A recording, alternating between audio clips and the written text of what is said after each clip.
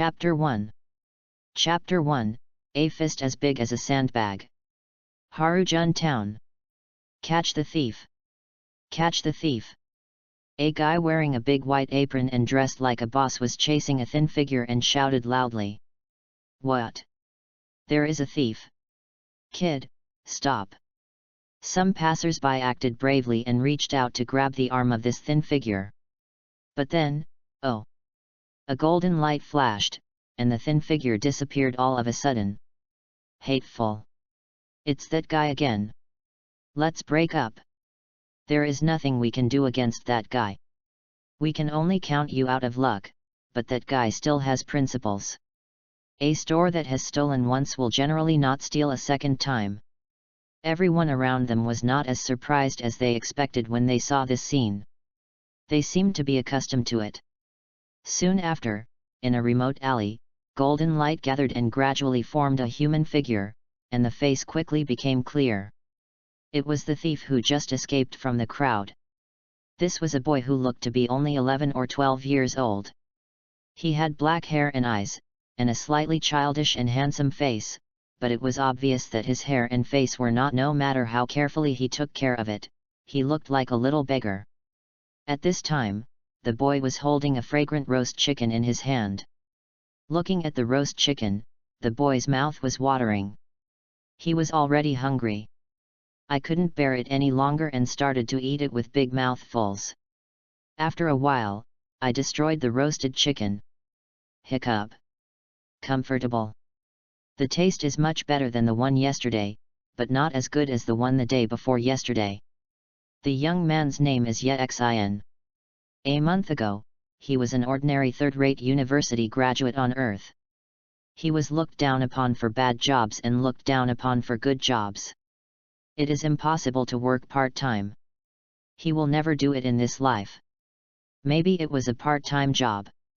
So I had to go back to my hometown to farm. I planned to be a village tyrant in the countryside. I would go to my brother's house to get some things to take home, and live a happy life. Unexpectedly, I accidentally traveled to a different world. He just had nothing to do and saw the pineapples grown at his brother's house were ripe, and he planned to pick a few to try. If they tasted good, he would pick a cart and go back. But he saw a golden pineapple that looked a bit strange, and he, without thinking too much, he just thought it was a new variety, so he cut it with a hunting knife a few times and ate it in big gulps. Yexin simply didn't want to think about the taste, and then he felt his eyes go dark. Waiting when he woke up, he had already come to this world, and his age suddenly regressed to 11 or 12 years old. And he also knew what he had eaten. It turned out to be the devil fruit in the world of One Piece, and it was the strongest and natural type shiny fruit. It was the devil fruit used by Kizaru, one of the 3 generals of the Navy headquarters. He was shocked at the time.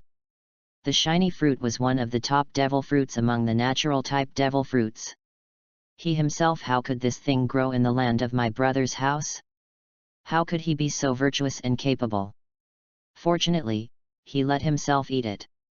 Only a person with both ability and political integrity like himself is worthy of this devil fruit. As for why the shining fruit grows, he couldn't understand why he had appeared, why he had traveled through time, and why he had become younger. Fortunately, he had always had a good habit of not thinking about things he couldn't understand.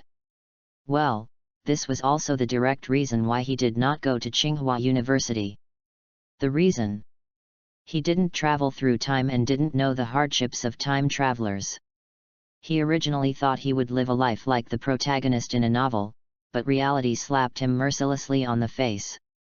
He encountered the biggest problem just after time travel, that's it, eating. Before the time travel, he didn't say that he would have meat every meal, but it was still okay to eat whenever he wanted. He couldn't bear the days of starvation, so he had to go to others to get some food. Alas! People from other worlds, I'm still too unkind to him. I really miss his brothers back home. They could take whatever they wanted except their wives. Suddenly, a slightly older voice said, "Little ghost head, are you the one stealing things?" After hearing this, Yet Xin immediately denied it and said, "What are you stealing? Old man, do you have any evidence? If you wrongly accuse a good person without any evidence, be careful and I will sue you for defamation." When Yet Xin said this, he also turned to look at the person who came. He was stunned for a moment when he saw the person. He was a short old man less than 1 meter tall. This old man also wore a ridiculous clown hat on his head. Yet Xin felt relieved when he saw it was a young old man. "You brat, you still don't admit it, but there are chicken bones left by you on the ground." Makarov pointed to the chicken bones at Yet Xin's feet and said, "Hey! There are chicken bones here. Who is so unhygienic that they throw things away after eating?" A black line appeared on Makarov's forehead, and he said angrily, "You bastard! You wipe the oil from the corners of your mouth before you say this." When Yet Xin heard Makarov's words, he immediately wiped his mouth clean with his sleeve, and then said, "Hey! There are chicken bones here. Who is so unhygienic that they throw things away after eating?" Veins popped up on Makarov's forehead. "If I ask you to wipe it clean, then you should really wipe it clean and say it again. Boy, why would you do such a thing?" Yet Xin blinked with an innocent expression and said, "Old man, why can't I understand what you are talking about? I have something else to do, so I'll leave first." "Brat, if you don't speak clearly today, you won't be able to leave." Makarov raised his hand to stop Yet Xin and said.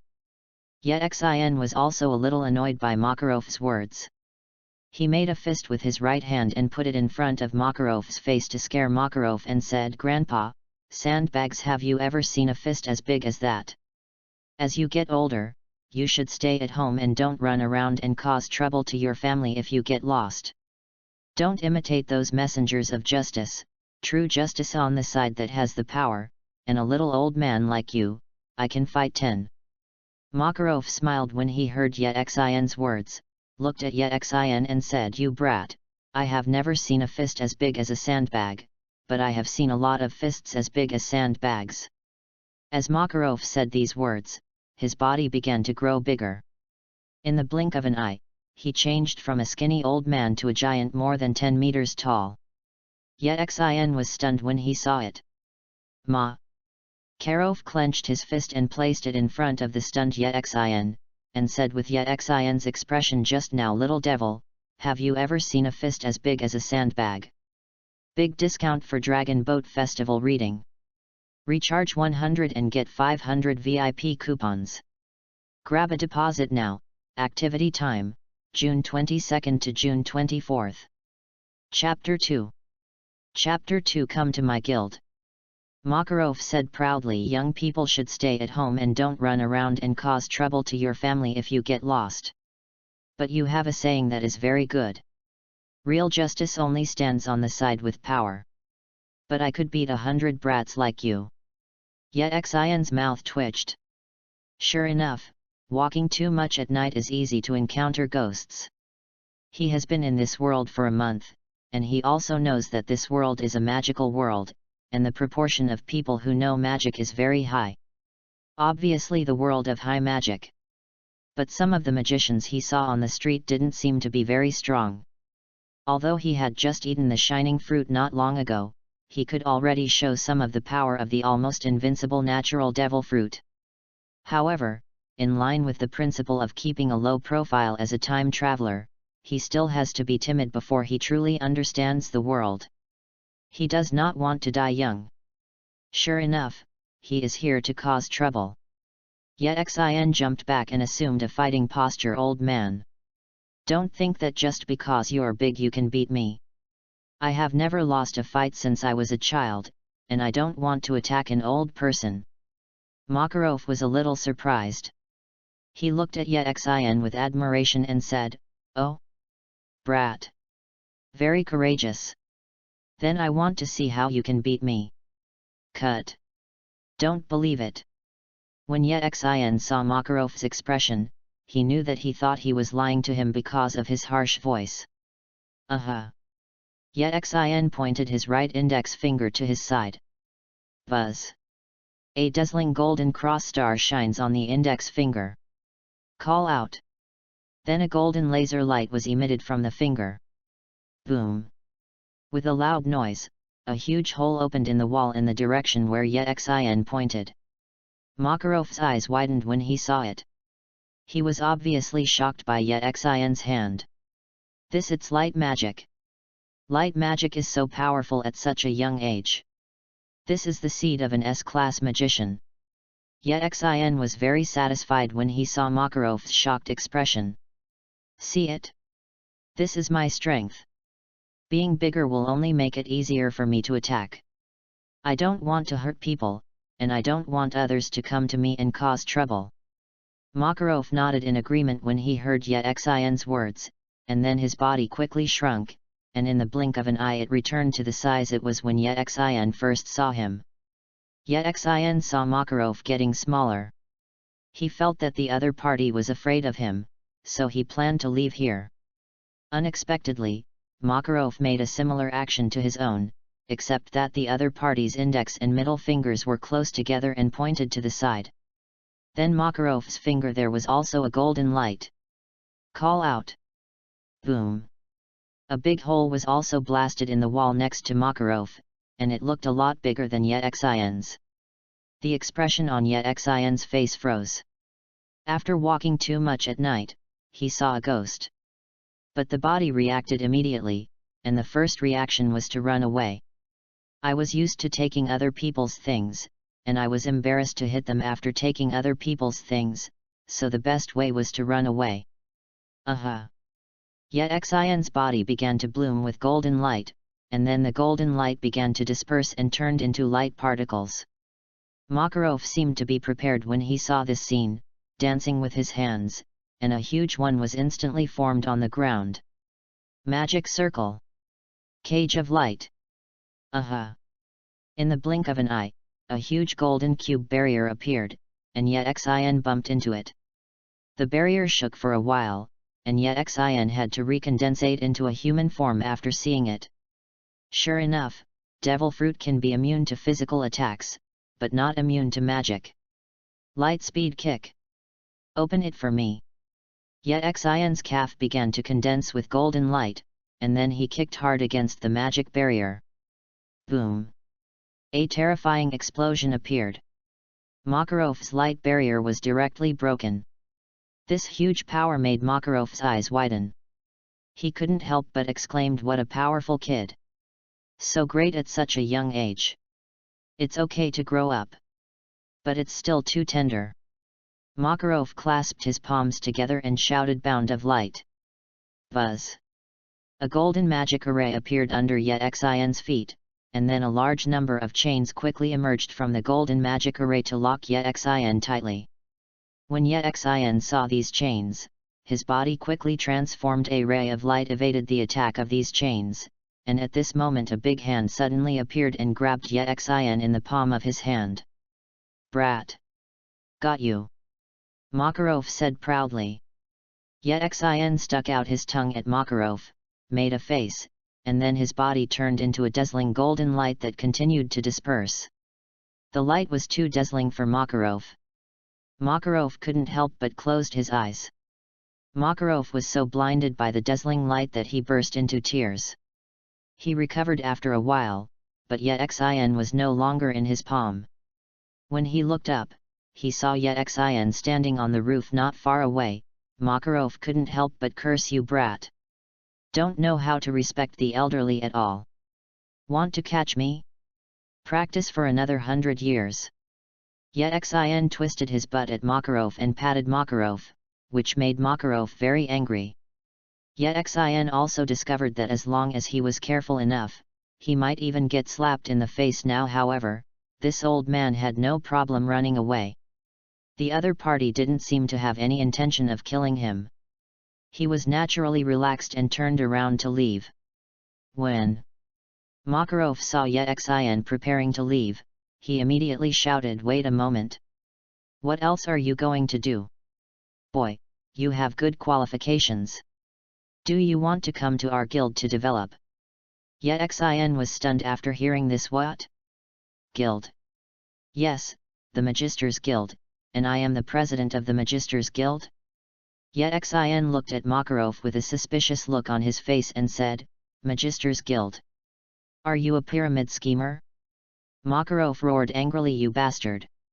Do you think I am a pyramid schemer? Yexin nodded and said, be more confident and remove the like. Makarov was almost given a heart attack by Yexin, and he said loudly, I am the president of the regular Magicians Guild Fairy Tale, Makarov Dolia, one of the top 10 magicians. Yexin was stunned when he heard Makarov's self-introduction. The Magisters Guild? Fairy Tale? The 10 Holy Wizards? Makarov. The combination of these familiar words shocked Yexin. My head is a little confused, I have traveled to the world of fairy tale. Chapter 3. Chapter 3, First Arrival at Fairy Tale. Take a closer look at the little old man in front of you. Although there are some differences between reality and anime, the appearance is still very similar. Makarov felt a lot better when he saw that Yexin was finally calmed down. He also heard people say that there is a little devil here who always steals things. If he still can't catch him, he will turn into golden light and disappear. This time I happened to pass by here when I came back from work, so I came to take a look. After all, he had heard a lot of similar things. For example, Myra Jane was regarded as a monster by the people in their village. But he didn't expect this young man to be so powerful. In a short time, he could roughly see part of the power this young man possessed. His body can turn into light and move at the speed of light, he is immune to physical attacks, his fingers can shoot lasers, and his legs can also emit light attacks, all of which are frighteningly powerful. This boy is simply the incarnation of light. He is already so powerful at a young age, but it will be okay when he grows up. If he is not guided correctly, almost no one can stop him from embarking on the road of crime in the future. Of course, there is another main reason, and that is for your own guild. The development and growth of the guild requires powerful magicians. The qualifications of the young man in front of you are really great. In addition to giant magic, light magic is also one of the magics he is best at. His grandson Laxus specializes in thunder magic, and he also wants to pass on his light magic.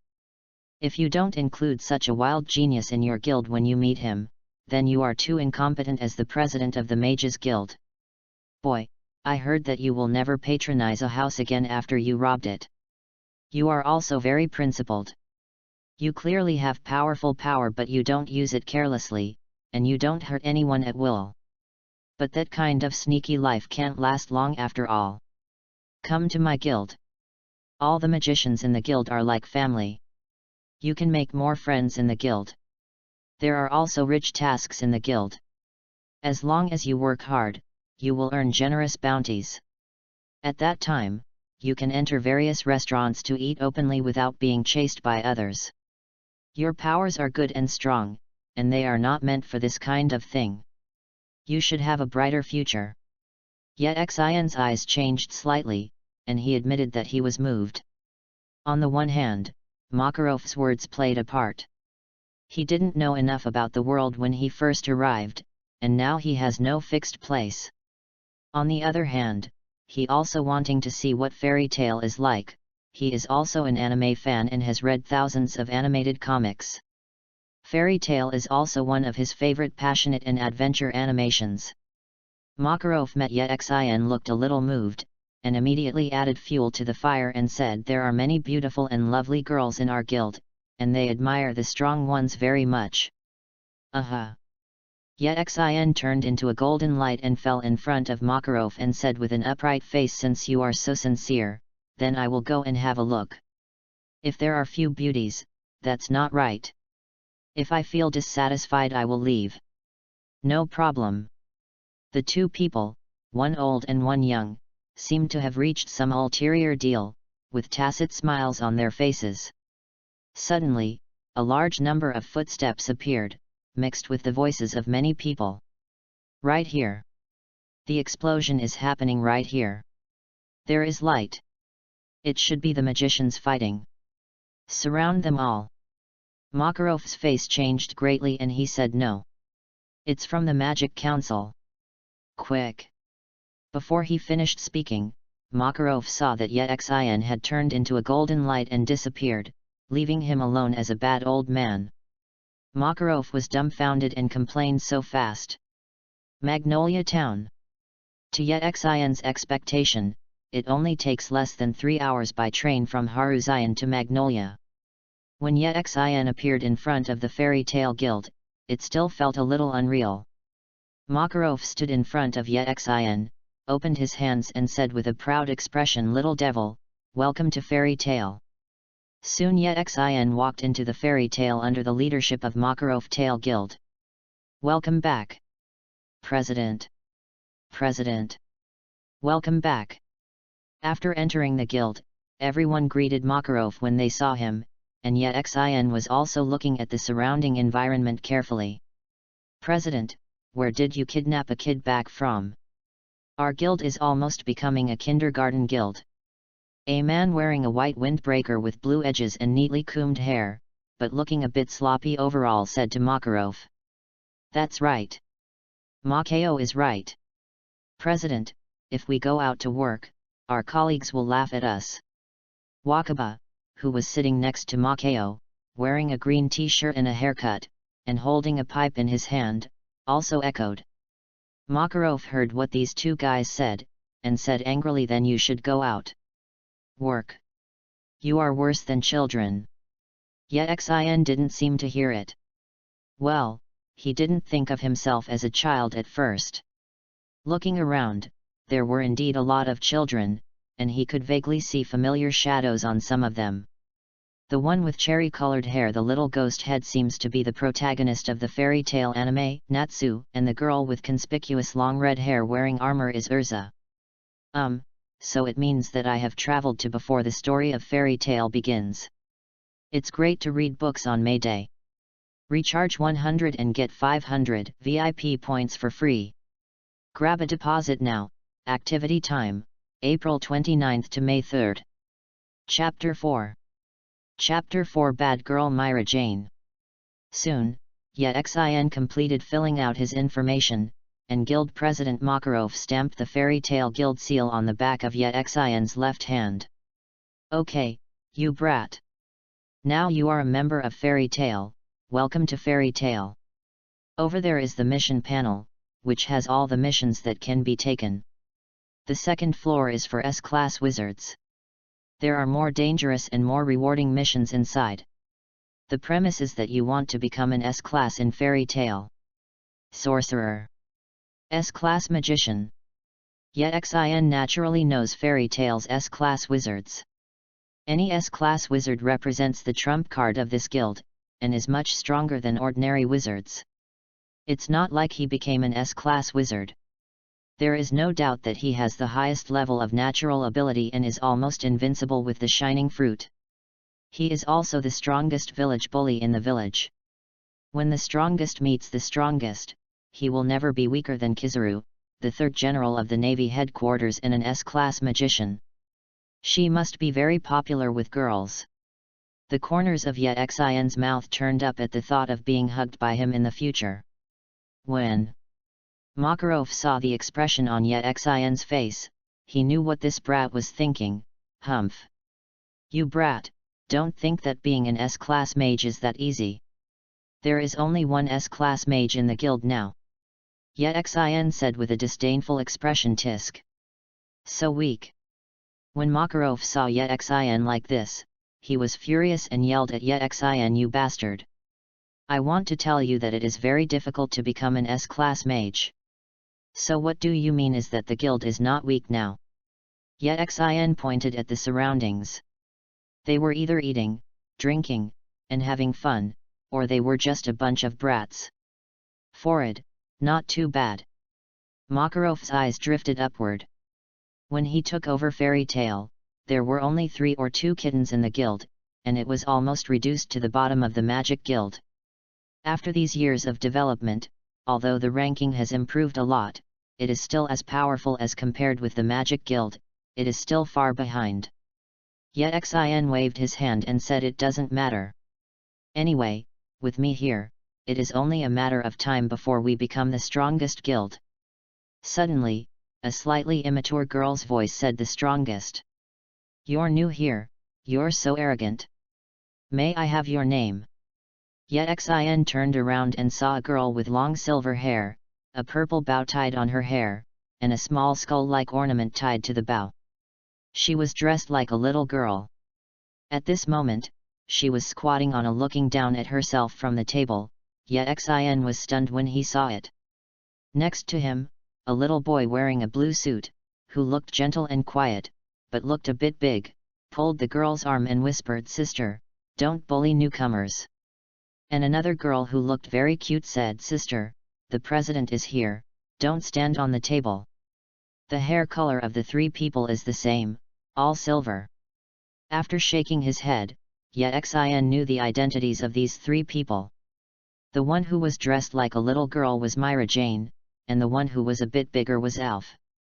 Man, and this cute little girl is Lysina. Sure enough, the changes from the future are very big. The future beauty is not fully developed yet, and she doesn't even have an A, alas.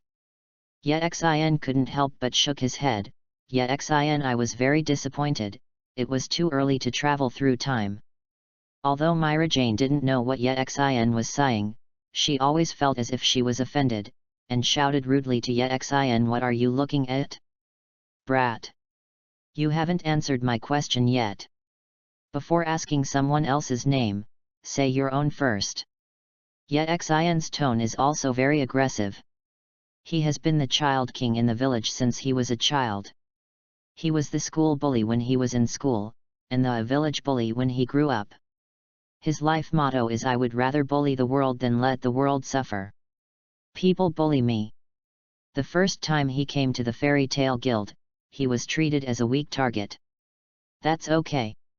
Now that he has come to the Fairy Tale Guild, he will become a man who is the big tyrant. Mirage heard Xin. She was stunned for even daring to talk to her like this. She had dominated the Fairy Tale Guild's children's group for a long time, and all the others except Urza were defeated by her. A mere guild newcomer dared to talk to her like this. She felt his dignity has been challenged in the most serious way. "Do you want to fight?" "Fight?" Xin's eyes lit up. He really liked fighting and even went to a martial arts school. Within a few weeks, he beat the teacher who taught him martial arts to the ground. Then other martial arts teachers came to beat him again, and he was beaten again. He was beaten to the ground, and all the martial arts teachers fought with him like a gourd boy saving his grandfather. In the end, he was defeated by him alone. In the end, he was expelled from the school. When he was expelled, Xin was still yelling at the school. False propaganda, the martial arts teacher was so weak, so he changed to another martial arts school. Well, he defeated all the teachers again, and he was kicked out again. After changing to several martial arts schools in a row, he was also kicked out of all the martial arts schools. He was blacklisted and had no choice but to go to an ordinary school and aspire to become an ordinary person. Fortunately, he has gained something. He is proficient in all 18 martial arts. He can master any move or weapon after just seeing it once and practicing it a few times. Jing. His last martial arts teacher lamented that Xin was born at the wrong time. If he was a stronger general than Lu Buletin in ancient times, he would definitely leave his name in history. Later, when he grew up and learned more, there were naturally fewer fights. There used to be some gangsters in the school, but after being beaten by him, they all studied hard. I heard that some of them were admitted to Tsinghua University. Destiny is really fickle. Now when he hears the word fight, Myra Jane couldn't help but recall the green days of the past. Myra Jane said with a sinister smile, "Yes. Whoever loses will say his or her name first, and then learn how to bark in front of everyone." Xin said with a hesitant expression, "Well, isn't this good? If you, a girl, imitates howling like a dog in front of so many people, you won't be able to get married in the future. And are you so interested in me?" Myra Jane was furious. This was the first time she heard such an irritating guy yell at Yexin, who said, "You want to get married? And you will definitely be the loser. Ghosts are interested in you. This is impossible. I have never lost a fight since I was a kid." Yexin waved his hands and said with absolute certainty, "Then I will let you taste failure for the first time." Makarov spoke at the right time and said, "If you want to fight, fight is not allowed in the guild. Walk. Go to the back. I will give you a good beating today." Yexin said with a serious expression, "Don't worry. I will show mercy to girls." It really pisses me off. Myra Jane was so angry that she scratched her hair. Chapter 5. Check Chapter 5. The guild had already quieted down when Myra Jane and Yexin were talking. Marajana's style in the guild was like a little witch that no one could stop. Adults naturally have to control her, and minors can't beat her, so no one in the guild can control this girl. I didn't expect that the new boy could make Myra Jane, a little witch, so angry. He also spoke very arrogantly. Myra Jane had met his match.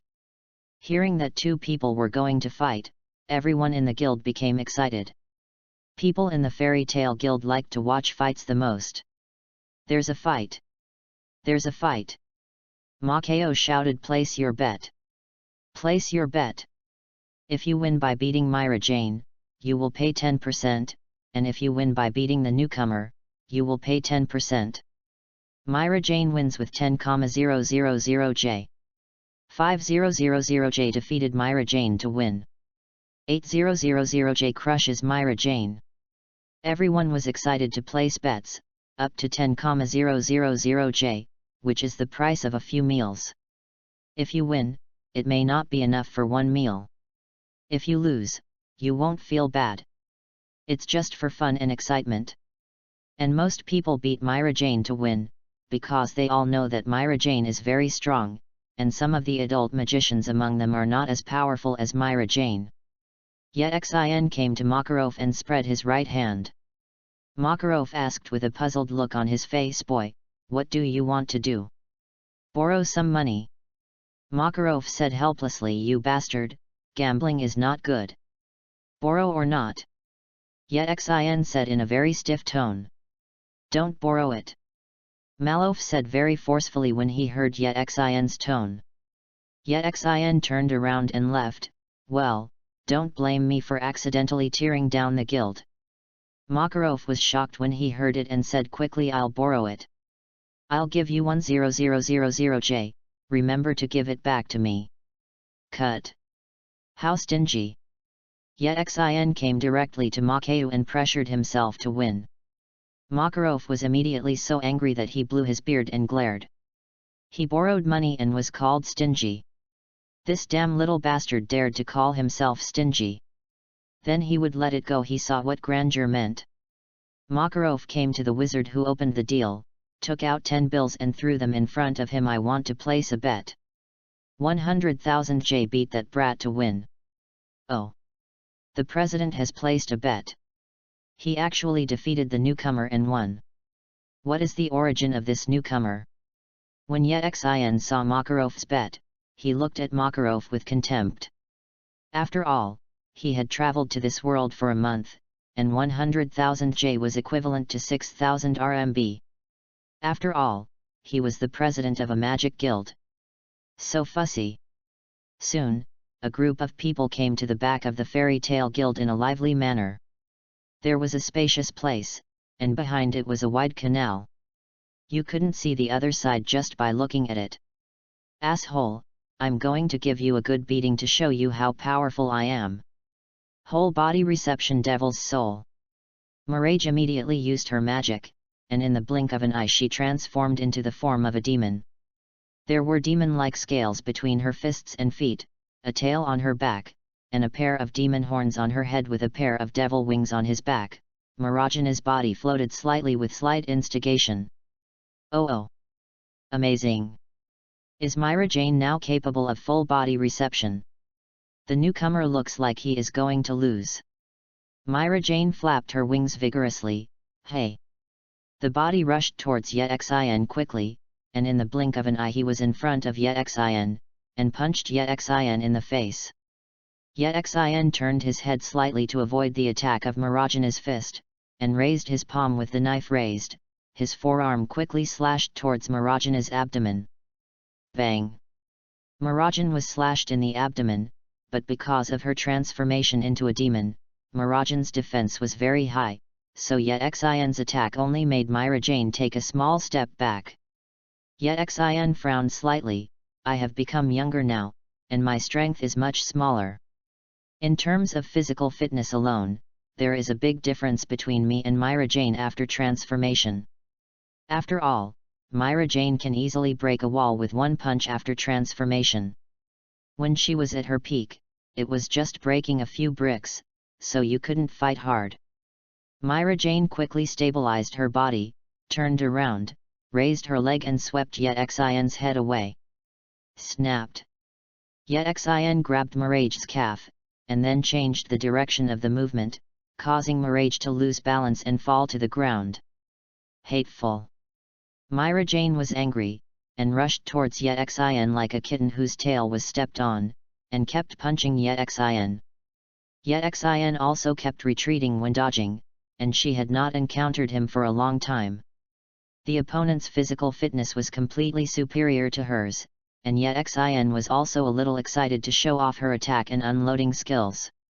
Yexin was very happy. But Myra Jane was very depressed. She felt as if she was hitting a loach was too slippery. The opponent was obviously very weak and not fast enough, but she couldn't do anything to the opponent. She punched out with all her strength, but she couldn't hit the opponent at all. Even after attacking with all her strength several times, her magic power was consumed. Not small, already out of breath. After all, she has only just mastered the whole body reception. Asshole! Don't hide if you can. Yexin said with a puzzled expression. I avoided it based on my ability, why can't I do it? Myra Jane shouted angrily. You are still not a man. Yexin said with a serious face. Do you really want to know? Then the two of us can go to the woods over there alone to check it out. Yo-yo! Go together! Go together! Others started to boo when they heard Yexin's words. Myra Jane was already 12 years old, so she naturally knew the difference between men and women. Her face turned slightly red and she spat. Bah! Stinking rogue! Yet! Xin rubbed his shoulders and said casually, but what you said makes sense. I'm tired of hiding. I won't hide anymore. Come on. Hit it. Said and hooked Myra Jane. Big discount for Dragon Boat Festival reading. Recharge 100 and get 500 VIP coupons. Grab a deposit now. Event time, June 22nd to June 24th. Chapter 6. Chapter 6 Defeating Myra Jane. Myra Jane was slightly happy when she heard Yexin's words, and then began to accumulate strength. She wanted to knock this bastard down with one shot. Boom! Mirage stepped hard, and the ground beneath her feet was broken. In an instant, Mirage appeared in front of Yexin, and hit Yexin's nose with her fist. Bang! Yexin's head was blown open, and then his body fell straight to the ground. The air suddenly became quiet. Everyone was stunned by the scene before them. Myra Jane was the same. She was a little angry, but she didn't want to kill anyone at all. The guy who was so arrogant just now was killed so easily. Who could have thought of this? Died. The newcomer was beaten to death by Myra Jane. Everyone in the Fairy Tale Guild exclaimed, and Myra Jane said in a panic, I just want to teach him a lesson. I do not. At this time, only the President Makarov took 2 steps forward without changing his face and said to Yexin's corpse, you stinky boy, why don't you get up quickly? It would be too much if the joke goes any further.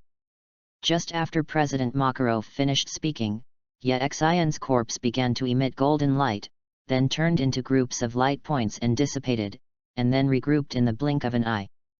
The light dissipated, and Yexin appeared in front of everyone intact. What kind of magic is this? Can the body turn into light? Makarov said physical attacks are of no use against this brat. Miraj also knew at this time that she had been tricked by Yexin, and immediately became furious. The bastard had fought so fiercely with her just now, but in fact, her attack was of no use to this bastard. Aha!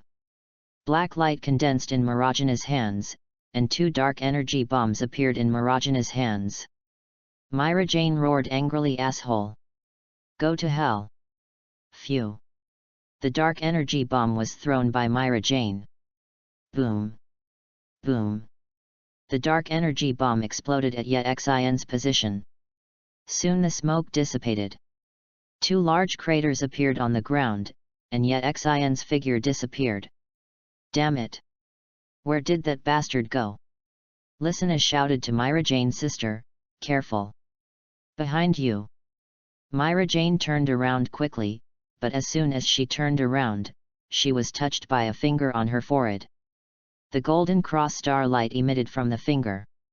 Human being's own dangerous instinct made Myra Jane dare not move at all, and cold sweat formed on her forehead. It all flowed down. Soon, Yexin smiled at Myra Jane, then moved his fingers and pointed at Mirajana's ear. Buzz! Call out! A golden laser light shot past Mirajana's cheek. Boom! There was a loud noise, and a terrifying explosion occurred where the golden laser light fell. Wah-ya! Oh! The explosion caused the ground to shake violently, and many people couldn't help but scream. Everyone stared dumbly at the horrific damage caused by Yexin's attack, their mouths opened wide, and their eyes felt like they were about to fall out. Yexin stretched out his hand to Myra Jane and said, "Hello, my name is Yexin. I will be the wizard of fairy tale from now on. Please give me your advice." Myra Jane stretched out her hand to shake Yexin's hand and said in a daze, "My name is Myra Jane, please give me some advice." Yexin came to Macau and spread his right hand and said, "Give me the money." Macau quickly took out 100,000 J and gave it to Yexin, and Yexin touched it with his index finger. It only took 10 pieces of paper to click on. After clicking it several times, I put it into my pocket with satisfaction, and then walked into the guild. He plans to spend it well. This is the first money he has earned since he came to this world. As for the 10,000 J principle that Makarov gave him, he has long forgotten it. In his memory there is always only what others owe him, and he never owes anything to others. Macau said to Guild President Makarov in disbelief, "Guild President, where did you bring such a little monster? This is too strong."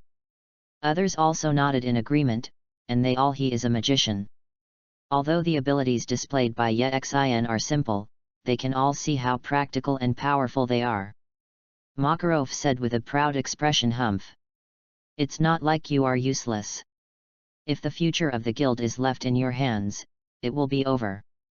Of course, he would not say that he is one of the top 10 magicians.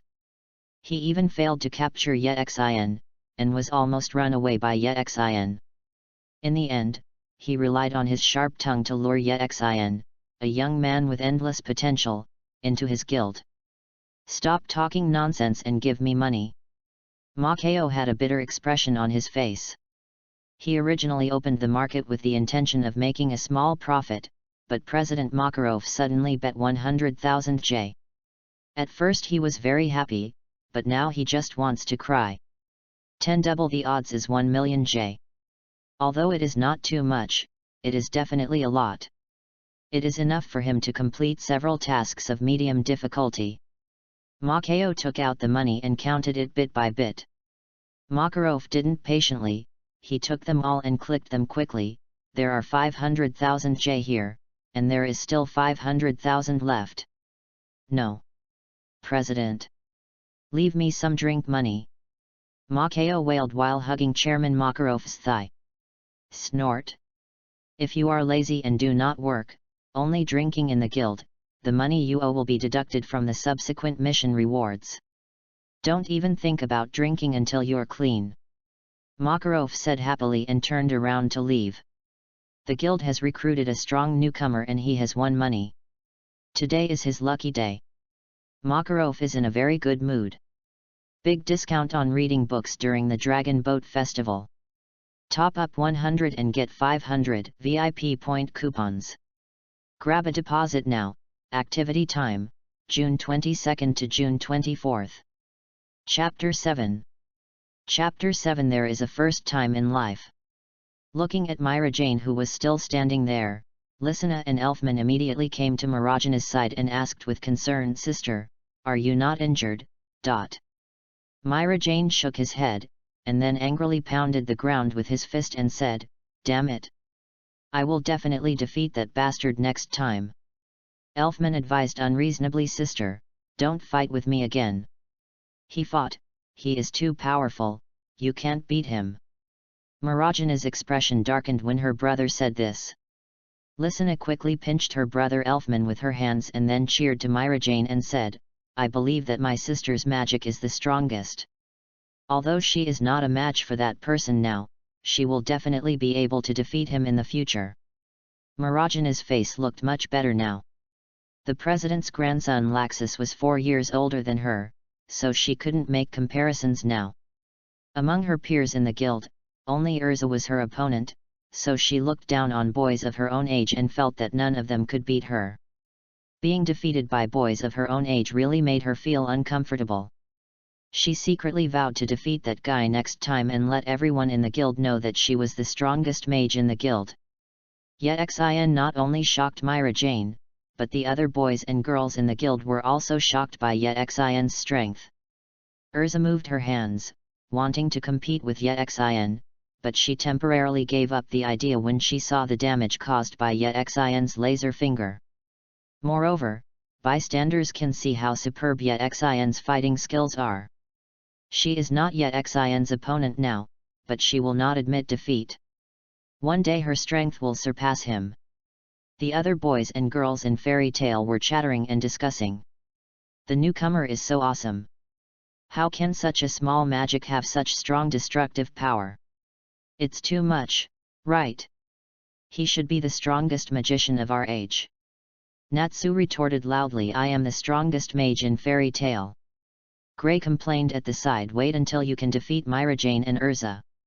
Natsu was always unconvinced and challenged Urza, but every time he failed, he was beaten very miserably. When Gray mentioned Urza, Natsu couldn't help but feel a little cold. Yet Xin entered the fairy world after entering the Tail Guild. He ordered a lot of food, piled it on the entire table, and then started eating in big gulps.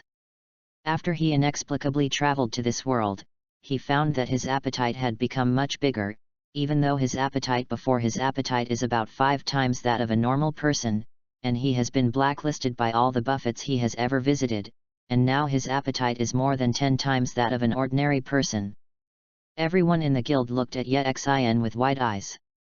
After eating, Yet Xin ate all the food on the table after a while and touched his slightly bulging belly with satisfaction. Others were very curious about where the food went. There are almost no people in this world. After eating, they are not his brothers after all, and it is embarrassing to take too much. Whenever he is hungry, he misses the brothers in the village very much. Alas! He can't go back in the future. Those brothers miss him so much. What to do? He still remembered that when he left the village, all the villagers cried bitterly to see him off at the entrance of the village. After eating and drinking, Yet Xin checked his pockets and found that there was still 70,000 J in it, which was enough for him to have 2 full meals. The 5 elements are short of money, so they can only give up their dignity and work to make money, otherwise they will not survive. Facts have proved that dignity is worthless in front of food. Yet Xin came to the task panel and began to look for some tasks to entrust. Familiar within business, there is a first time in life. Now that he has become a fairy tale wizard and lived the life of an adventurer, he must be the strongest in the industry. But he quite likes this kind of life. He will never let his abilities be useless. He is so strong, so naturally he has to start with the mission with the highest bounty. Eliminate the monsters entrenched in the Terama crater, with a reward of 1.5 million J. Good. That's it. It fits my identity very well. Looking at the picture of the monster that looked like a fire-breathing dragon on the task list, Yexin was very satisfied with it. Yexin took the task list to Makarov. Makarov glanced at Yexin in surprise and said, "So fast about to do a mission? Why don't you get familiar with the guild first?" "Poverty." Yexin replied with one word. Makarov reached for Yexin's task list, frowned and said, "No, this task is too dangerous and not suitable for novices to do. Please change it." Yexin patted the table dissatisfied and said, "Hey! Are you looking down on me? Brat! Don't be arrogant because you think you have some strength. This world is big and there are countless magicians who are stronger than you." Makarov planned to educate Yexin well. Education must start from childhood. If he develops an arrogant character in the future, it will be this little devil who will suffer. Yexin recalled that although fairy tale is known as the immortal manga, but it is a very dangerous world with many awesome villains.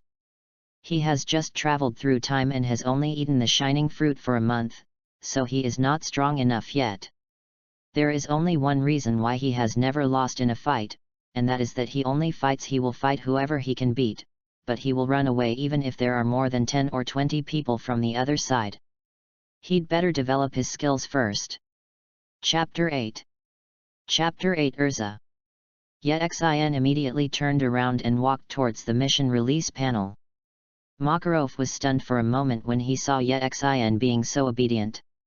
In his impression, this brat was not such a well-behaved person.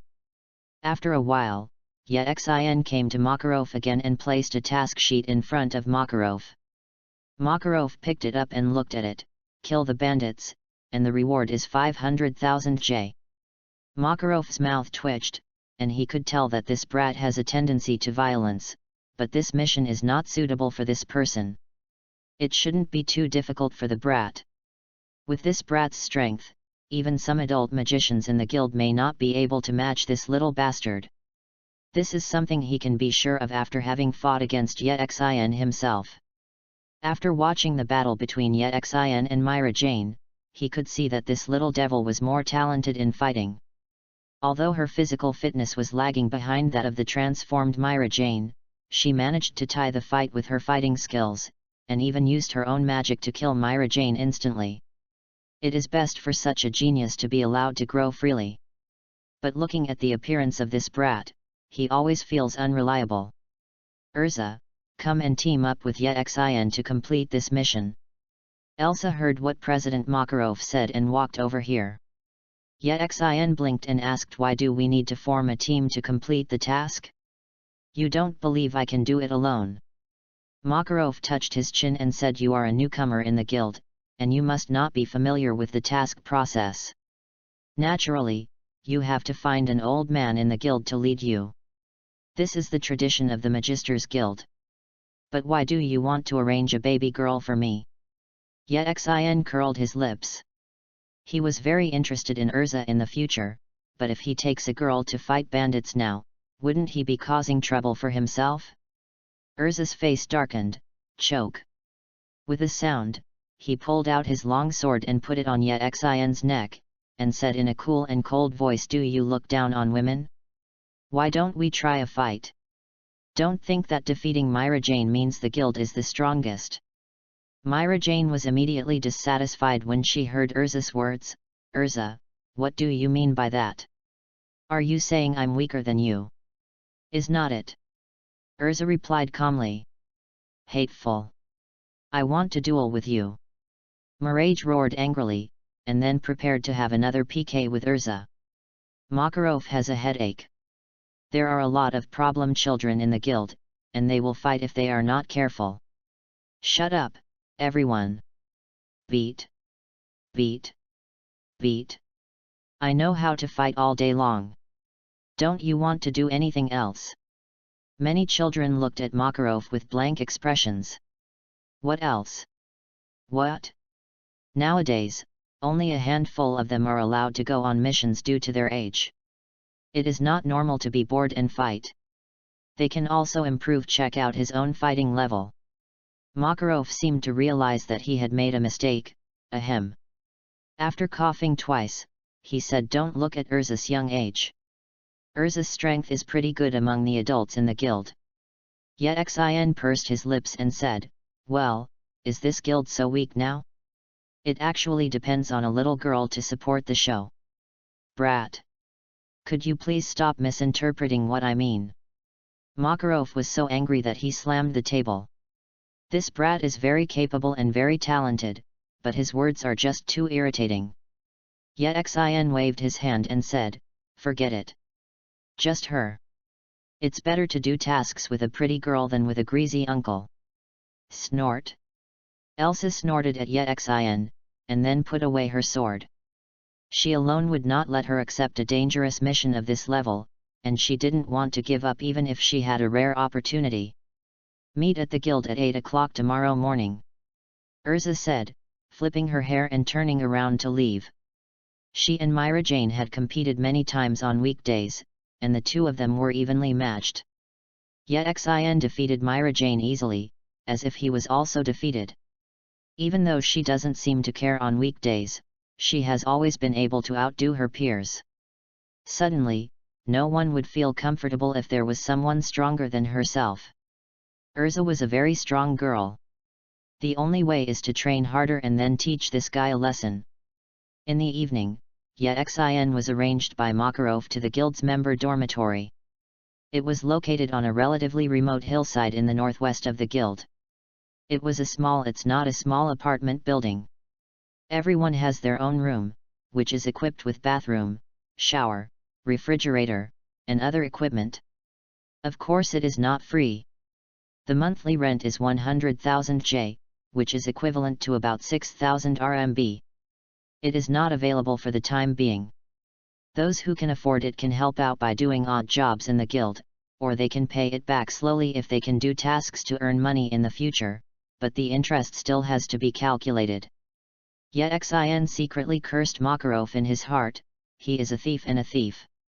He will not let Makarov earn his own interest. After making money from this mission, he will pay the rent.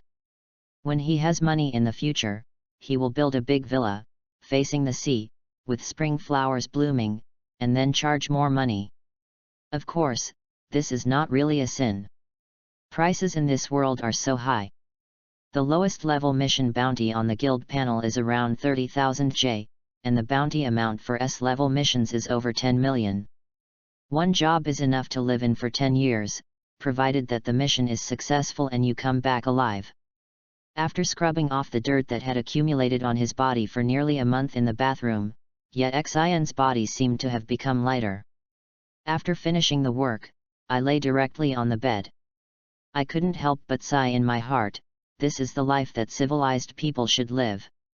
I quickly closed my eyes and fell into a deep sleep. Chapter 9. Chapter 9, The First Mission. Early the next morning. The clock in the guild already showed 9:30. Urza sat on the chair with an anxious look on her face, her legs shaking constantly. Snapped. Urza slapped the table and shouted angrily, damn it. It's been an hour and a half after the agreed time, why hasn't this bastard come yet? Makarov sat leisurely on the counter and drank a glass of wine, and then calmly persuaded Urza, don't worry, that kid probably overslept. Look, he's not here. Elsa looked up and sure enough, Yet Xin just walked into the guild gate. Urza quickly rushed over, grabbed Yet Xin's collar and lifted Yet Xin up. Then she yelled at Yet Xin, didn't I tell you it was 8 o'clock? Do you know what time it is? Yet Xin scratched his head and said a little embarrassedly, sorry. I met a cat on the road. Cat? Is the cat injured? Urza asked curiously. Yet Xin waved his hand and said, no. I thought that cat was so cute, and I was a little fascinated. Urza's face immediately darkened, go to hell. Then he threw Yet Xin away with force. When Yet Xin's body hit the wall, bang! Yet Xin's body directly turned into golden light spots and dispersed, and then reunited next to it in the blink of an eye. Urza's face became even worse. This bastard's ability was simply a natural restraint for her. Most of the attacks were physical attacks, and Pinpian's physical attacks had no effect on this bastard. Yet Xin said to Urza as if nothing was wrong, "Don't we want to do a mission together? It's getting late, let's go." Urza ignored Yet Xin and walked out of the guild with her luggage. Yet Xin was ready to follow. Makarov suddenly said, "You brat, Urza is a girl, please take more care of her. Hit her. Do not worry. She'll be fine as long as I'm here." Yet Xin waved with his back to Makarov and then followed Urza. Yet Xin and Urza took the train first.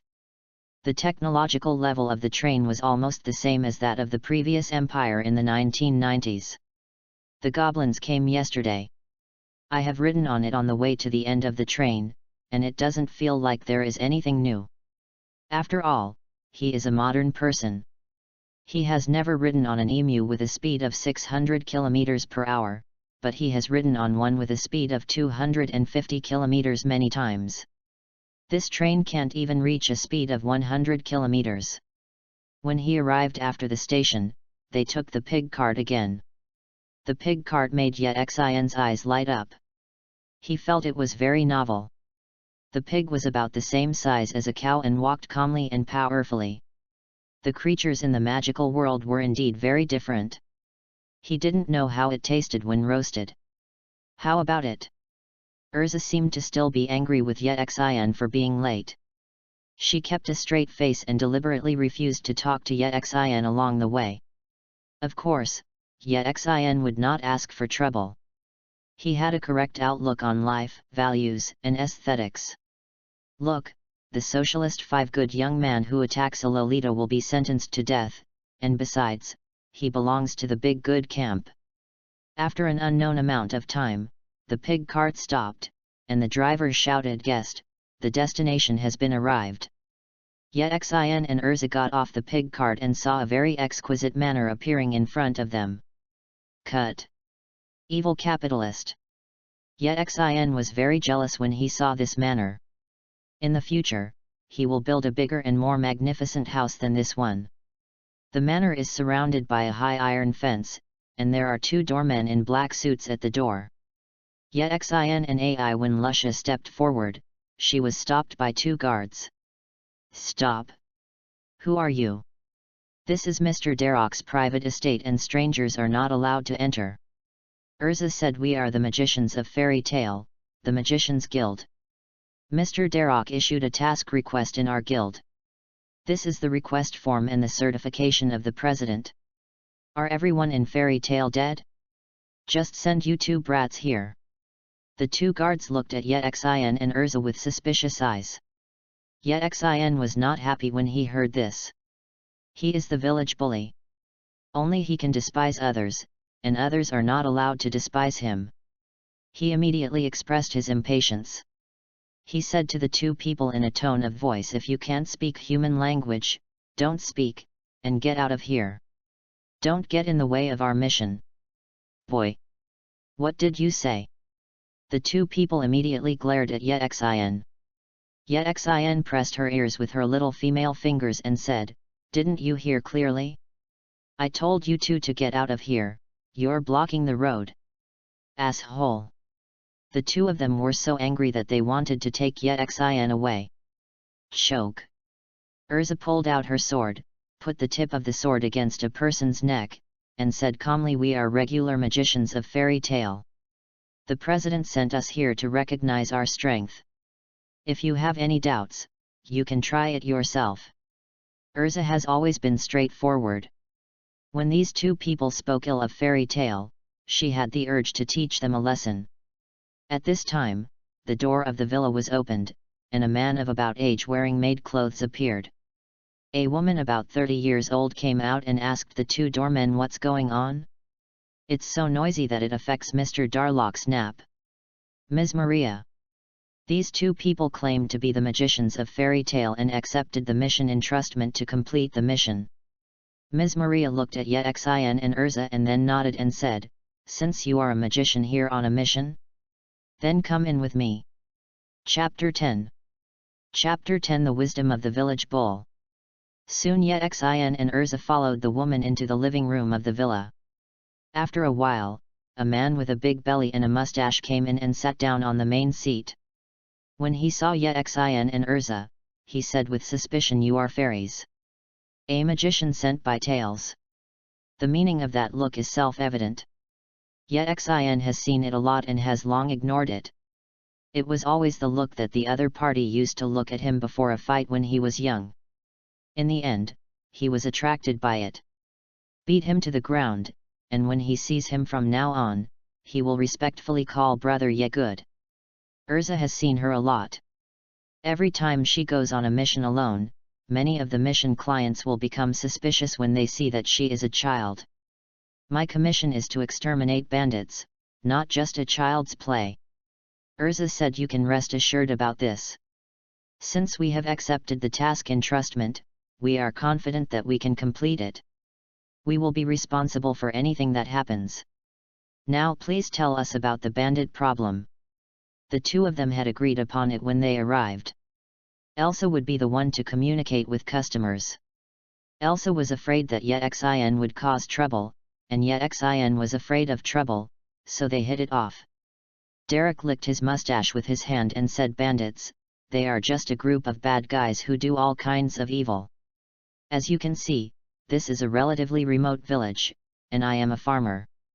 A lot of goods need to be transported to nearby towns for sale. Recently, a group of bandits came from nowhere and robbed a lot of my goods. If you can help me kill the bandits and take back my goods, I will pay you all the mission bounty." Suddenly, bang, sounded, startling Derek. When he turned around, he saw a little maid with a pale face. The teacup in her hand accidentally dropped to the ground, and the tea spilled on Derek's shoes. He immediately raised his foot angrily and kicked the little maid, knocking her to the ground, and shouted at the little maid, "What are you doing? Scared me." Sorry, Mr. Derek. I'll clean it up right now. You can't do this little thing well. Clumsy. Maria, take her down and give her a good education. Let her understand the rules here." Yexin and Urza both frowned, obviously a little disgusted with this kind of thing, but this is their own business, and they were embarrassed to interrupt. Urza asked, "Then where was the goods?" "Robbery. It's on the mountain road leading to Kokulos City." "The city of Kokulos? We came through that mountain road and didn't encounter any bandits." "If you haven't encountered it, it may be because you are lucky, but my goods were indeed robbed there. I can only provide you with so much information." "Okay, I understand, we will find each other's whereabouts and recover the goods." "Oh. Then it's up to you, haha. I'm going to take a nap and hope I wake up to good news." After Derek finished speaking, he yawned and turned around and left the living room. Yexin and Urza also left the manor. Urza said to Yexin, "Let's go." Yexin said without moving where to go. Urza looked at Yexin and said, "Of course we go to that mountain road. Since those bandits have robbed the goods, they will definitely leave traces. Then, as long as they follow these traces, they will be able to find the bandits' lair." Yexin looked at Urza and smiled and said, "Have you always been so straightforward in doing things?" Elsa saw Yexin smiling, and immediately said unhappily, "What? Do you have any opinion?" he said as if he was about to fight with Yexin. Yexin couldn't help but shook his head. Urza is still too young now, and she doesn't have the shrewd and capable feeling in the animation. She still needs someone like him who has rich life experience. Only people can lead it. "What do you mean by shaking your head?" Seeing Yexin shaking his head, Urza became even more unhappy. "Do you really think there are bandits?" Urza immediately frowned and asked Yexin, "What do you mean by this? Remember how we got here? Came by car. Whether there are bandits on a mountain road, the most well-informed person should be the driver who is on the road. That person is obviously on the road all year round. Have you ever heard the driver say anything about bandits? Urza recalled a little. On the way, the coachman introduced a lot of the surrounding scenery and told a lot of interesting things, but he never mentioned any bandits. He seemed very relaxed. Are you saying Derek lied? So why would he do this?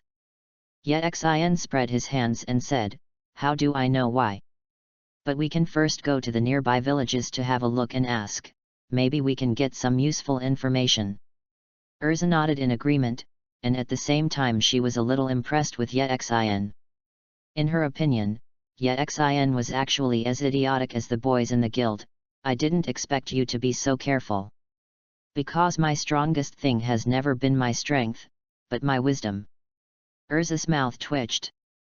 Yexin would not tell Urza, he was just unhappy with the guy named Derek.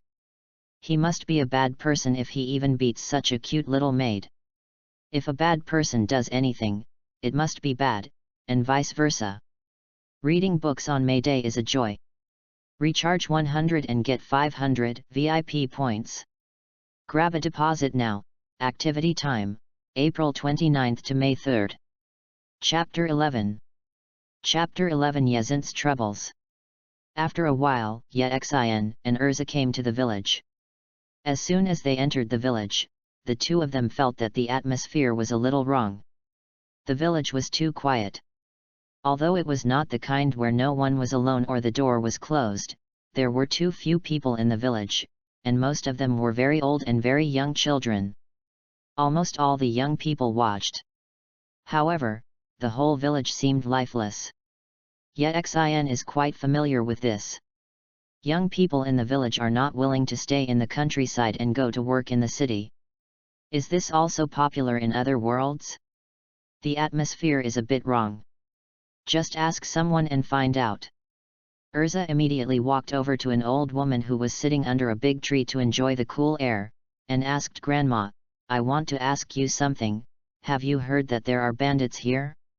The old lady asked a little deafly, Girl, what are you talking about? Bandits? Urza raised her voice. What thief? Bandits? What mountain? Urza and Yexin were both speechless.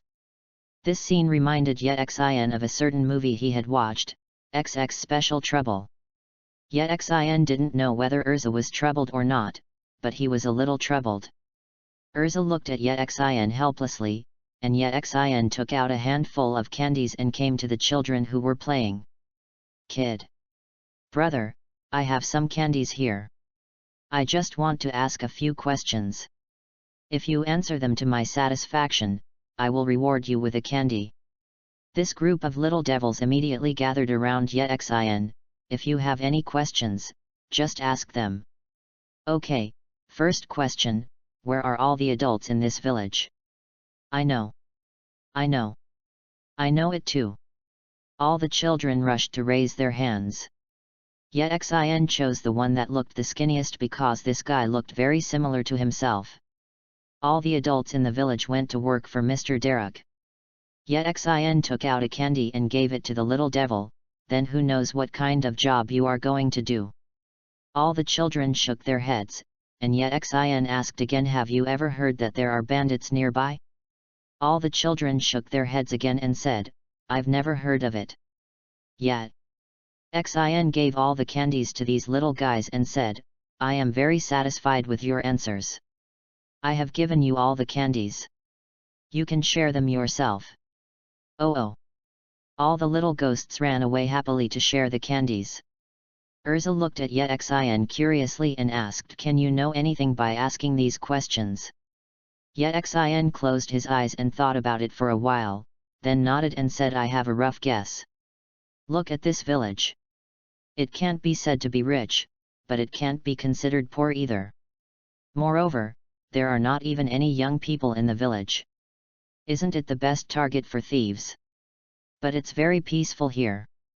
If I'm not mistaken, that guy just wants us to help him deal with his personal affairs, and it's not that glorious at all. Come on, let's go to the mountain road and have a look. Yexin and Urza came to the mountain road. As a qualified village bully, he went up to the mountains to hunt wild animals and went down to the river to catch fish. These basic skills were full. There was never a prey that Yexin was eyeing. After getting on and running away, Yexin soon discovered some clues.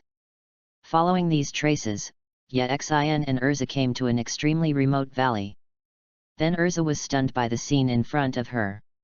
Now, there are some extremely simple houses in the valley. There are men and women.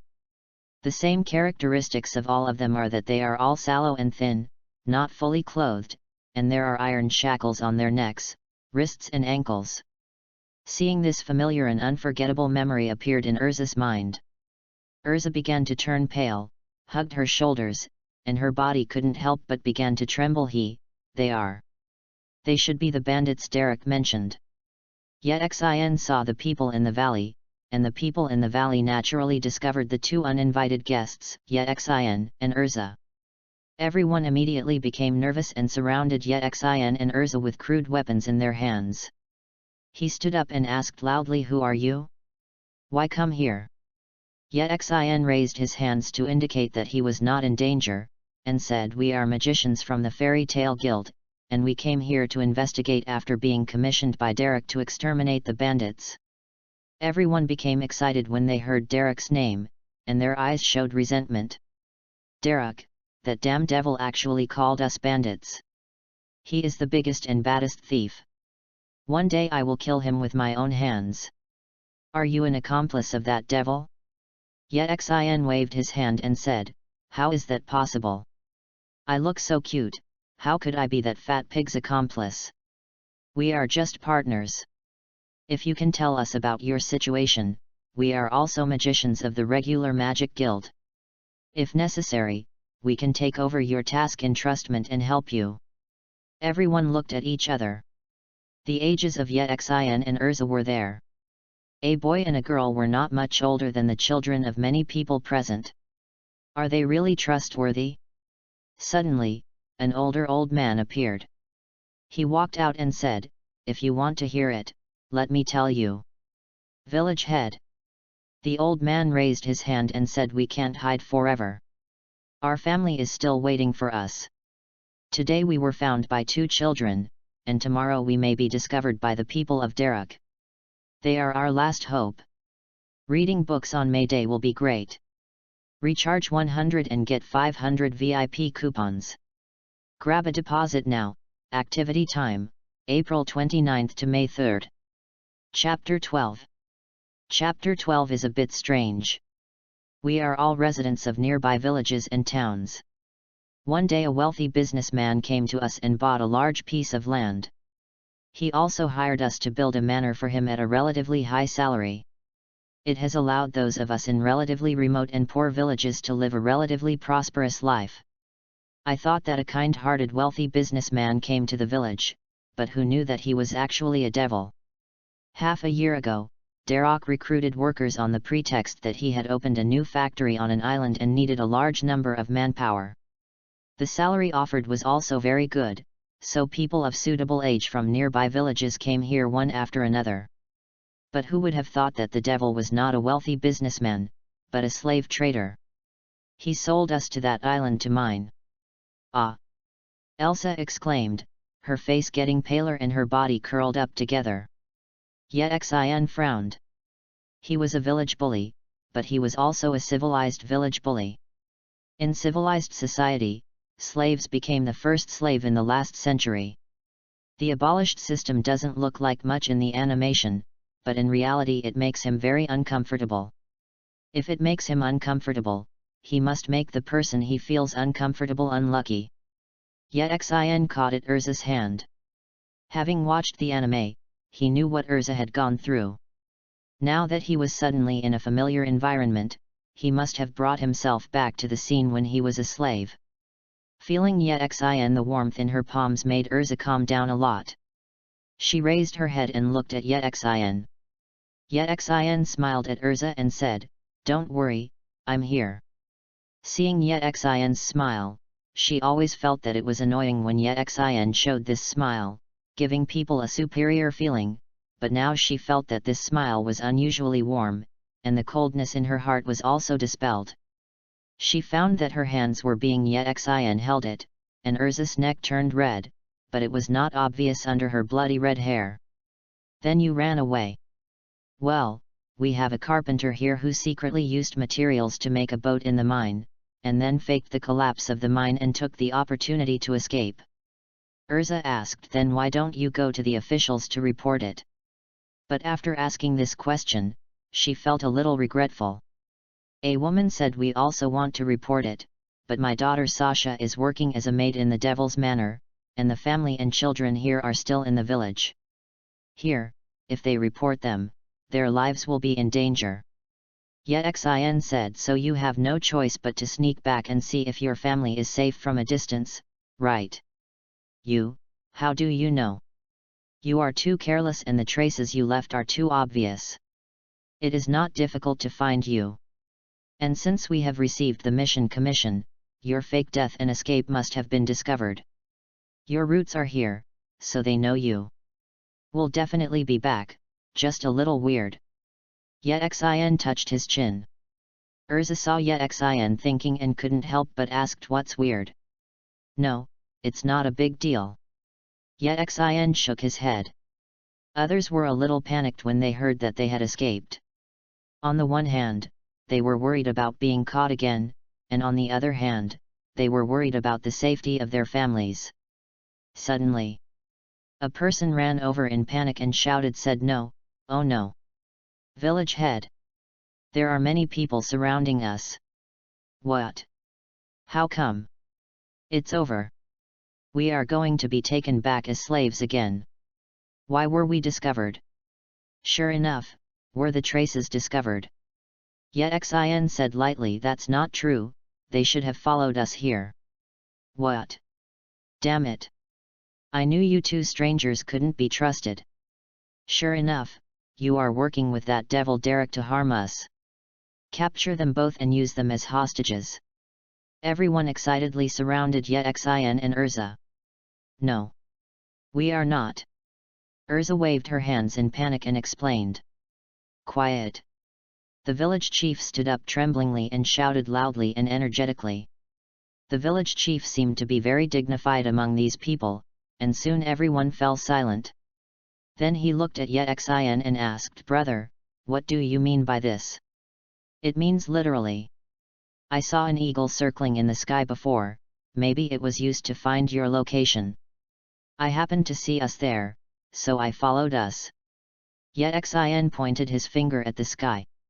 Sure enough, an eagle was hovering high in the sky. Eagle. Everyone was discouraged when they saw it. They knew that even if Yexin and Urza didn't find them, they wouldn't be able to hide for long. It was almost impossible to escape the sight of the eagle in the mountains and forests. After a while, many people holding hands weapons, guys with ferocious expressions appeared, about 30 people in number, and surrounded Yexin, Urza and a dozen other villagers who had escaped. Chapter 13. Chapter 13, Mental Collapse. Soon, an arrogant laugh sounded and said, ha ha ha. I finally found you mice. You are really capable of escaping from the island. But this has greatly reduced the credibility of me, a big slave merchant, and my customers are very dissatisfied with this. If the customer is not satisfied, I am even more dissatisfied. As a punishment for your escape, your family and children who remain in the village will become slaves with you to mine. Hearing this, the villagers suddenly panicked. No. You devil! You can't do this. The child is innocent. Elsa wanted to take action when she saw this. Yexin pulled Urza and whispered, don't worry, there is something I want to find out. The village chief came out tremblingly and said, there is no problem for us to be slaves, but can you let these two children go? Derek's eyes fell on Yexin and Urza, and he said with a cruel smile, let them go. How could you let them go? Fortunately, two brats came and almost ruined my good deed. Maria brought them over. Soon, the head maid that Yexin and Urza saw in the manor came over with a little maid tied up with a rope, and then pushed her to the ground. Sasha! The woman who said earlier that her daughter was working as a maid at Darlock Manor exclaimed. "Mother!" The little maid immediately raised her head and shouted after hearing the sound. Both Yexin and Urza recognized this as the little maid who accidentally spilled the teacup on Derek. "Why are you arresting my daughter?" "My daughter is innocent," Derek said sarcastically. "Innocent? She is not innocent. I was also wondering, I was clearly entrusted with the task of capturing escaped slaves from the Dark Guild, so why did the regular guild pay me a sudden visit? It shocked me. It turned out that you, a stinky girl, was the one causing the trouble." Urza looked at the little maid in surprise and asked, "Did you get the mission commission?" The little maid nodded and said in frustration, "Yes, I accidentally heard that Derek wanted to arrest everyone while I was working, so I secretly delivered another task commission while I was delivering it. I thought it would attract a powerful magician, but I didn't expect it." The meaning of the little maid was self-evident. When she saw that the two children, Yexin and Urza, were magicians who had accepted the commission, her heart went cold, so she accidentally spilled the teacup and received a beating. After Yexin and Urza left, they were interrogated. Yexin frowned and said, "So, I feel a little strange why this kind of task delegation appears in a regular guild. Then the matter is simple. Yexin came to the little maid and said it was you who sent the request. It's a mission to clear out bandits, right?" "Yes, yes. The mission has been entrusted to our fairy tale guild. Since we have accepted it, we must complete it. This is my first time to perform a mission. My goal is to have a 100% mission completion rate. I cannot fail because of you. But there are no bandits here yet." Xin smiled, pointed at the people from the Dark Guild around him and said, "Why not? Don't you think these are all bandits?" What Xin said, as well as the tone and expression of his words, angered the people in the Dark Guild around him. "Brat! What did you say? How dare you call us bandits? We are the magicians of the Dark Guild Black Wolf Claw. I've never heard of fairy tale. If a child becomes a mage, this guild called fairy tale must be having a miserable time. Ha ha ha. Buzz. Call out." A golden laser beam passed directly through the forehead of the laughing man. The man fell straight down with a smile on his face. Yet Xion's sudden killing suddenly made everyone, including Urza, everyone was stunned. Yet Xion looked at his fingers and said to himself, "Is this killing? It's not that the first time I kill someone, I vomit and vomit. Why don't I feel much? Am I a born killer? No, no, no. How could it be possible? I'm so kind. I must have killed too many pigs and didn't treat these guys as human beings." At this time, the magicians from the Dark Guild reacted, "Damn it! You actually dare to strike first. Kill him!" All the magicians from the Dark Guild rushed towards Yexian. Yexian said to Urza, "Leave it to me to take action. There may be a lot of noise when I take action. Protect them and lead them back further." Yexian said this. Then he pointed his finger in one direction, and the golden cross starlight lit up again between his fingers. Buzz! Call out! Another laser beam shot out. Wow! The laser beam shot directly through a person's abdomen and then landed on the ground. Boom! A terrifying explosion appeared, shaking the entire forest. Woohoo! Wah-ya! The explosion blew up many people around and screamed in pain. Buzz! Whoosh whoosh whoosh! Boom! Ah ah ah ah ah! Boom! Ah! Boom! Ah! Laser beams shot out from Yexion's fingers one after another, and the explosion power produced by each strike was extremely terrifying, comparable to super powerful magic. Before everyone in the remaining Dark Guild had time to fight back, their mentality had already collapsed. Strange monster. Chapter 14. Chapter 14. What did you just say? Run away! Run away! This guy is a monster! Yet Xin said with a look of displeasure, it's too much to call him a monster.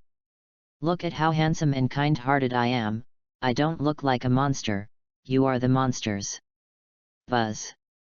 Call out. Boom. Oh. Help. Buzz. Call out. Boom. After a while, the screams stopped, and yet Xin stopped and looked around. The entire valley was almost flattened by him. Forward, the movement seems a bit loud. Are you guys injured? Yet Xin turned around and asked. Swish. All the villagers took a step back, looking quite frightened. Even Urza was stunned.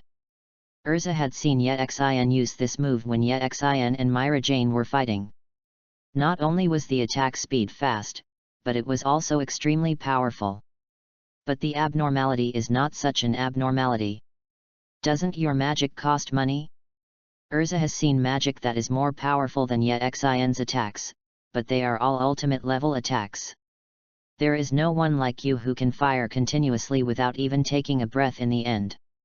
Only then did she realize that Yet Xin might not have even shown 1/10 of his ability when fighting Myra Jane.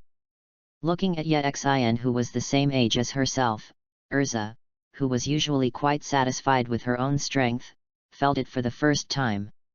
Feeling a severe sense of frustration. That damn fat guy is left to you. Yet Xin said, pointing to Derek, who was lying on the ground like a groundhog with his head in his hands. Only then did the villagers react and saw that Derek was alone and with that disgusting face. All the old and new hatreds were there. All of a sudden, the expressions on their faces became ferocious, and they approached Derek with weapons such as wooden sticks. When Derek heard Yet Xin's words, he quickly begged for mercy and said, "No. Do not kill me. I'm rich. I can give you a lot of money." Money? How dare you withdraw money? Your money is all dirty money earned from selling us. Hearing this, the villagers were even more stimulated and became more and more angry. Suddenly, a scream rang out. Everyone looked in the direction of the sound, and saw Maria, the head maid who had been following Derek, appearing behind everyone at some point, holding a dagger in her hand. On the neck of little maid Sasha. Sasha! The mother of the little maid couldn't help but exclaimed when she saw it. Maria said, "Let us leave. Otherwise I will kill her." "No. Don't want." Darlock looked up and saw that Maria had a hostage in her hands. He immediately jumped up with joy and shouted, "Ha ha ha! Well done, Maria!" Buzz. Call out. Puff. A golden laser beam directly penetrated Derek's forehead, and Derek fell straight down with a laughing expression. Everyone was stunned. No one expected that when the little maid was taken as a hostage, Yet Xin would kill Derek so suddenly and neatly. Yet Xin raised his hand to his mouth and said, "Ah! I'm sorry. I'm sorry. I killed you just now. It was a mistake." "A mistake? What did you just say? I didn't hear you clearly. Do you want to say it again?" Yet Xin said. While saying this, she glanced at Maria slightly. Maria suddenly felt that she was being targeted by an extremely terrifying monster. Her body froze suddenly, cold sweat continued to ooze out, and her instinct was telling her crazily, to die. To die. To die. He will definitely die. Bang! Maria let go of her hand, and the dagger fell to the ground. She raised her palms and said, "I surrender. I know all of Derek's dealings and where the others were trafficked." After she said this, she felt that the fatal danger had disappeared, and she breathed a sigh of relief. The sense of oppression was so terrifying that it was impossible for people to associate it with a young man. She didn't want to think about it at all. She dared to bet whether Yet Xin would let her go because of the hostages in her hands. She felt that there was a high probability that he would not, because he was too decisive in killing Derek and had no hesitation at all. The little maid threw herself at her mother in her arms. The mother and daughter wept with joy. The villagers picked up the rope and tied Maria up. Maria had no intention of resisting. This attitude made the villagers embarrassed to do anything again even if they hated her, and the main culprit was already dead. She still needs to know where the others are. Soon, everyone returned to the village to reunite with their families. The village chief also notified the Magic Council, and Yexin also cut off the shackles of these people.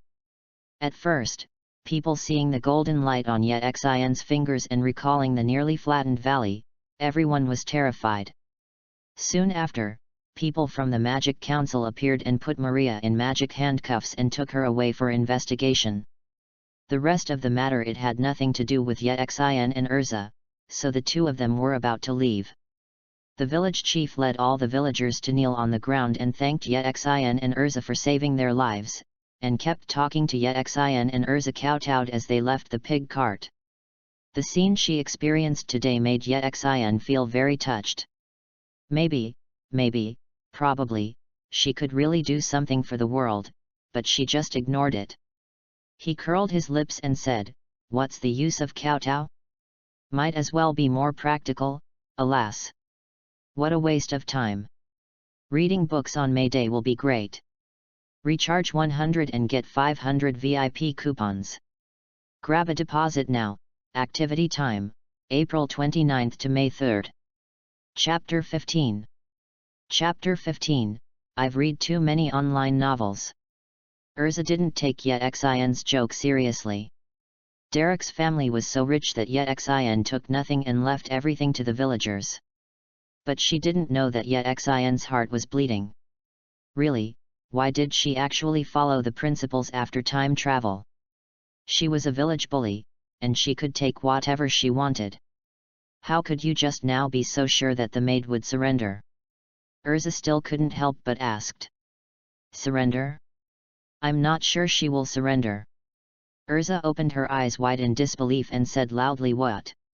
Then you still dare to kill Derek? Do you know that your actions may kill that girl? Well, although I'm not sure, I still have a gut feeling that she doesn't dare to do anything. Why? Do you think Derek is a good person? How can he be considered a good person? He is simply the scum of scum, that is, you take action first, otherwise I will definitely kill him with my own hands. The word slave is simply taboo here in Urza. Since he is not a good person, how sincere will his subordinates be to him? Urza is a bit silent. The villain's subordinates are also villains, so how can they be sincere? Do you remember that the woman said to let her leave with Derek instead of letting Derek leave first? She put herself first, which proved that she was afraid of death. Even if she was sincere, if Derek died, what's the point of being sincere? Urza asked, still a little puzzled, but she should also use the hostages to threaten us to let her leave. Yexin smiled and said, because she didn't dare. Why? I can kill Derek without hesitation, so I will naturally kill her without hesitation. She doesn't dare to risk her life on whether I will be threatened. Yexin's words made Urza thoughtful, but she always felt that it was not as simple as Yexin said. The matter itself was naturally not that simple. On the one hand, it was the experience of fighting, and on the other hand, Yexin could not explain it clearly. That is a kind of situation that Yexin has naturally developed over the past 10 years or so. Just like when a person is pointed at by a gun, he will raise his hands and dare not move, and a thief will tremble when he sees the police. Rats are naturally afraid of cats. It is a bit similar to the Overlord Haki in the One Piece anime, but it is far from the power of Overlord Haki that can stun everyone. At most, it is called Village Bull Haki. As long as he is in the village when he walked by, roosters didn't dare to crow, hens didn't dare to lay eggs, and no matter how ferocious a dog was, they didn't dare to bark in front of him. How could you think of so many details? Read too many online novels. Shortly after Yexin and Urza left, the people from the Magic Council came to the place where Yexin had bombed. Seeing the scene in front of them, the huge craters caused by the explosion shocked everyone in the Magic Council. Was this place attacked by a dragon? Look!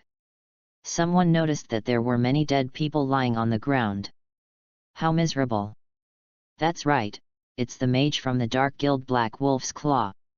When checking the corpse, I found the coat of arms of the Dark Guild, and the members of the Ancient Knights of the Magic Council also looked cold. The Dark Guild is not under the jurisdiction of the Magic Council. In the eyes of the Magic Council, the Dark Guild is a terrorist organization, specializing in the villains who accept assassination missions are not worthy of pity no matter how many times they die. Were those two boys and the girl magician really responsible for this? I remember Fairy Tale is a medium-level magic guild. Are the magicians there so powerful? Please report the situation here. Yexin and Urza returned to the Fairy Tale Guild after a long journey. As soon as Yexin entered the guild, he shouted loudly, "Eat! Give me something to eat! I'm going to starve to death!" When Guild President Makarov saw Yexin and Urza coming back, he couldn't help but ask, "Boy, how does it feel to do a mission for the first time?" Yexin thought that he had gained nothing from this trip, and he felt very unhappy and said, "Not good. It was a waste of time." "What's wrong?" "Mission failed." Makarov was a little surprised. Although Urza is young, her strength as a magician cannot be underestimated. And the little bastard Yexin is even more powerful than Urza. He is just a killer of bandits. The task shouldn't be difficult for the two of them. Did they encounter some very powerful magician? It doesn't seem like it. I'm hungry and don't want to talk. Yexin picked up the food and started stuffing it into his mouth. When Makarov heard Yexin's words, he cursed angrily, "You bastard! I don't know at all. Urza, please tell me what happened." Urza told Makarov everything that happened in detail. Although she felt that Yexin's murderous intention was a bit too serious, what she did was all correct. Some methods were better than those. The adult magician was more experienced and excellent, which surprised him and made him feel relieved at the same time. "Okay. I didn't expect you to be quite smart. And he also did a great thing. Makarov needs to sit in the guild on weekdays and attend some local guild meetings. Naturally, he has no chance to encounter such a thing. If he does encounter it, he will definitely eliminate those people." Yexin put it in his mouth. He squeaked while stuffing the stuff and said, "Wow! What's the use of doing good deeds, they can't be eaten as food." Makarov said with a smile, "Although I can't feed you for a lifetime, one meal is fine. You can eat whatever you want, and I'll treat you." "Real?" Yexin said in surprise. "Brat! I am the president of Fairy Tale, so of course what I say is true. Mr. President, I found that you are quite a nice person. Very wise and mighty?" Not like that, very affable, not even close." Makarov scolded angrily, "You little bastard! If you don't know how to flatter me, don't flatter me. Just work hard from now on." "No problem." Chapter 16. Chapter 16 Fake News. 1 year later. Fairy Tale Guild. The joyful atmosphere is contagious, making the guild lively and lively. Some people are carefully searching for tasks that suit them on the task delegation panel. Some people are concentrating on doing what they like to do. Of course, more people are chatting and talking, drinking and eating meat, as if this is the daily life of the Magisters Guild. Suddenly, there was a clang, the door was knocked open, and a person ran in with a frightened face. Shouted loudly, "Yexin is back!" "What? That guy came back so quickly. Didn't he take a mission to other countries? I've only been away for a week." The mission was completed too quickly. The expressions of everyone in the guild changed. Not only is the atmosphere of joy contagious, but fear is contagious even faster than joy. Everyone began to act quickly, and those who had food on the table did not chew leisurely, but stuffed it into their mouths with big mouthfuls. Those who had wine also raised their bottles and poured it into their stomachs. Those who were wearing gorgeous clothes and looked like celebrities took off their clothes and changed into. He fell into another trap and suddenly turned from a star to a beggar. He put away all his valuables and put them out of sight, and then chatted with each other as if nothing had happened. Suddenly, the door opened again. Bang! There was a sound of being kicked away, and everyone's heart slowed down when they heard this sound. Yet-Xin walked into the fairy tale guild with a smile on his face, raised his hand to say hello and said, "Hello everyone. I'm back. Yet-Xin is back. Welcome back. Yet-Xin, welcome back." Everyone in the guild greeted Yet-Xin with a warm smile. "I heard you made a big fuss again this time. I heard that another dark guild was wiped out by you. Making a fuss? It was just a small scene, not worth mentioning, and I didn't do it first. In the rules of Yet-Xin's village bully, as long as you don't strike first, no matter whether your opponent is dead or alive, the responsibility is not yours." Yet-Xin glanced at the guild for a week, everyone stopped breathing, and then heard Yet-Xin asked, "Where is the president? Why don't you see the president?" The president was called over by the people from the Magic Council. As he said this, he glanced at Yet-Xin with a strange look. "Oh. It turned out that I was called over by the Magic Council, so I was relieved. After all, the president was old, and it would be bad if he got lost and couldn't find his home." Everyone complained at the same time. The president may be more hoping that he is really lost. "I'm hungry, it's my usual set meal." Soon, a large table of food was placed in front of Yet-Xin. Yet-Xin sat on the chair and started to eat. Everyone breathed a sigh of relief. They looked at each other and saw each other's eyes. The helplessness revealed in it. Yet-Xin is a very good person, with no problems with his character, generous and helpful. He is even kinder than most people in the guild, so he has a very good relationship with most people in the guild. They call each other brothers and sisters.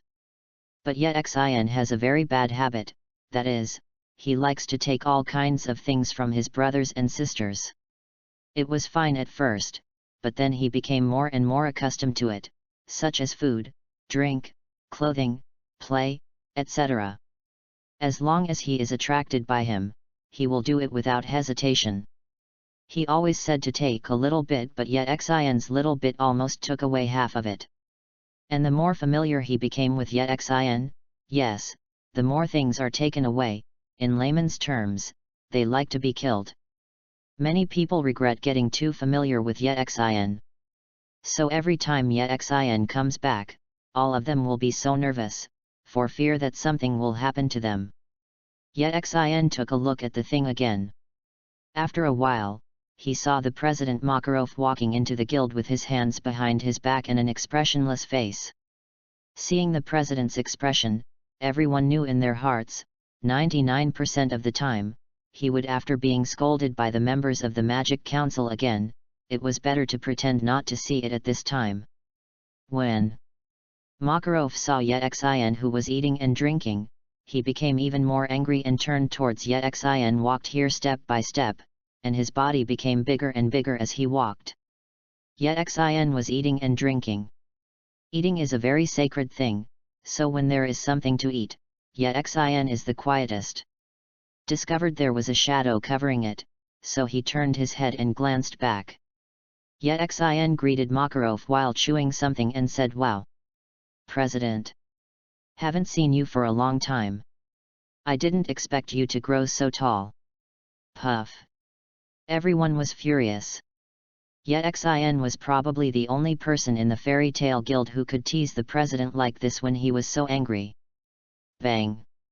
Makarov threw a pile of paper on the table in front of Yet-Xin and shouted at Yet-Xin, "You little bastard! Didn't you say you won't get into trouble? Look, this is all the trouble you caused when you went out this time. I was scolded by those bastards from the Magic Council again." Yet-Xin habitually pushed his hands and shouted loudly, "Fake news! False news! It's all fake news! This is all a conspiracy by the Magic Council to destroy fairy tale." Chapter 17. Chapter 16 I am a man with dreams. Makarov shouted angrily, "You brat! You are still talking nonsense. Why did the Magic Council destroy Fairy Tale? How do I know this? I'm not from the Magic Council. Maybe you've offended someone, the president." Makarov was so angry when he heard Yexin's words that this little bastard didn't mention his own responsibility, but actually said that he had offended someone.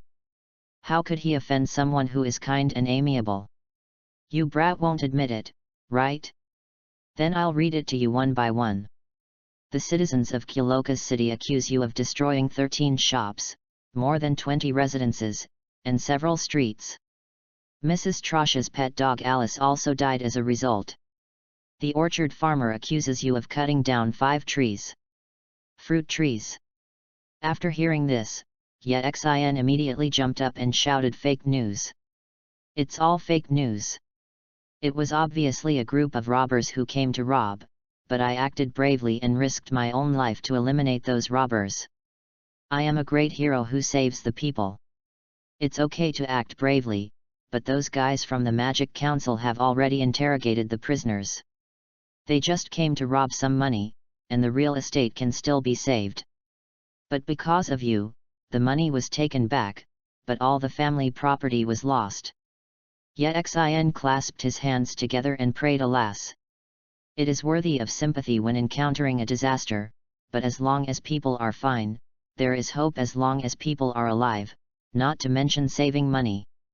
If you buy commercial insurance, you will definitely make money without losing money, so President, you should also buy an insurance. Well, the beneficiary can fill in my name, and I can guarantee that I will lead Fairy Tale to become the strongest magic guild."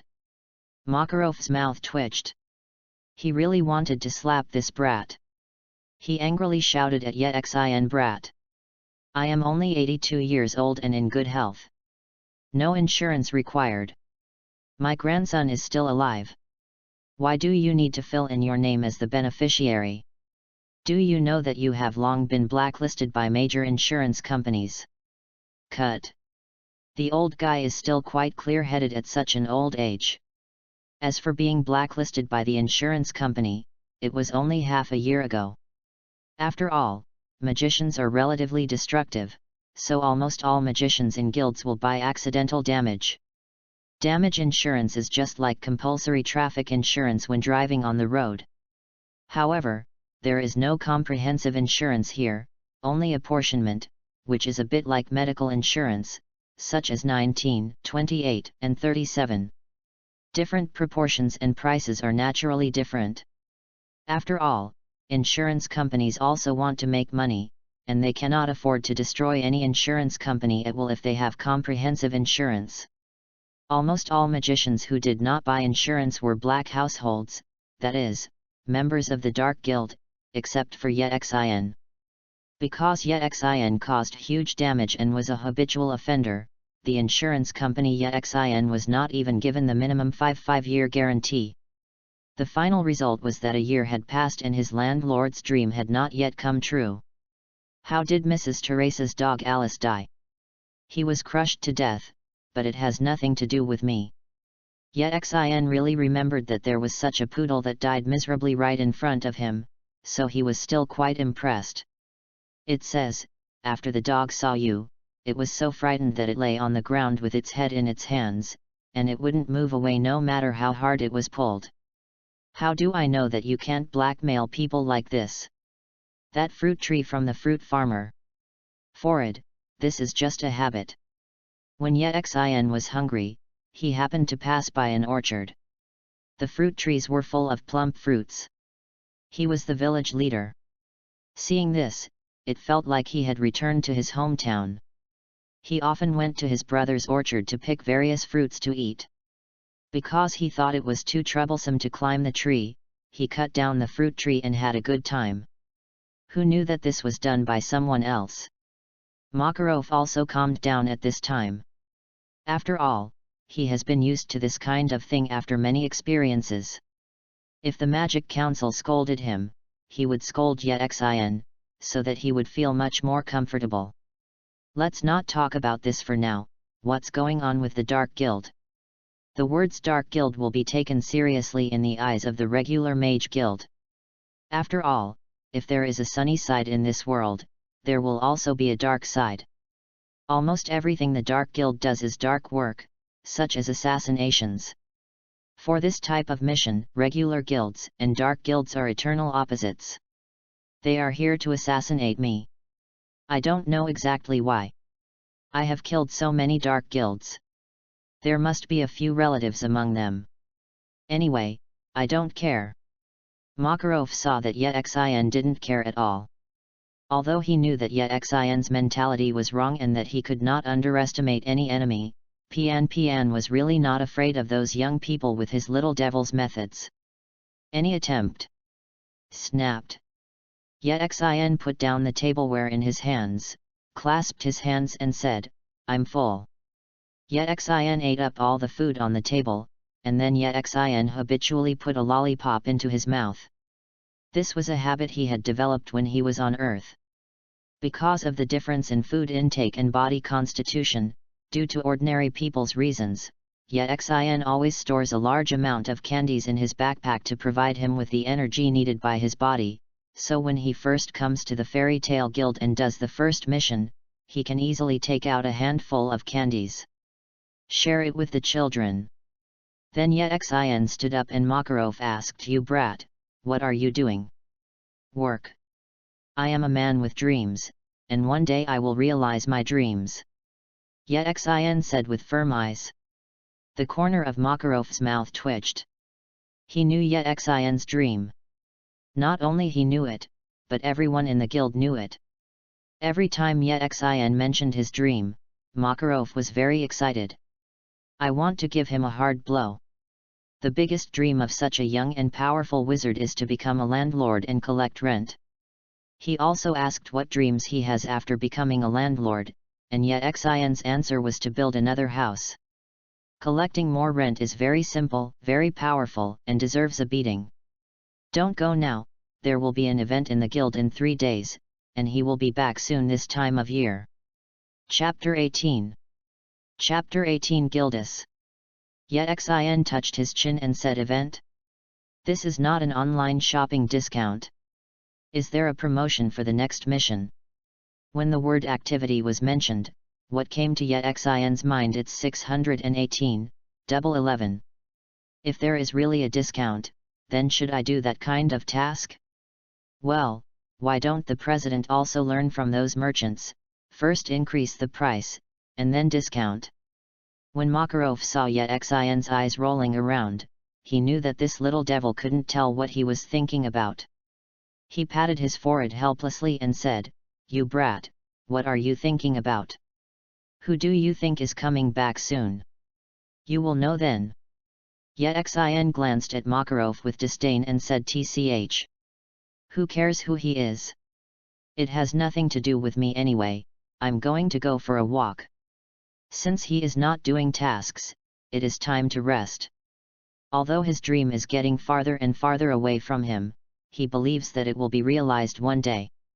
Yexin casually wandered around the Fairy Tale Guild, and everyone in the guild people's hearts tightened again, because every time Yexin wandered around, that bad habit appeared again. Whether it was useful or useless, even a piece of grass that Yexin took a fancy to would be taken away. Suddenly, ding ding ding!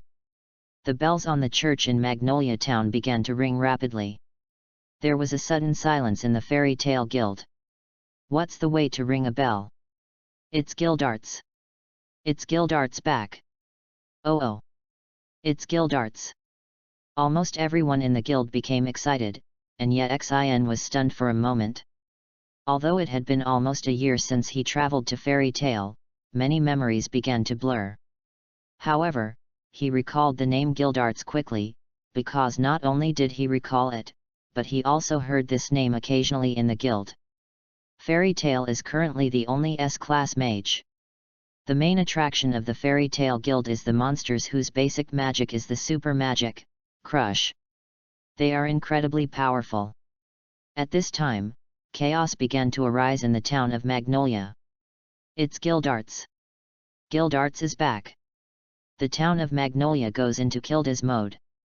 Citizens, please go to the designated location quickly. Repeat it again. The town of Magnolia goes into Kilda's mode. Citizens, please go to the designated location quickly. Suddenly, the city began to shake slightly, and then the streets cracked and began to move. After a while, a straight passage leading to the fairy tale guild appeared. Yet Xin was really speechless when he saw this scene. Should it be so exaggerated? Although he had seen it in animation, seeing that perspective with his own eyes was completely different. Almost everyone in the guild gathered at the door. Makarov sneaked up to Xin and said to Xin, "Bad boy, aren't you curious about who is back? Isn't it Guildarts? How many times have you said this?" Whenever Xin said that the current fairy tale guild is not strong enough, that there is only one S-class mage, and that the president is unqualified and that he can only rely on him to carry out the carry, Makarov would jump in anger. "And Makarov, my husband has always wanted to teach all members of the guild a truth, that is, there is a world outside the world, and there are people outside the world. They must learn to be awe and low-key. Only with this concept in mind can we continue to make progress and improve our survival rate when encountering danger. The guild, everyone in the world has been taught well by him. Even the thorny ones like Natsu, Gray, and Myra Jane now know this truth. Only Xin was defeated here. Xin, this brat, is simply a monster. He already had super strength when he first joined the guild. 1 year later, his strength has become more and more abnormal. Now no one in the guild can defeat this brat, not even himself, who is one of the top 10 magicians. Any confidence can defeat this brat. And yet Xion's magical power is completely beyond the common sense of normal light magic, so the member information Makarov reported to the Magic Council listed the type of Xion's magic, super magic, holy light. Makarov desperately hopes that someone can come out to teach this brat Xion a lesson, and the only person he can think of is Guildarts. With Guildarts' strength, he should be able to deal with this guy. Little devil, let's attack this brat's arrogance, but Guildarts has been on the mission for 10 years, and it has been a year since he left. He only recently got the news of Guildarts' return. After a while, he came. A man who looked about 40 years old with an orange back and a muscular build walked in. He had some small stubble under his nose and on his chin. He looked very man. He was wearing a dark green cloak and looked very handsome. Have aura. Welcome back. Guildarts. Guildarts. Welcome back. Many people in the guild had smiles on their faces and looked at Gildas with admiration. Gildas was the idol of everyone in their generation. Guildarts immediately showed a smile on his face and said hello. Oh. Long time no see, everyone. There are many new faces. Mayday reading is a great pleasure. Recharge 100 and get 500 VIP points. Grab a deposit now. Activity time, April 29th to May 3rd. Chapter 19. Chapter 19. Sudden S-level assessment. Kildas. President Makarov said. Oh. President. Haven't seen you for a long time. How's the mission going? The smile on Guildarts' face disappeared, and the guild was quiet for a while, but then Guildarts made a victory gesture and said with a smile, of course it was successfully completed. Oh. Finished. Very good. As expected of Guildarts. A task that no one had been able to complete in 10 years was actually completed by Guildarts. The guild suddenly became lively and noisy. There were S-level missions in the guild, which only S-level magicians could take on. On top of that, there were SS-level missions, and then there were the 10-year missions. For every magician, challenging more difficult tasks is like playing King's Pesticide to rush for a rank. An S-level magician is like the strongest king. As you go up, you start counting stars. Every level up. Every star is an adventure, a challenge. There is only one S-class mage in the Fairy Tale Guild, Guildarts, so there is no need to think about S-class missions. Seeing Guildarts is like a gold and platinum level player watching King of Glory. The magicians of their own guild have completed their 10-year mission, and they, the ordinary members, have a lot of dignity when they go out. Makarov breathed a sigh of relief and at the same time rolled his eyes at Guildarts angrily. This guy was also a troubled youth. Gildas also noticed Yexin, who was next to President Makarov, and said hello. New to the guild? Hello, I'm Guildarts. My name is Yexin, I have been coming to Fairy Tale for nearly a year, and I am not a newbie. When Yexin said this, he also began to look at Guildarts carefully. Well, there seemed to be nothing valuable on him. Guildarts felt a little inexplicable under Yexin's eyes, as if he was about to lose it. Nothing was the same, and he didn't understand why. But soon he went to report the status of the mission to Makarov. He would almost always report on dangerous missions above S level. Yexin was not interested in listening to those things. After staying in the guild for a while, he turned around and left, returning to the dormitory to take a shower, sleep and rest. 3 days passed by in a flash. Yexin said that these days it was just about eating, drinking, and having fun, and then he found that the people in the guild became more and more active in these days. More and more people are coming. On weekdays, some people are resting in the guild, and some people go out to do tasks. The number of people in the guild will remain about the same when they come in and out. However, the people who have returned in the past few days have not gone out, making the small guild look a little crowded. Get up! When Yexin showed up at the guild on the third morning, he found that almost everyone was there, but everyone in the guild had very serious expressions. Even the little guys like Natsu and Gray seemed very quiet. Many people seemed to be praying, with nervous and uneasy expressions on their faces.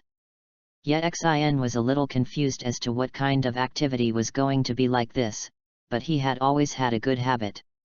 If he couldn't figure it out, then no, he ordered a lot of food as usual, then sat on a chair and started eating by himself. With such a large number of people, and a very quiet and tense atmosphere, Yexin couldn't help but eat and drink by himself. The sound seemed unusually obvious. Suddenly, the door on the second floor creaked open, and the president, Makarov, appeared on the second floor, attracting almost everyone's attention. Behind the president stood Fairy Tale. Guildarts, the only S-class wizard in the guild. Coming soon. Been waiting for a long time. Finally come. President, please publish it soon. Who will it be this year? It's me. It has to be me. Makoto prayed before clasping his hands tightly.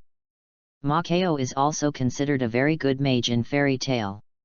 He was the one who participated in the test last year. He also chose his partner Wakaba, but the test was too difficult.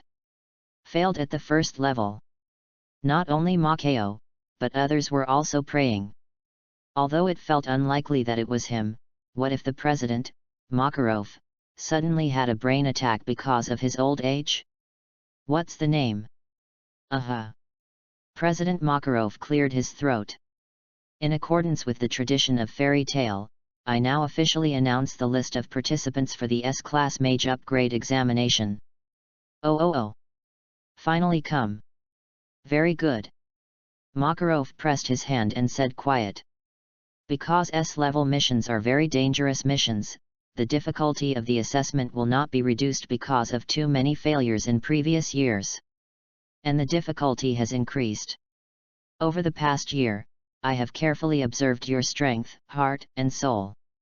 Unfortunately, there is only one person who has met the requirements of an S-class wizard in my mind. Everyone was shocked when they heard Makarov's words.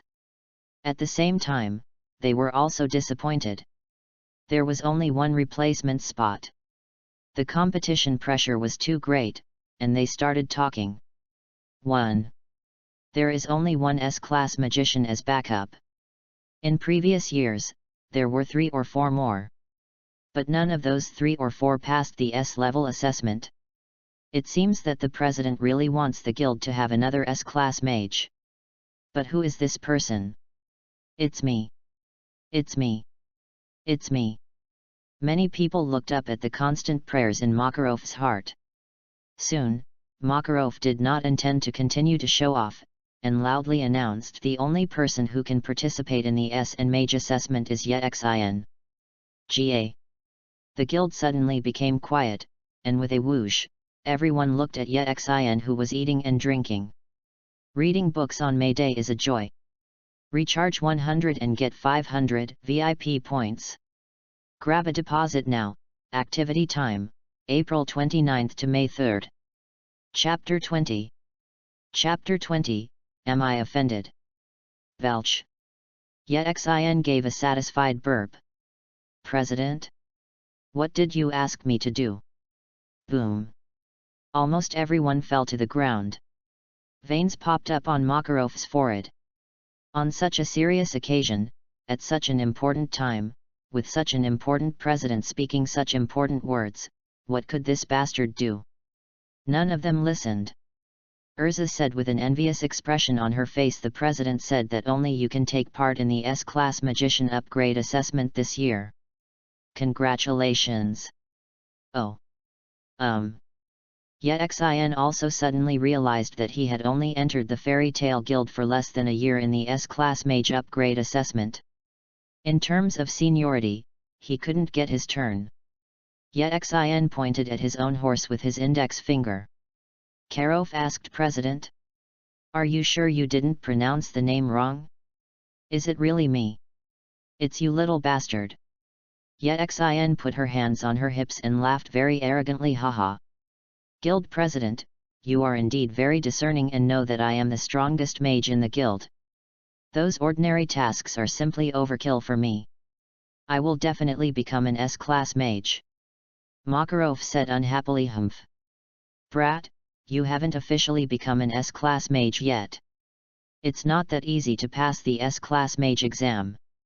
Well. Almost the same. Well. Unexpectedly, I was not elected again this year.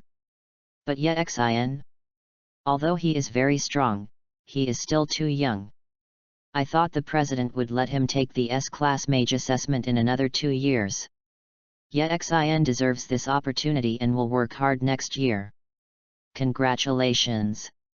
Qualified for a promotion. Although Yexin has a bad habit, he is very popular in the Fairy Tale Guild, and many people congratulated Yexin for obtaining the qualification. Suddenly, a suppressed and angry voice sounded. I don't agree.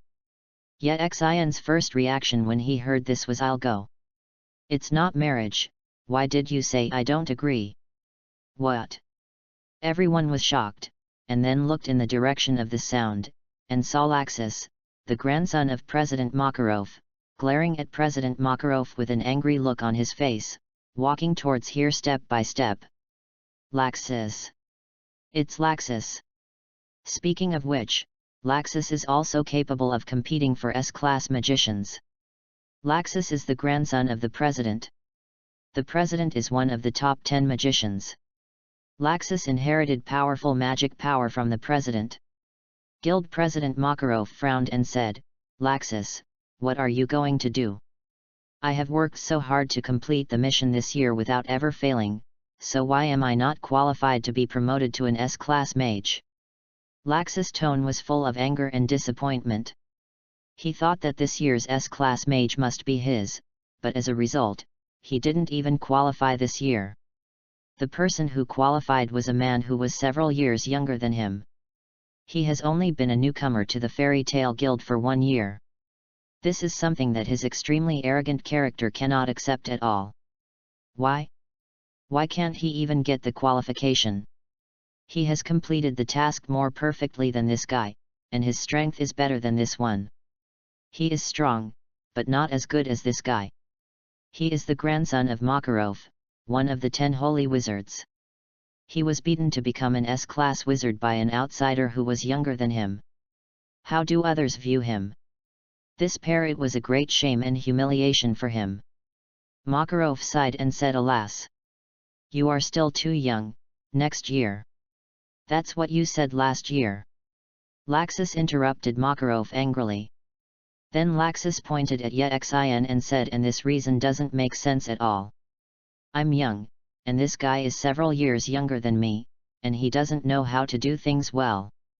Through my brain, almost every mission caused a lot of problems. How could I be inferior to this guy? Forward, am I offended?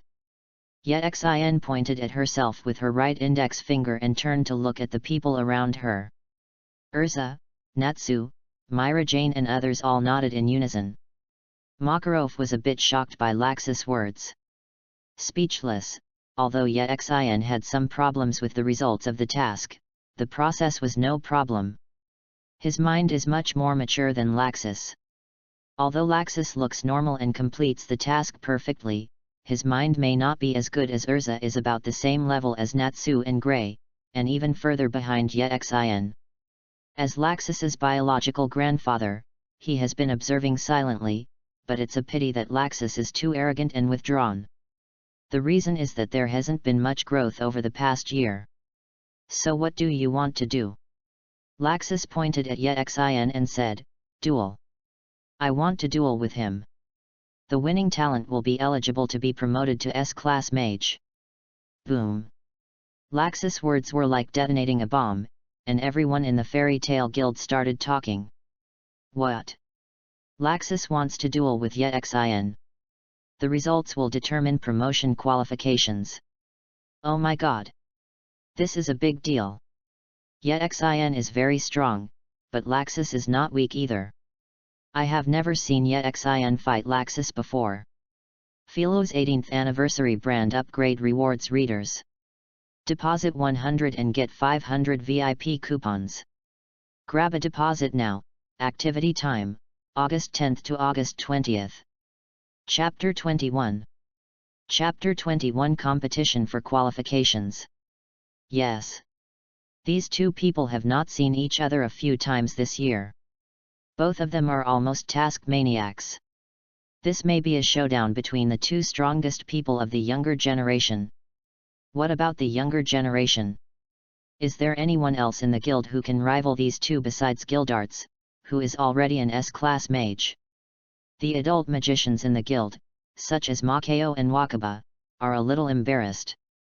Although they don't want to admit it, it seems that they really can't defeat these two underage magicians. Makarov he couldn't help shouting angrily nonsense. How could the guild's S-class mage promotion qualifications be decided so casually by a duel? Suddenly, Makarov was tapped on the shoulder. When he turned around, he saw Gildas smiling and saying, "Don't be angry, President. Young people are called young people only if they have this kind of unwillingness to admit defeat. It is also because of this kind of unwillingness to admit defeat that they can become stronger. Only with opponents can they have the motivation to move forward. No matter who of these two people loses, they lose.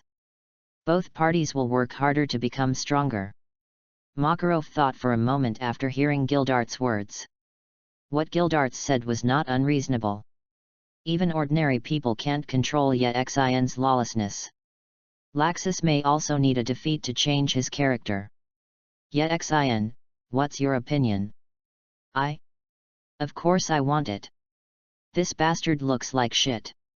If I hadn't given you face, President, I would have given this guy a good beating. When Laxus heard what Yexin said, his anger became even more intense.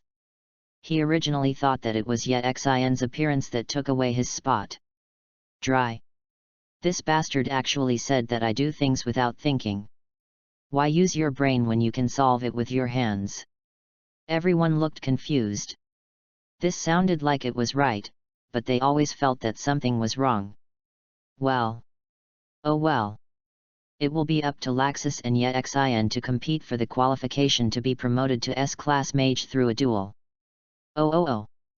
The magicians of the Fairy Tale Guild like to watch fights the most, and the two people fighting are Yexin and Laxus. Even the sadness of not being qualified for promotion has been diluted a lot. Soon, Fairy Tale everyone in the guild came to a very spacious place outside the town of Magnolia. Both of them are the kind of magic that can be very destructive with their hands. If they fight near the guild, it will cause a lot of damage to the town. Destruction. Fairy Tale had no money to compensate for the losses. Myra Jane asked, who do you think will win?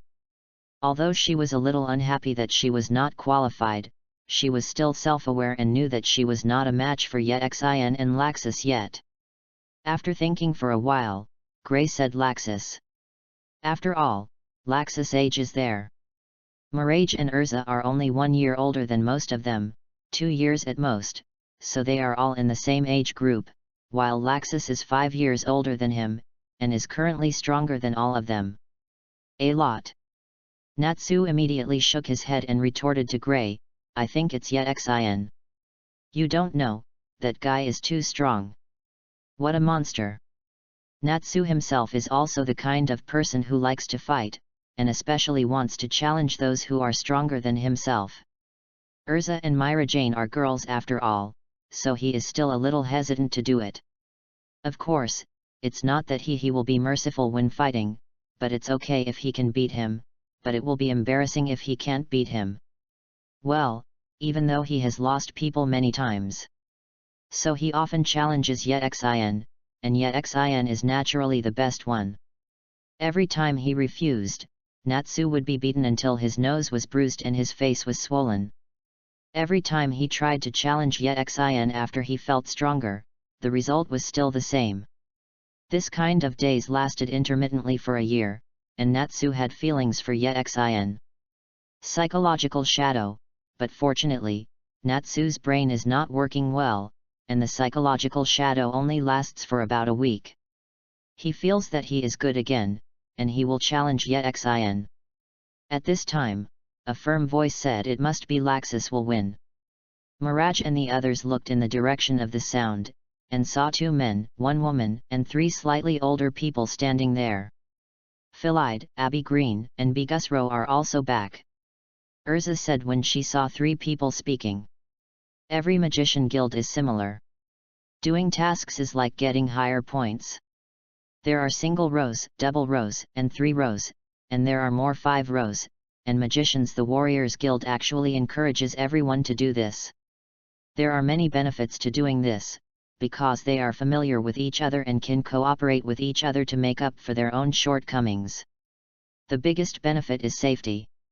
And Philid, Abby Green and Begusro they are all 14 years old, and the 3 of them have been working together as a team for a long time. Please call us Thunder Gods, we have decided to become followers of Laxus. Philide said coolly. Thunder Gods? Abby Green proudly put her hands on her hips and said, that's right. And that guy named Xin, a mere newcomer to the guild, how could he be on par with Laxus? That's right. That's right. Beeb. Begusro also echoed. Urza raised her eyebrows and said nothing. She was one of the few people who knew Xin's strength. It had been almost a year since she went on a mission with Xin.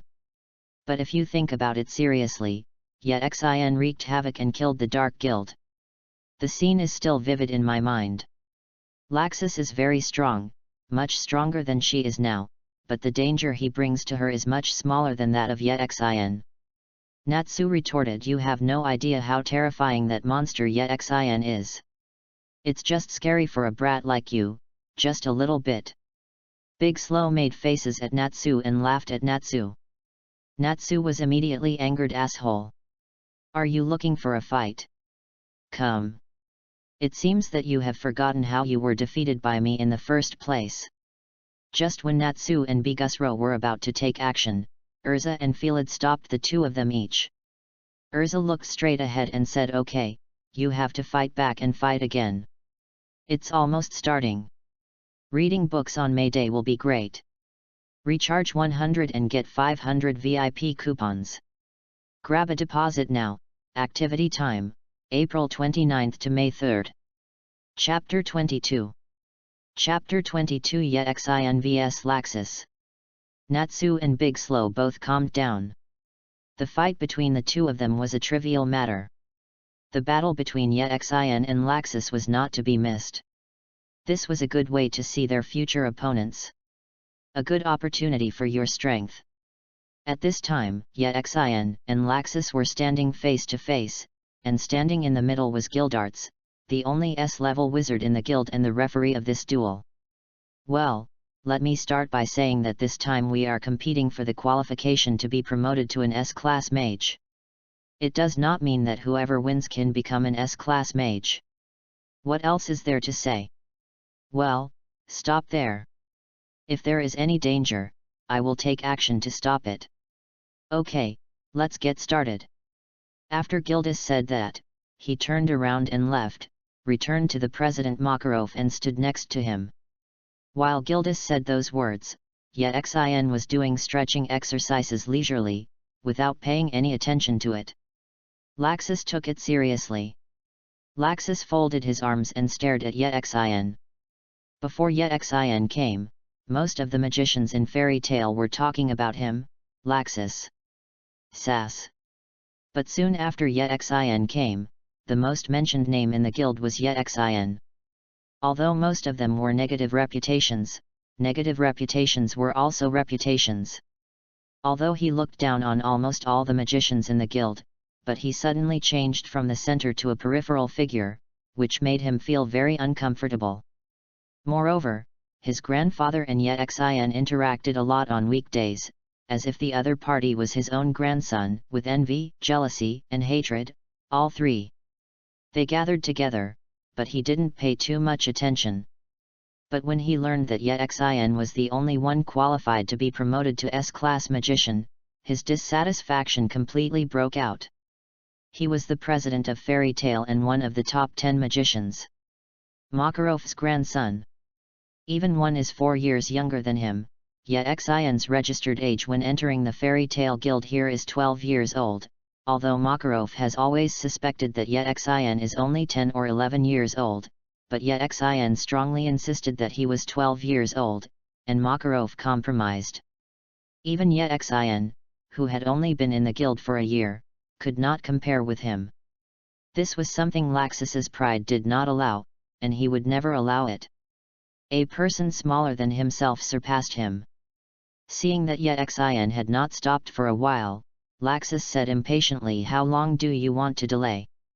Yexian bent back, his head almost touching the ground, looked at Laxus and said, "It's not good for your health to exercise strenuously just after eating, but it's almost enough. You can start at any time." Snort. "Then I won't be polite." Yexian's attitude made Laxus feel angry again. Zhyla. Zilla. Golden arcs began to appear on Laxus' body, and the arcs flowed towards his hands. Lightning gun. Laxus flicked his hand, and the powerful current formed a light gun and shot towards Yexian quickly. Buzz. Call out. The index finger of Yexian's right hand also lit up with golden starlight, and a laser beam emitted in the blink of an eye. Laxus's lightning gun and Yexian's laser beam collided in mid-air. Boom! A terrifyingly powerful explosion appeared, and the impact of the explosion spread to the surroundings. People watching the game from a distance had to cover their faces with their arms. After a while, they calmed down and everyone looked towards the center of the field. A huge pit appeared in the center of the battlefield. The distance between Yexian and Laxus had widened a lot, but looking at the position, Yexian didn't seem to move. The distance was the distance Laxus had to move back. Gildarts said in amazement, "What a powerful destructive power! Today's young people are really amazing. President, this new member of the guild is very powerful." Gildarts also watched Laxus grow up. "I still expected Laxus' strength. After all, Laxus inherited a powerful magical physique from the president." What surprised him was that Yexian, a newcomer who was about the same age as Natsu, could actually release such powerful magic. President Makarov curled his lips and said, "You'll find out if you keep reading."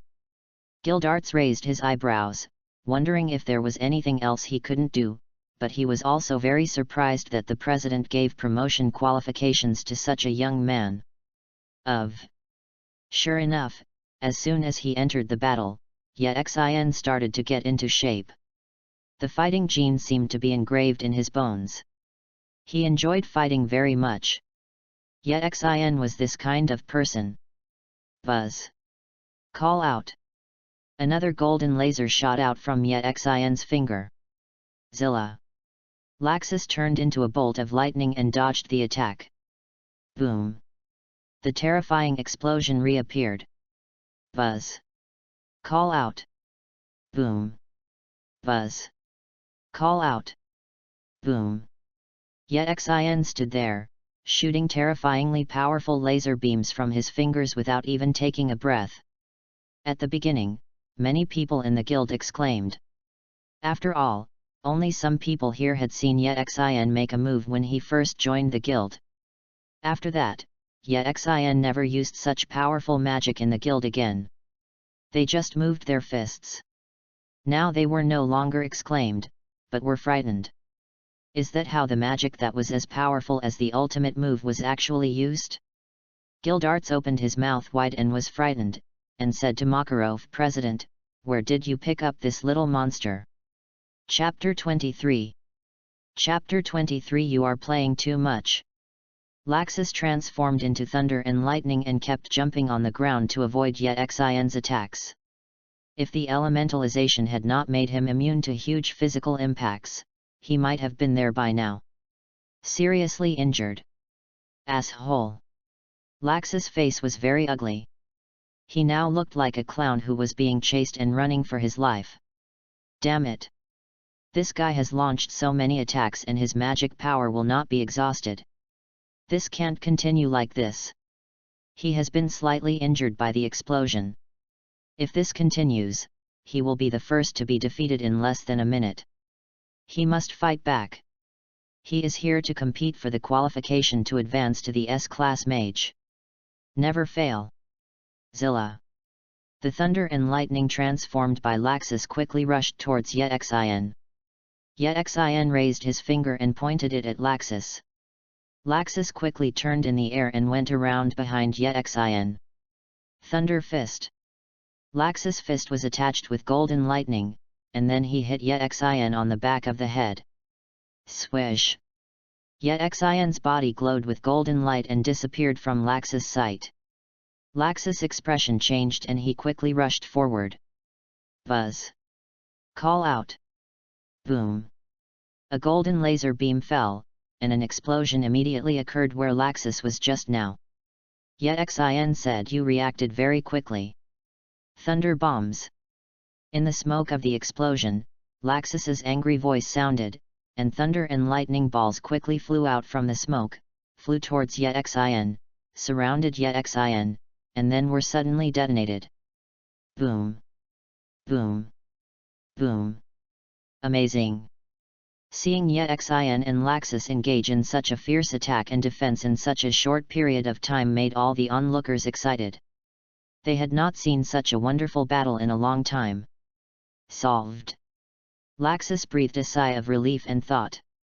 Suddenly, Yet Xin's voice sounded from the center of the explosion and said, "Well, you don't have to be merciful.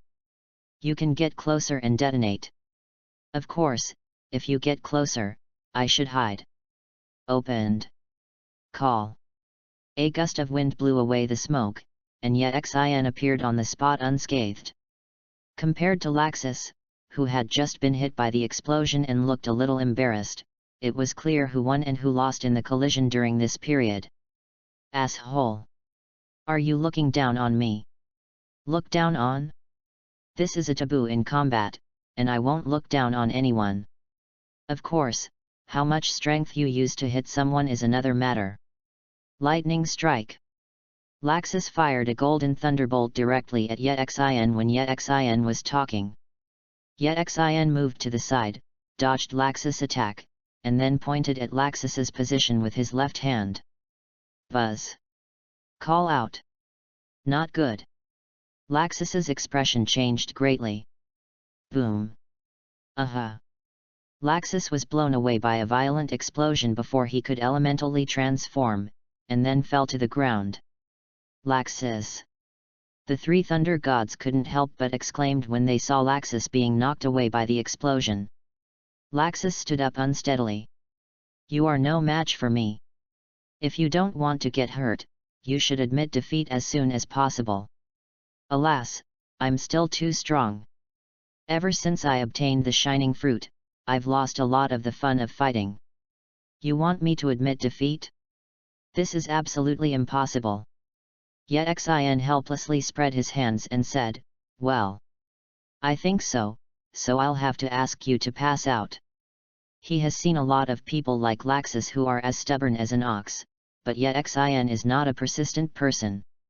He doesn't insist on making people give in. He usually just beats the opponent until he passes out. It can be seen that he still has a very kind heart. "Buzz! Call out!" Yet Xin pointed at the ground under Laxus' feet. Boom! Laxus' body was once again lifted into the air. Yet Xion's body turned into golden light points and dissipated, and in the blink of an eye they gathered around Laxus, who was lifted into the air. Only yet Xion's right side was seen. He raised his foot high and then slashed down, landing on Laxus' abdomen. Wah-ya! Boom! Laxus fell to the ground, motionless. Laxus! Yet Xin also landed next to Laxus and shouted in the direction of the president, "President, your grandson has been knocked unconscious by me. I must have won." Makarov was so angry when he heard yet Xion's shouting. Seeing his grandson being beaten violently, he, as a grandfather, naturally felt uncomfortable, but this was what Laxus asked for, and he would not say anything. "What?" But when he heard the brat yet Xian say that, he became so angry that he beat his grandson and even showed off to himself. This brat really deserves a beating. Suddenly, pop! Yet Xian's ankles were grabbed by Laxus. "Return, it's not over yet. I won't lose. The qualification to be promoted to S-class mage belongs to me." He will never allow himself to fail in the hands of a mage younger than himself. He wants to prove to his grandfather that his decision was wrong. As Laxus said this, huge magic power began to gather in his mouth, thinking to defeat yet Xian with the Thunder Dragon's roar, the surprise magic from his mouth. "Not good. You bastard, get away. Don't be hard, catch." President Makarov immediately knew what Laxus wanted to do and couldn't help shouting to yet Xian. But before Makarov could finish his words, a huge golden fist suddenly appeared in front of Laxus. Bang! The fist hit Laxus in the face. Laxus had no time to scream and rolled his eyes as he fell to the ground and passed out. Yet Xian curled his lips and said, "If you lose, you lose. If you want to sneak attack, don't say anything. Why are you doing so much drama?" "President, what did you just shout?" Chapter 24. Not sure about Chapter 24. Everyone was a little stunned. The battle just now was so fierce.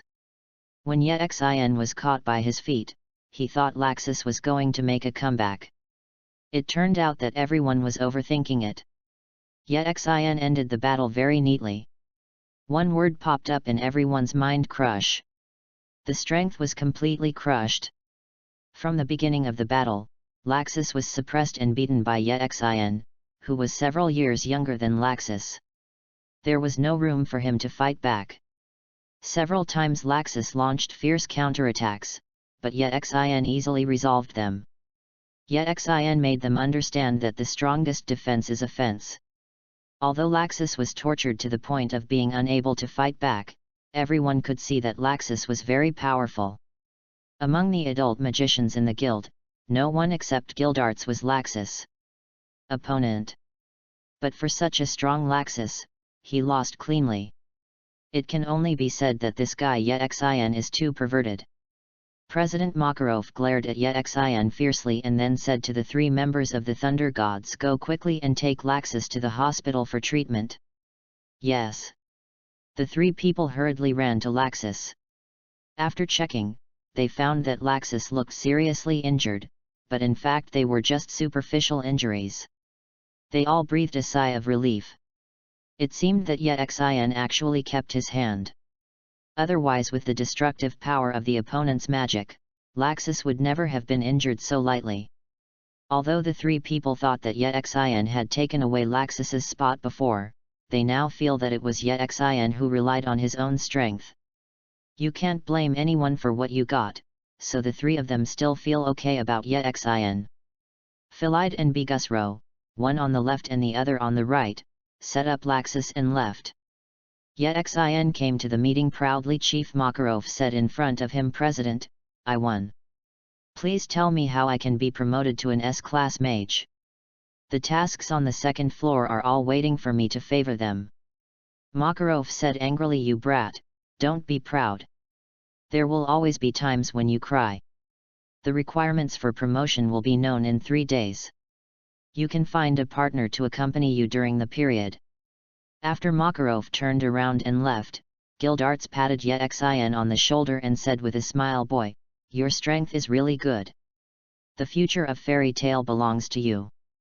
After saying that, Gildarts followed President Makarov, and then put on a frightened expression on his face and whispered to President Makarov, "President, what is the origin of this little monster? The strength is too strong. Strong is strong, but this kid is too arrogant. What do you think? Is there any way you can suppress this kid's arrogance? This one might be a bit difficult." Seeing Xin releasing magic like drinking water, he obviously had reservations about fighting Laxus. He didn't know how much he had reserved, and yet Xin's movement and attack speed were super fast, and his magic attack range and personality were very fast. The attack range is long and the power is extremely terrifying. He is very restrained in his close attacks, so Gildarts is not very sure that he can defeat Xin. "Are you not even sure?" Makarov was a little surprised when he heard Gildarts' words. He knew Gildarts' strength well. Although Gildarts' name is not among the 10 great magicians, Gildarts' power can definitely be among the top 10 magicians of the Holy 10. Of course, the Holy 10 is actually just a false name. It does not represent the 10 strongest people, but only the 10 people selected by the Magic Council, such as Xin, the brat. Maybe no one among the Holy 10 can control it. At the same time, Makarov also sighed in his heart, "This little bastard's strength has improved too fast. The use of power a year ago was still very immature." He was also shocked by Xin's strength today, and he also knew clearly that Xin did not use all his strength to deal with Laxus. "It seems that we need to give this kid a hard time. We must not let this brat become an S-class mage so easily." Every time Makarov thinks of Xin's contempt for the fact that the guild has only had one S-class mage for so many years, his teeth itch. If it is too easy for this brat to become an S-class mage, where will his old face go? At this time, all the fairy tale wizards around Xin stood up and congratulated Xin. Xin was popular and so strong, so he was naturally very popular. Xin's mood it was also very good. He waved his hand and said, "Today I will go back to the guild to hold a celebration party for me to be promoted to S-class magician. I will pay for all the expenses. You will become an S-class wizard soon." S-class wizards are the kind of people who either don't open their business or stay open for a year. Being happy alone is not as good as being happy with others. And yet Xin is not the kind of person who cares about everything. Oh. As expected of Xin. It's just atmospheric. Atmosphere. Atmosphere. Get high. Get high. Oh. Everyone poured into the guild and held a celebration party. There were singing, dancing, arm wrestling, drinking, and magic performances to add to the fun. The guild seemed very lively, and what Xin liked the most was this kind of atmosphere. Unknowingly, he has considered fairy tale his home, and the guild members have become his new family. Reading books on May Day is a joy. Recharge 100 and get 500 VIP points. Grab a deposit now. Activity time, April 29 to May 3. Chapter 25. Chapter 25. The future is bright. In the hospital, Laxus also woke up. Yet Xion's attack looked scary, but the attacks that actually fell on Laxus were actually the aftermath of the explosion. As long as that kind of powerful laser falls on a person, it will definitely penetrate the person's body. Laxus didn't say anything after he woke up. He was still recalling the battle with Yet Xion in his mind. Now that he calmed down, he also understood that although he did not exert his full strength, his defeat was not unfair at all. Because even if you use dragon-slaying magic, you will still lose. The fundamental reason is that this guy who is a few years younger than you has completely surpassed him in strength. Squeak! The door was opened, and several people from the Thunder Gods came in carrying fruit baskets. Seeing that Laxus was awake, they immediately breathed a sigh of relief. Laxus, how are you feeling? Fine. Laxus, you. Several people wanted to persuade Laxus not to be discouraged, but all three of them knew how proud Laxus was. I know what you are going to say. Isn't it just that you lost the fight? I, Laxus, have not reached the point where I cannot afford to lose. That's good, that's good. What is that guy doing now? The expressions on the three people's faces froze, and then Bigusro said, well, he held a celebration party in the guild. Snort. Let him become an S-class mage first, but this is not the end. I lost this time, and I will definitely win it back next time. We believe in you, Laxus will definitely defeat that guy. You guys go out, I need to take a rest. Good. The three people nodded, then turned and left. Laxus's expression changed instantly and became very ferocious. How could he be willing to fail? That bastard beat him in front of so many people until he was unable to fight back. He is Laxus, the grandson of fairy tale President Makarov, and he actually lost. He lost to someone he hated very much. Yes, Laxus hated Yet Xion very much, although he didn't usually show it. Because Yet Xion always joked with Makarov that when the guild leader retires quickly, he will inherit the fairy tale guild. The speaker is unintentional, but the listener is intentional. He is the orthodox successor of the fairy tale guild. Yet Xion, where does he put his face? So many of Yet Xion's actions are very unpleasant to him. This time, the conflict completely broke out due to the qualification for S-class magician promotion, and he proposed a duel to Yet Xion. A large part of the reason he just wanted to take this opportunity to teach Yet Xion a lesson and stop him from being so arrogant, but it turned out that he himself was severely educated by Yet Xion. Now, from his dissatisfaction, dislike of Yet Xion, he has gradually turning into the direction of hatred. Damn bastard! Don't be too arrogant. When I become stronger, I will definitely repay today's shame tenfold. Bang! Laxus waved his hand angrily and sent the fruit basket flying to the wall. The celebration lasted until late at night, and Yet Xion was so drunk that he couldn't remember how he got back to his dormitory and apartment. The next day, Yet Xion slept until noon before waking up, feeling a little sore in various parts of his body. Yet Xion saw another piece of paper in his arms. When he opened it, it turned out to be a series of bills. Seeing the string of numbers on the bills, Yet Xion's eyes couldn't help but open wide. I'll go. 500,000 J, you guys are really not polite enough. 500,000 J is equivalent to consumption of 30,000 RMB. There is only so much for a wedding banquet in the village. Yet Xion has never spent money so lavishly because he traveled through time before he got married. But Yet Xion soon throwing the bill aside, he didn't think about how much money he had or how little money he had. He said he was going to treat him today and still worry about it. It was not his character. He would definitely not spend money like this on earth. Well, the main reason was that he didn't have money. But in the world of fairy tale, 500,000 J is not too much for Yet Xion. Just do a crusade-type mission, which is not too troublesome. Of course, 500,000 J is very high for other magicians. After all, crusade missions are quite dangerous. It is not recommended for magicians with average skills to take on such missions. Even for good players, such as Macau, it is best to form a team with guild members for safety reasons. It was completed. In the end, it was divided among a few people, and they wouldn't get too much. Yet Xin didn't panic at all if he had the ability to pay back the money. Goo. Yet Xin's stomach was already protesting. Because of his special physique, he could eat about 10 times as much food in one meal as others, and he digested and absorbed it very quickly.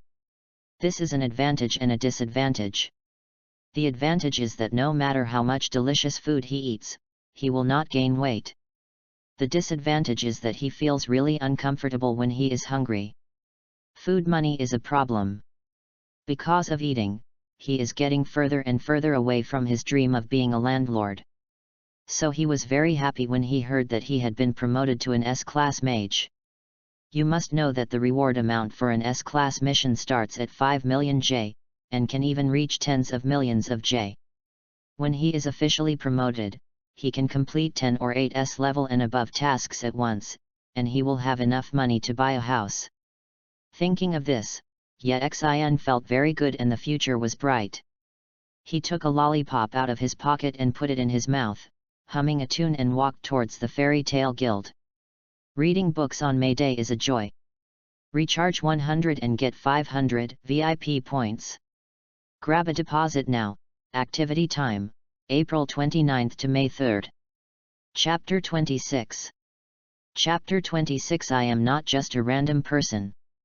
When Ye Xin entered the guild, a figure suddenly appeared in front of Ye Xin and shouted at Ye Xin, "Too slow.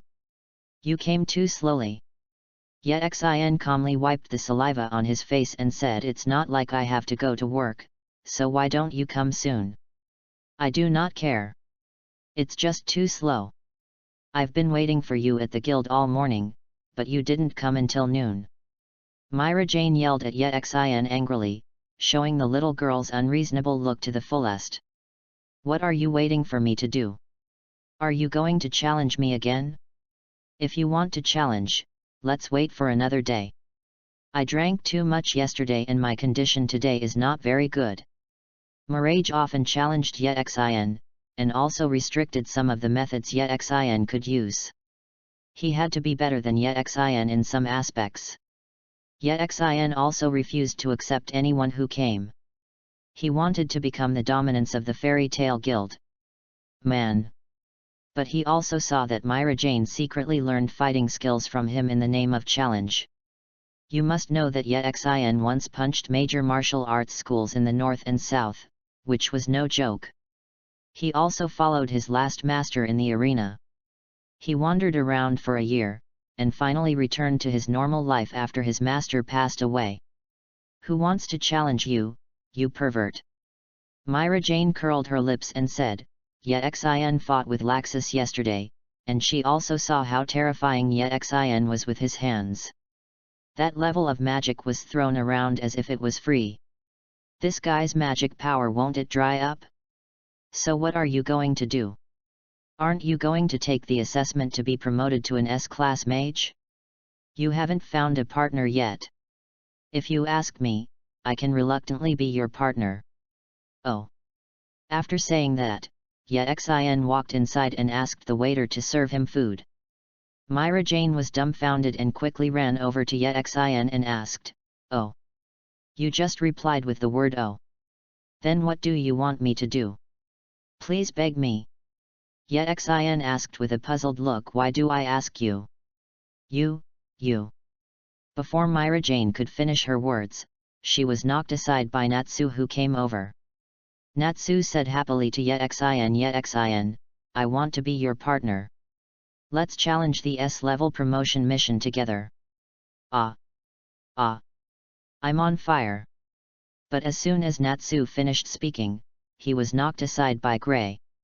Gray said, "Ye Xin, Natsu is not suitable at all. My ice modeling magic and your light magic are the best. A good partner." But as soon as Gray finished speaking, he was squeezed away by others, and the magicians in the guild swarmed towards Yexin. Wrong. I am the most suitable. Partnering with me guarantees that you can pass the S-Class Wizard promotion assessment. I am suitable. I am suitable. You cannot. What? You say I can't do it. Let's go out and have a duel and see who can't do it. Unconsciously, the smell of gunpowder in the guild became stronger, and it was likely to turn into a group fight in the blink of an eye. Suddenly, a girl's voice shouted, "Everyone, be quiet. Look what you all look like. How would you laugh at our fairy tale if outsiders saw it?" Urza. The person who spoke was none other than Urza. Although Urza was only 13 years old, she already had the temperament in the anime that made the magicians in the guild tremble. Urza walked over step by step and spoke. Said, "Isn't it just to fight for a partner who is qualified to be promoted to S-Class Magician? It's not like you're qualified to be promoted to an S-Class Mage, so what's there to fight for? In order to avoid endless arguments between you, I will be Yexin's partner this time." Snort. Why? Mirajan was unconvinced. She admitted that she couldn't beat Yexin, but she didn't think she could even beat Urza. Yes. Why? With Myra Jane taking the lead, other people who were unwilling to give up also responded. Although the S-Class Wizard promotion exam is different every year, taking it will only serve as a reference, but there is a different feeling between those who have experience and those who have no experience.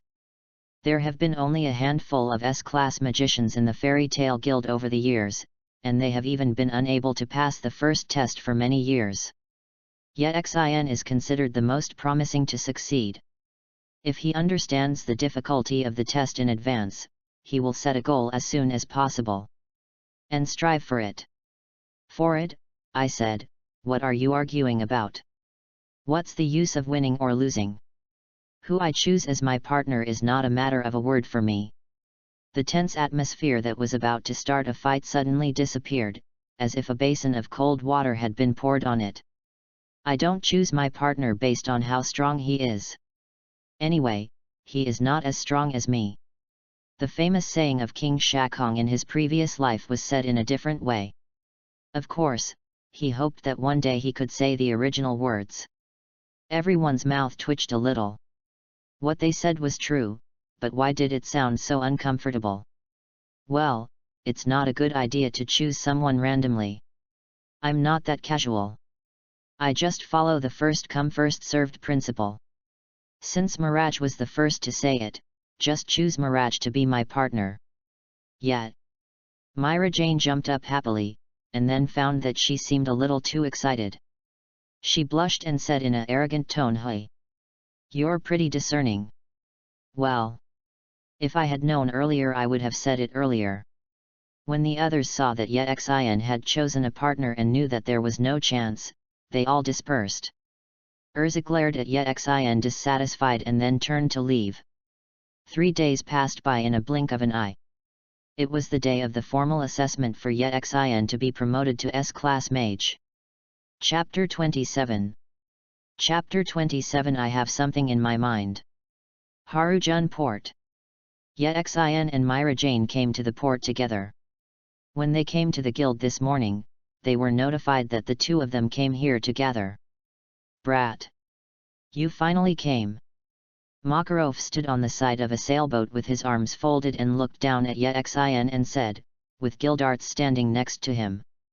Yexin complained as he boarded the ship. President, what does the assessment mean? Come on, if you still engage in such mobilization, isn't this causing trouble for everyone? Makarov yelled at Yexin angrily. You bastard! You disrespect the Fairy Tale Guild's S-Class Mage assessment too much. The S-Class Magician assessment is sacrosanct. Okay, who told you to be the president? Set off. After Makarov finished speaking, the ship began to move. Gildarts smiled when he heard Yexin's words and said the S-Class Mage assessment is something that every S-Class Mage must go through. Don't complain. Come and have something to eat. Okay. I heard that Yexin is very diligent when eating. The assessment also includes meals, so it doesn't feel that troublesome. Gildarts has also learned a lot about Yexin from Naz in the past few days. Gildarts is very interested in Yexin, feels very good. This boy has a free and easy temperament, and he can get along well with everyone in the guild. He is obviously very strong, but he does not seem as aggressive as Laxus. He often goes out to do missions, and he is very long. Time will only come back once, and he can feel relieved to have such a powerful mage in the guild to share the pressure on guild president Makarov. In the future, Laxus, Urza, and Myra Jane will return with Natsu and others growing up. The fairy tale guild will become very powerful. He secretly wanted to challenge the nearly impossible century-old mission. Suddenly, Miraj's voice sounded and said, Yexin, what are you looking at? Miraj saw Yexin was reading a few books attentively, and couldn't help but curiously approached Yexin and asked. There, want to see it for yourself? Yexin pointed to a few books next to him that he had pulled out from nowhere. Gildarts felt a chill after seeing it, and thought to himself that it was terrible. After hearing this, Myra Jane curiously opened it and took a look. At one glance, Miraj's face turned red. Immediately afterwards, Miraj raised her hand and threw the book towards Yexin. Yexin, you pervert actually bought this kind of book to read, you, Myra Jane was embarrassed to speak. Yexin casually caught the book and said, this is not mine. I dug it out of my uncle's package. I just took it for a look. What? Gildas didn't care about the embarrassment. He quickly went to Yexin's side, pulled the books in Yexin's hands and everything else on the table into the package, and then tied several fasteners. Minors should not watch these things. I have long heard that this brat Yexin has a bad habit. He always took it as a joke. I didn't expect that this brat would dare to reach out to him. He is really careless. Cut. What's the big deal, it doesn't look good at all. Yexin said disdainfully, a few pictures are nothing. His computer hard drive is filled with short videos of teachers. How can his appreciation level be comparable to that of Gildarts who reads short books? Snort. Brat.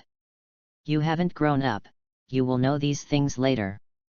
Yexin didn't want to hear this. He had to let Gildarts know what a master is and what taste is. Soon, Yexin and Gildarts had a heated discussion. President Makarov, I don't know when I came over and said a few words from time to time.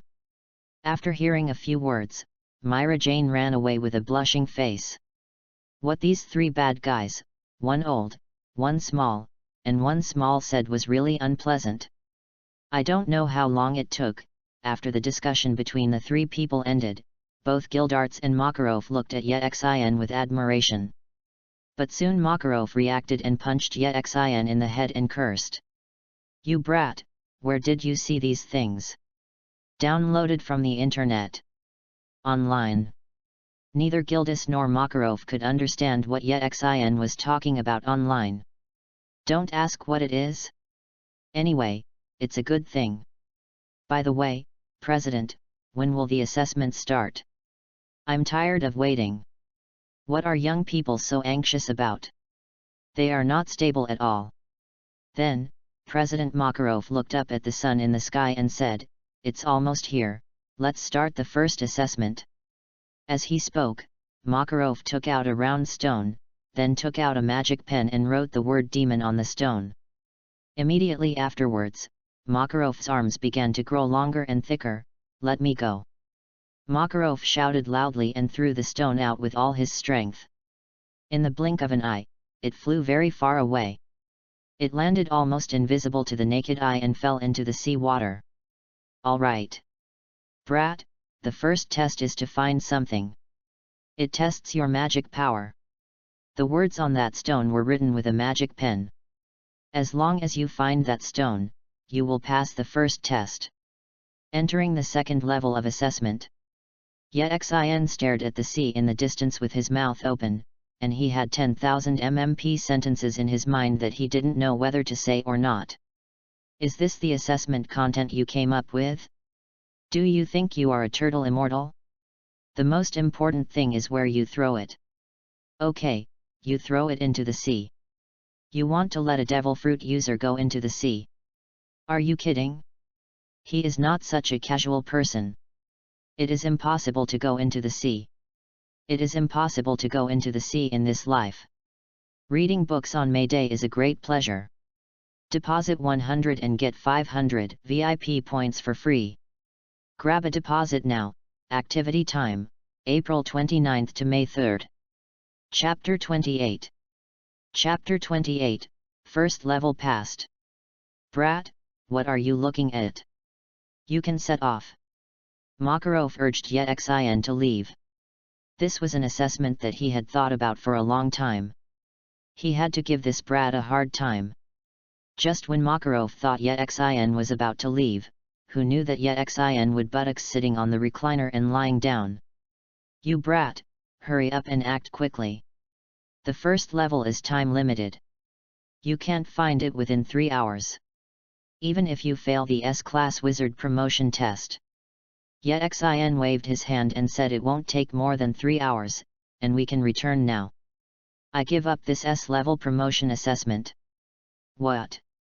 Makarov, Gildarts, and Myra Jane were all dumbfounded when they heard what Yexin said. Makarov asked in disbelief, you brat, are you sure you want to give up the S-Class Magician assessment? It will take a year even to get a quota next time. Yexin nodded and said yet. I'm sure and sure.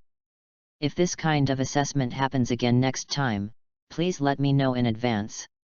This will save you the trouble of making this trip. Brat. This is the test for an S-Class Magician.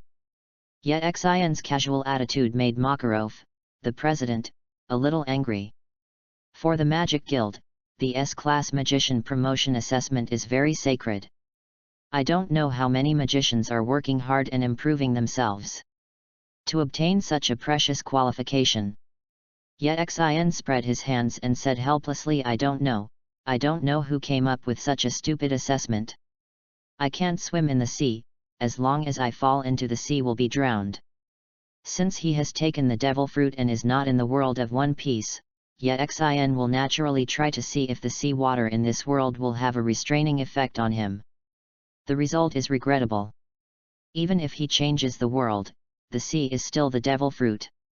The father of a person with abilities, he can flop around for a while when he first enters the sea water, but soon his body will become heavier and heavier, and his strength will gradually decrease.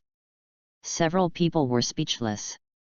They didn't expect that Yexin, who seemed so strong, couldn't swim. Especially the president, Makarov, was extremely embarrassed at this time. If Yexin really went back like this, it would not be Yexin who would be embarrassed if he failed the assessment, but he who made the assessment content. But the assessment had already begun. If the president changes his position now, wouldn't it be very embarrassing? Brat, are you telling the truth? Makarov asked, glaring at Yexin. Do you think I'm joking again? Makarov also saw it. Yexin didn't lie. This brat really can't swim. Makarov turned on the blame mode and spat at Yexin. Brat. Why didn't you tell me earlier that you couldn't swim? How could I tell others about my weaknesses? Wouldn't that make myself uncomfortable? You are such a big man and you can't even swim. You are such a loser. It's not that I can't swim, I can't swim in the sea. If you have the ability, go back and compete. I'll let you swim 49 meters first. What's the difference?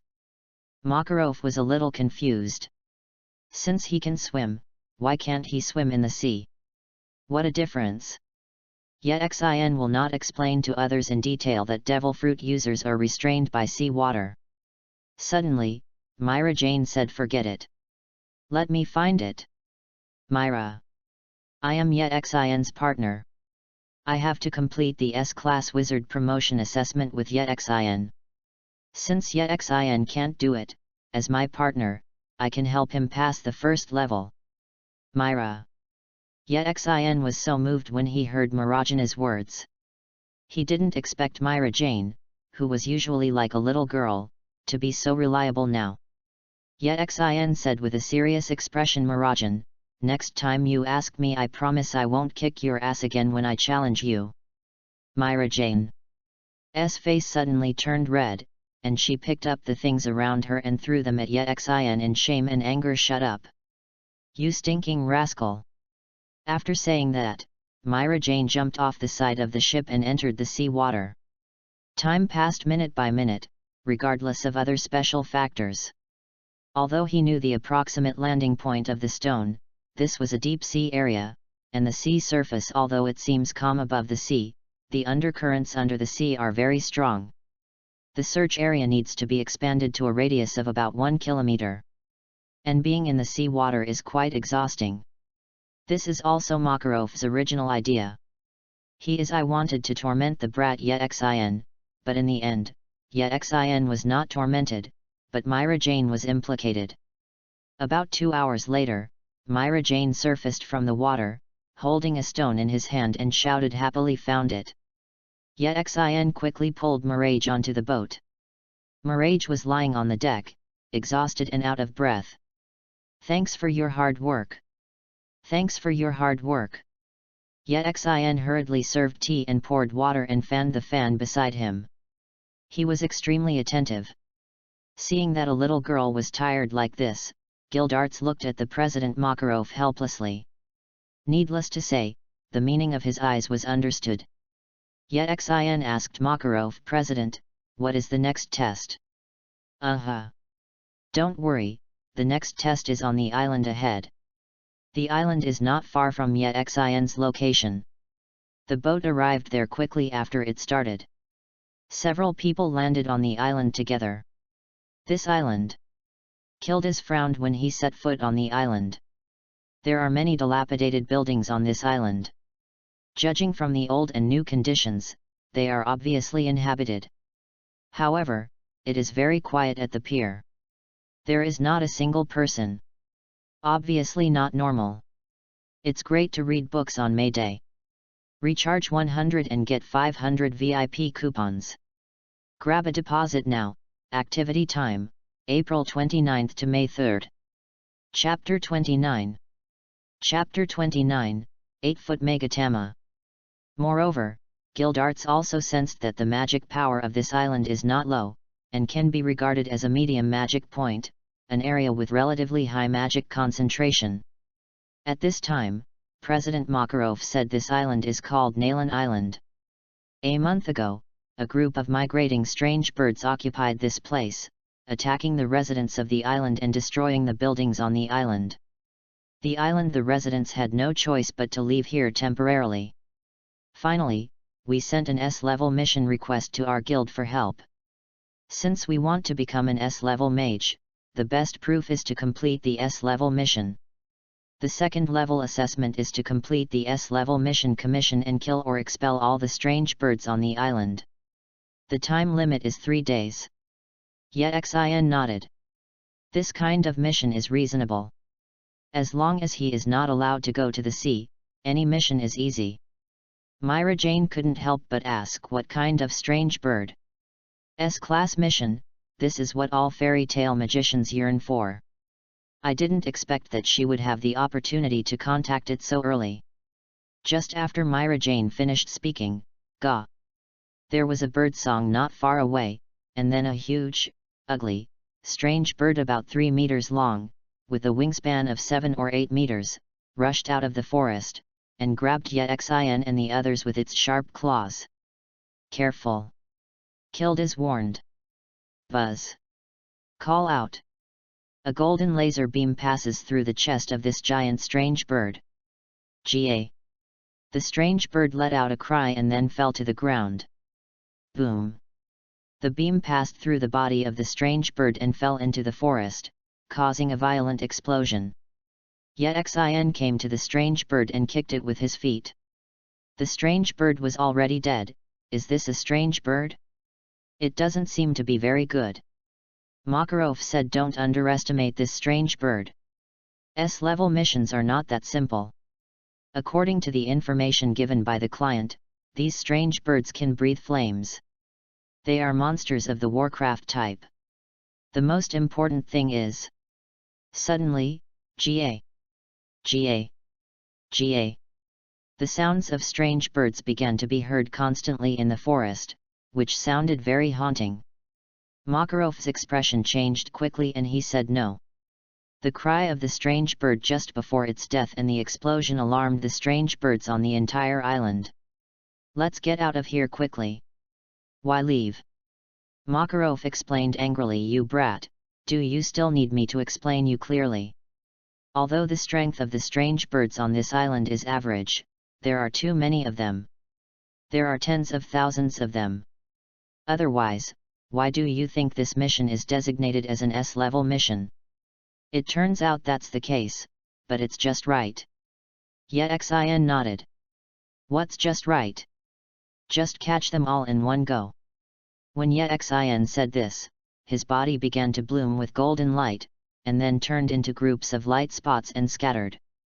Then, above the island, a dazzling golden light appeared, and the light spots quickly gathered to form. He looked like Yexin and stood tall in the air. GA. GA. Yexin's light in the sky was so dazzling that he quickly became the target of these strange birds. Bang bang bang! The huge strange birds flapped their wings and rushed towards Yexin in the air from all directions like cannonballs. Oops! This little bastard! Why do things so impulsively? Makarov couldn't help but cursed after seeing it. At the same time, he was ready to take action. Assessments are assessments. When the lives of children in the guild are in danger, he will not care about it. Yexin crossed his arms in front of him, and then Yexin's whole body everyone turned into a huge dazzling golden cross star. Yexin shouted softly, 8-foot Megatama. Boo-hoo-hoo! Countless clusters of dense light bullets were emitted from this huge golden cross star. Boom! Boom! Boom! Boom! Some of the light bombs landed on these strange birds, and some landed on the island, and all exploded violently. GA. The huge strange birds that rushed into the sky continued to fall from the sky like dumplings, emitting wails before death. After a while, when no more strange birds rushed into the sky, Yexin also stopped, the light gradually faded, and his body returned to its original appearance. Call out! Yexin turned into a golden light and fell in front of Makarov. Finished. Solved. The president will tell you about the next level of assessment. Makarov, Myra Jane, and Gildarts all still looked stunned, with their eyes wide open and their mouths wide, and their eyeballs were about to fall off. I can't blame the three people for being dull. The prosperous island has now become full of pits.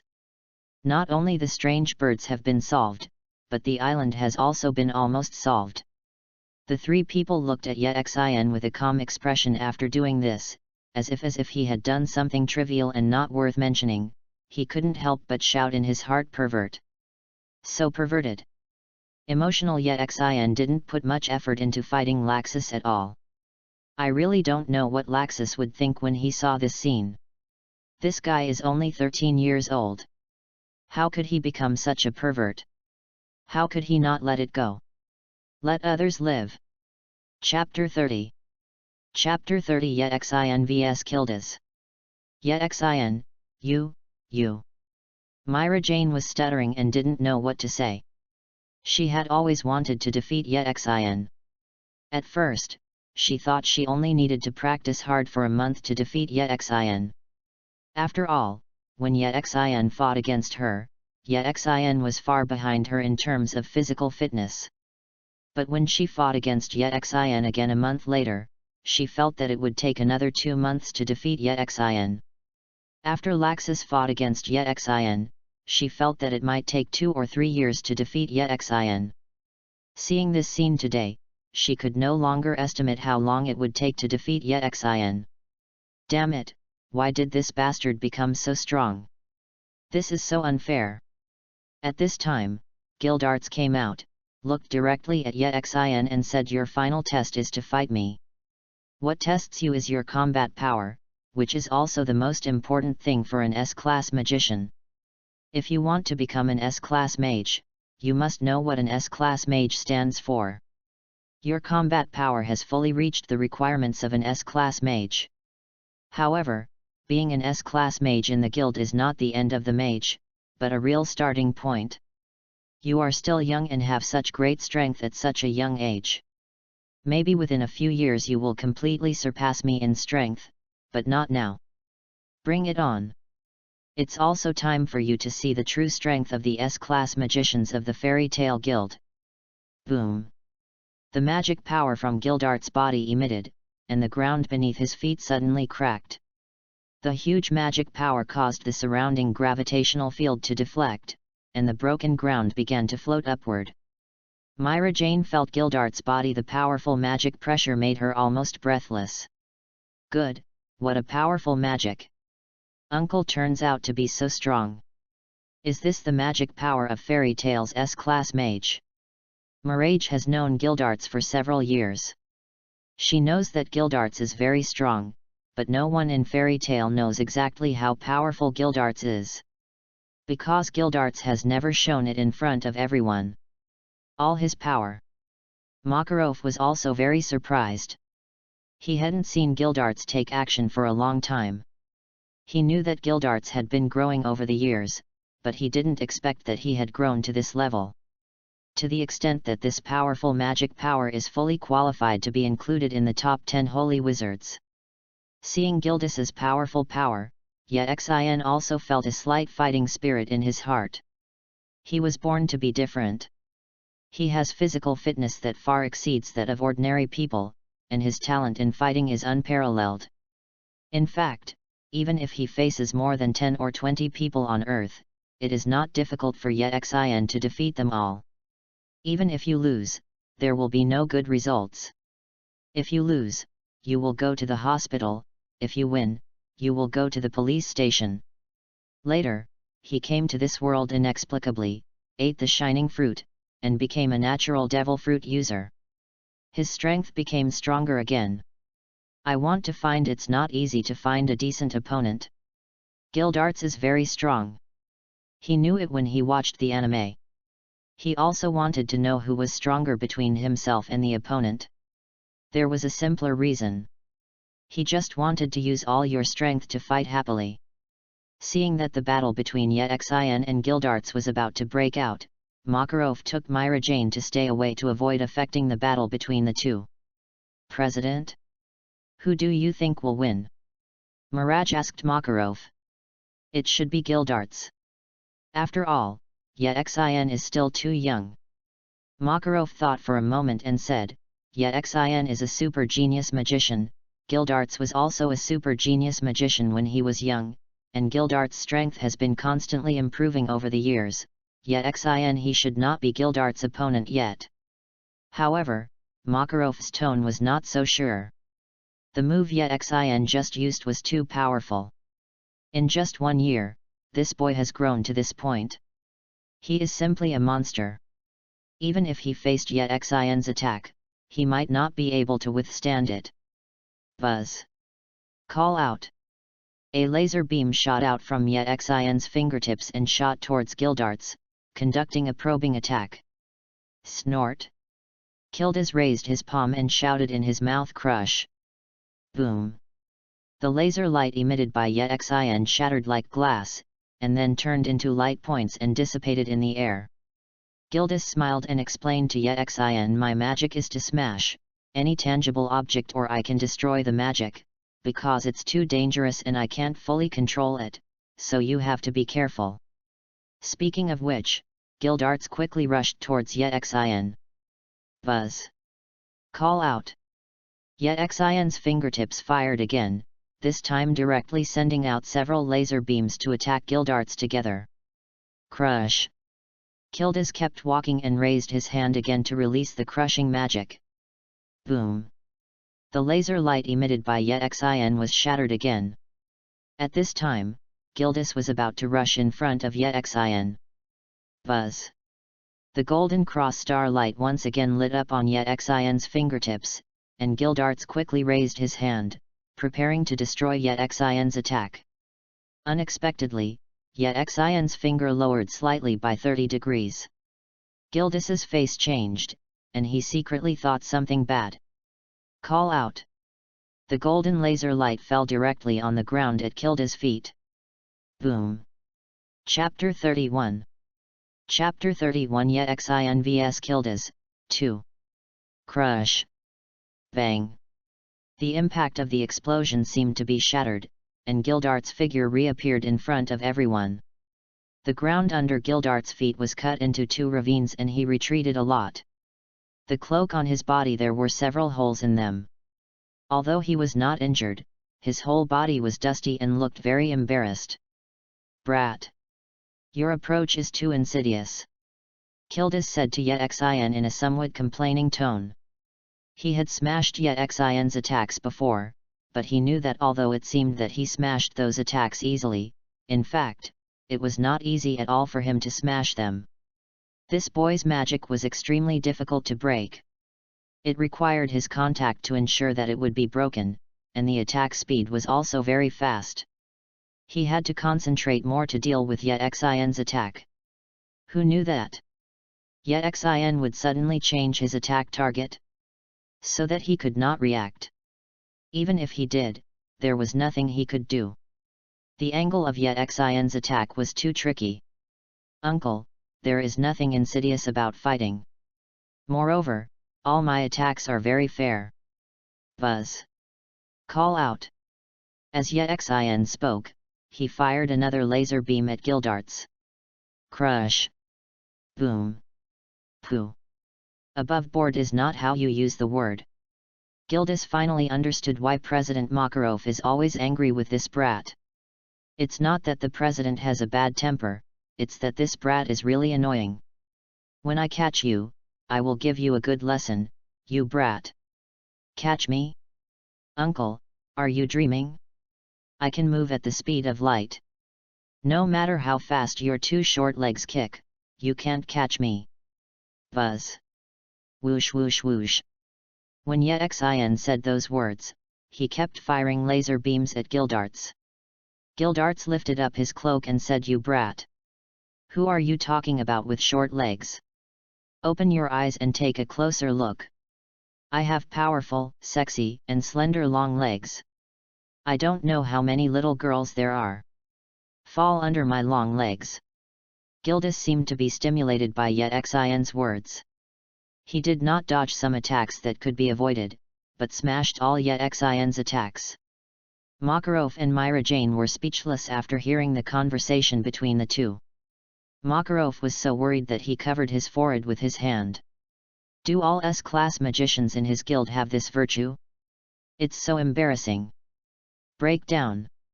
Gildas shouted and punched the ground. Boom! The ground under his feet instantly shattered into cubes, and then formed a huge wave of cubes that surged toward Yet-Xin. Buzz! Call out! Boom!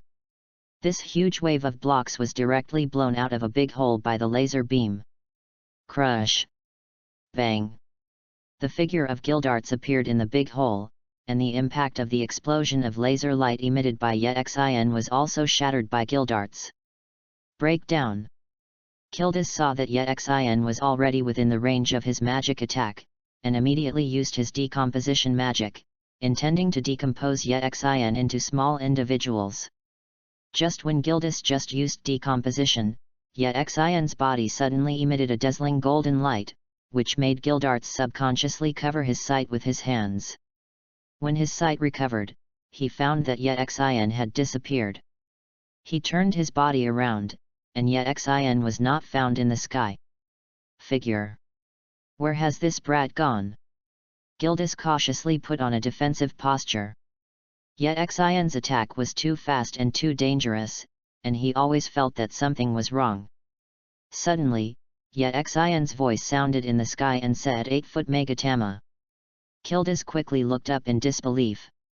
In the direction of the sun in the sky, a golden figure seemed to overlap with the sunlight.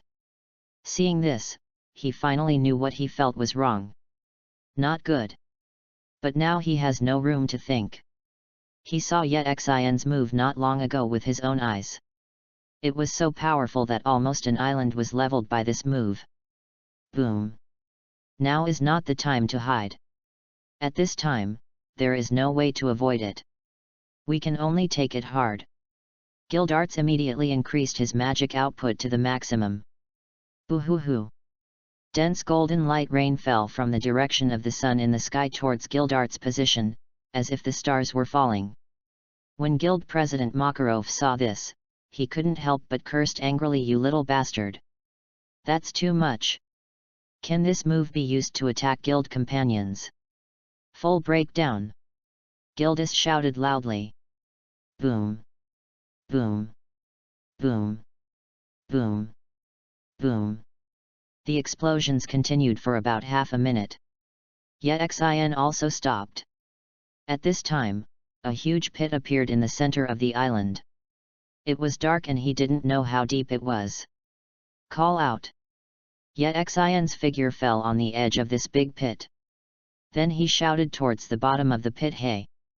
Uncle! Are you still alive?" Chapter 32. Chapter 32, Duel between Men and Men. Breakdown. Gildas's roaring voice sounded. Boom! The large area of ground around Yexin's feet suddenly collapsed and broke into small pieces. Yexin had no time to react and fell to the bottom with these fragments. After a slight panic, Yexin quickly stabilized his body.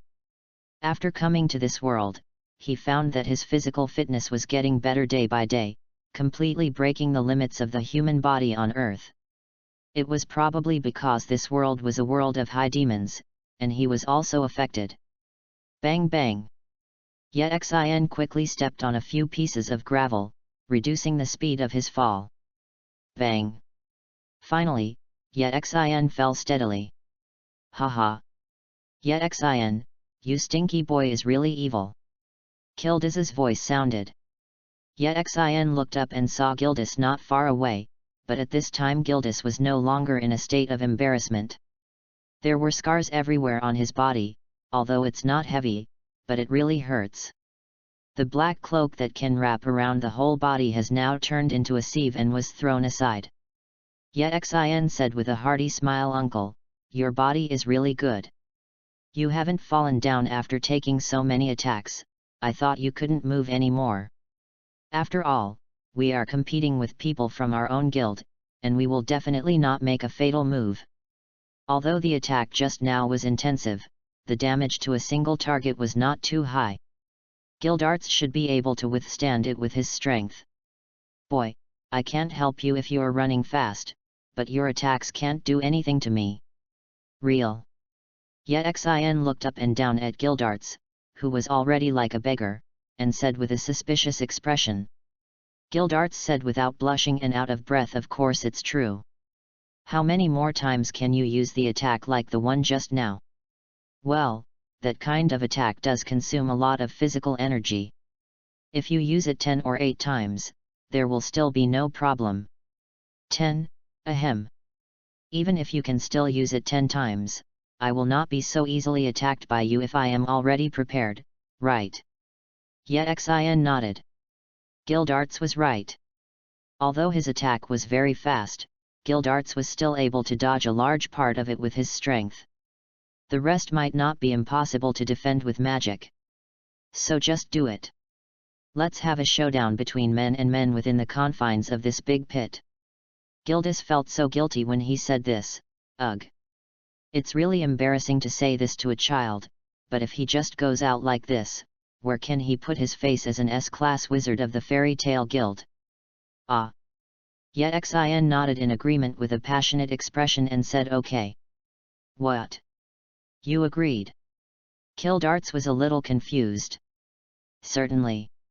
What you said makes sense. I can't defeat you simply by relying on long-range attacks. And I like close combat the most. Come on, let's get started." "Forward, good." Immediately afterwards, Yexin put his hands together. Buzz. Golden light shone on both palms, and then Xin slowly separated his palms. Soon, an overlord gun made of golden light took shape in Xin's hands. Is this your modeling magic? Kildas unexpectedly saw the overlord gun formed in Xin's hand and couldn't help but said. Styling magic? Roughly the same. This is the skill of using the fruit that he only mastered some time ago. He needs to develop the ability of the shining fruit to a certain level before he can use it. He can make swords, guns, swords, halberds, axes, hooks and forks, and 18 kinds of weapons, and he is also proficient in the use of various weapons. This move is somewhat similar to the Amankanjayun sword of the Navy Headquarters Admiral Kizaru, but he doesn't like the shape of the Amankanjayun sword. It's gaudy. In addition, he doesn't like using swords very much because it doesn't fit the requirements. His temperament and his favorite weapon is the overlord gun, which is consistent with his status as a village bully. Swish, swish, swish. The overlord spear dances in Xin's hand. It is a weapon made by him. It follows him like a shadow in Xin's hand. He can do whatever he wants. To describe it in terms of skill levels, it is the integration of man and gun. I am coming. Boom. Xin stepped hard and rushed towards Gildarts quickly. When he arrived in front of Gildarts, the overlord spear stabbed Gildarts' neck quickly like a poisonous snake. So fast. Gildas quickly turned sideways and punched the barrel of the overlord gun. Caca. There were cracks on the barrel of the overlord gun made from the shining fruit, but then there was a flash of golden light, and the overlord gun returned to its original state. What? It was not shattered. The expression on Gildarts' face was shocked. This was obviously beyond his expectation. He thought he could directly crush the weapon completely. But Xin had a guess in his mind. If he is not mistaken, it is the reason for the photon density. The normal attack density is not high enough, so it will be broken down by Gildarts' magic.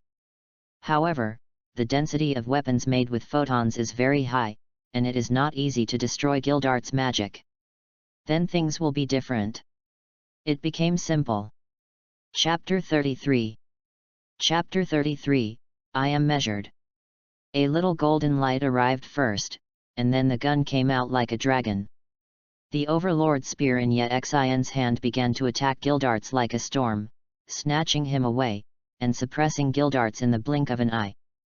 Gildarts' body kept retreating, and at the same time he used his crushing magic to smash Xin's overlord gun. Unfortunately, Xin's attack was too fast and did not give him time to breathe. Gildarts' shattering magic was unable to exert its maximum power. If the power was not strong enough, it would not be able to shatter Xin's overlord spear. It could only create some cracks, which were then repaired by Xin in the blink of an eye. What made Gildarts complain even more was that Xin was very powerful. Although he looked very thin, his power was much greater than that of adults. He was like a little monster. Every time the overlord gun hits his body, it hurts. No, it hurts very much. He has never suffered such a loss before. All kinds of weapons will be easily disintegrated by him, and the enemies will run away in fear. So Gildarts himself doesn't use weapons. His magic is his most powerful weapon. Is this brat really only 13 years old? He has never seen this kind of shooting technique before. Hiss. Gildarts was unable to dodge, and the clothes on his abdomen were cut open with a large opening, and there was also a bloody mark on Gildarts' abdomen. No, if you continue like this, you will definitely be defeated. Being defeated like this is too ugly. You must destroy that little bastard's weapon. Break down. Kildas roared angrily, and then stepped hard on the ground with his feet. Boom. The surrounding ground exploded again, turning into regular-sized cubes. Xin was also knocked away by the impact. Gildarts also took this opportunity to get some breathing space. The surge of magic power in his body clearly planned to activate a more powerful magic. In mid-air, Yexin picked up the Overlord spear in his hand and gently opened the cube in front of him. Then, Yexin held the end of the Overlord spear with both hands and raised it high. With the tip of the gun flashing, there was a dazzling golden cross star. Gildarts had already stood firmly, clenching his fists and preparing to dismantle Yexin's weapons and Yexin together, but after seeing the golden light on the Overlord gun, his pupils shrank suddenly, and his body's instincts were going crazy. Remind yourself that this move must not be taken. Split Hwashin with all your strength. Yezinran was in mid-air. Before he hit the ground, the Overlord spear in his hand was already slashing downwards with all his strength. Buzz! The blade of the Overlord gun's gunhead instantly becomes larger in length. Boom boom boom! The whole island began to shake violently, and it took a while to calm down. When Makarov and Milage saw the damage caused by Yexin's move, their mouths grew wide and their eyes popped out. From where Yexin started to chop, a huge bottomless rift appeared, extending all the way to the outside of the island. Half of the island was split open by Yexin. Ha! Yexin landed on the ground and gasped slightly. Although the amount of natural devil fruit was ridiculously large, the continuous use of several big moves was too much for Yexin's body, which had not yet fully grown. Although the power of this attack was very powerful and the destructive power was amazing, Yexin was very dissatisfied and shouted dissatisfied at Gildart's uncle. Why are you avoiding it? If you are a man, you should face him head on. Isn't it? If you don't hide, I'll die. Brat! Do you want to kill me? Gildas was very angry when he heard Yexin's words. What else was this little pervert hiding? He really shouldn't have said that about a head-on confrontation and let himself suffer. How come? I was very measured in what I did, and the most I could do was break off an arm or a leg. As long as the treatment was timely, the uncle would not die easily with his vitality. When Gildarts heard this, veins popped up on his forehead, and his body shivered with anger. Breaking off arms and legs can be said to be measured.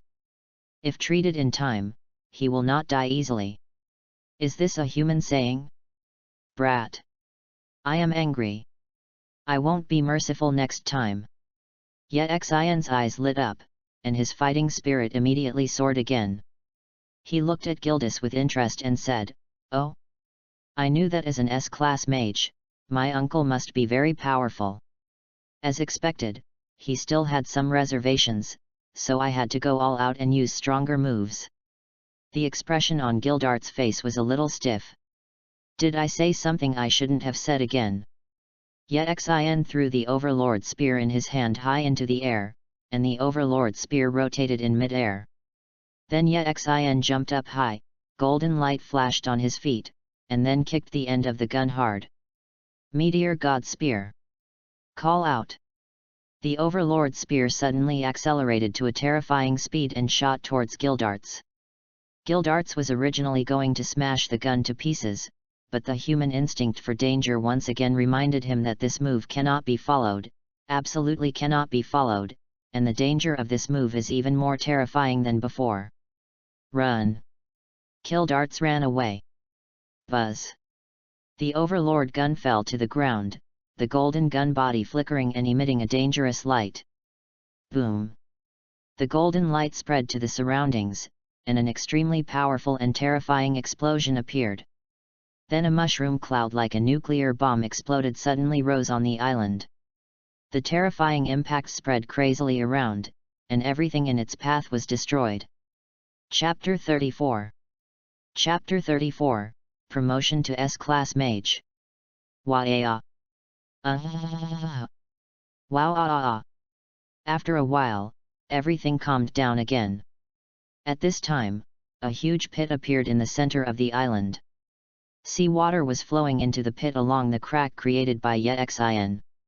Maybe it wouldn't take long. An island lake will be formed. All buildings and trees around the big pit were destroyed. Except for the big pit in the middle, the entire island was almost flattened. Whoosh! The golden light spots continued to gather, and after a while the golden light faded, and yet Xin reappeared. Looking at the scene in front of him, he was a little embarrassed, scratched his head and said, it seems that the commotion has become a bit loud. This was also the first time he tried the move. He didn't expect it to be so destructive, so he had to use elements to avoid the physical damage caused by the explosion. Fortunately, he is a natural devil fruit user, otherwise he may become the first devil fruit user in history to be killed by himself. Hello? Are there any living people? There was a gasping sound. Yet Xin shouted at the top of his lungs. Bang! The ground not far from Yet Xin suddenly broke open, and a huge palm emerged from the ground. Then the mound became larger and larger, and finally a giant emerged from the soil. It was Fairy Tale who would chief, Makarov. Makarov's hand was still protecting Myra Jane. Then Makarov grabbed Yet Xin, and then yelled at Yet Xin, you bastard! Are you crazy? You actually used such a dangerous move, do you want to kill us all?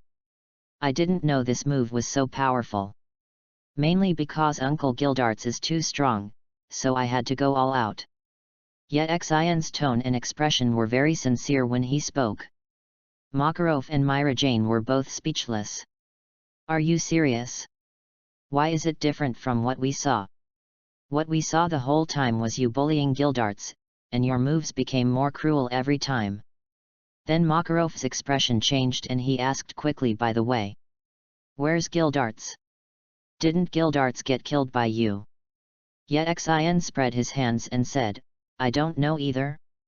But don't worry, Uncle Gildarts is so strong, this little scene is just a trivial matter to him, he will be fine for sure. Makarov and Mirage were speechless again. What happened to Yet Xin and Gildas? Why is Yet Xin, who is playing with Kildas under the pressure of the entire audience, so confident in Kildas? Breakdown. Bang! The ground not far away suddenly turned into cubes spraying out from the ground. Over there. The three people arrived there quickly and soon saw Gildarts' figure. Gildarts' current appearance became even more miserable. It can be said that he has reached the point of being half-clothed. But mentally, he seemed very good. Seeing Yet Xin and three others appearing, Gildarts came to Yet Xin and patted Yet Xin on the shoulder and said, not bad. Yet Xin, your strength is pretty good, just a little bit worse than mine. Maybe it won't take long for you to surpass me. Now, I announce that you have successfully passed the S-Class Mage promotion assessment. From now on, you will also be an S-Class Mage in the Fairy Tale Guild. Yet Xin was very excited when he heard Gildarts announcing that he had become an S-Class Mage. Human nature is like this. Although Yet Xin is very confident in his own strength, having confidence and truly passing are two different things. As for Gildarts saying he is stronger than him, Yet Xin thinks it is the same, because Gildarts in the animation is really powerful and his magic is very dangerous, so he should be lenient when fighting him. But Yet Xin did not calculate that the Gildarts in the animation was the Gildarts 6 years later. The current Gildarts is far from as powerful as in the animation. Myra Jane saw Yet Xin, who was the same age as herself, become an S-Class demon. It's impossible not to be envious of the mentor, but she also knows that the gap in strength between herself and Yet Xin is really huge. Snort. Congratulations. But I won't admit defeat, I will work hard to practice, and I will definitely become an S-Class Mage. Yet Xin nodded and looked at Myra Jane and said, Yet. I was able to pass the test this time. Thanks to your help, I believe you can become an S-Class Mage. When Mirage heard what Yet Xin said and the serious look in her eyes, her heartbeat couldn't help but accelerate. She was a little afraid to look directly at Yet Xin. Damn it, what's wrong with her? At this time, the President Makarov said with a smile after the assessment is over, we quickly return to the guild to tell everyone in the guild the good news, and then hold a celebration party in the guild. Hearing what the President said, several people nodded. The addition of an S-Class Mage in the guild is a top priority for any guild. Everyone in the guild must still be waiting for the assessment results. News. Soon, several people boarded the ship and returned. Myra Jane was exhausted from the first test and went to the bedroom to rest after returning to the ship. Yet Xin ate and drank a lot to make up for what he had just said. The exhaustion of fighting. In the cabin, Makarov gave Gildarts a gentle slap and said, "Okay, don't be so hard, give me some medicine." Hiss. Gildas gasped, sweating from the pain, and then collapsed on the bed. Then he said to Makarov with a wry smile, "President, you can see. I don't know you well. You're very lucky to have survived that little monster's attack. How can you act like you're okay with nothing, but what's going on? That kid seems to believe that you are better than him." Gildas had no choice but to explain the whole process with a wry smile. After hearing this, Makarov was silent for a long time, and then slowly uttered 2 words, "You deserve it." Reading books on May Day was a great pleasure. Recharge 100 and get 500 VIP points. Grab a deposit now. Activity time, April 29 to May 3. Chapter 35. Chapter 35. Hugo has no melons. Gildas had nothing to say when he heard what the president said. He also blames himself for giving Xin, a brat like me, the illusion that I am very powerful. Just like at the beginning, Xin launched a long-range attack, and he destroyed them all in a cool way. Then he pretended to be very relaxed and just made a few comments and gave it a try. Isn't it nice? As a result, I became very competitive and insisted on deciding the outcome with a child.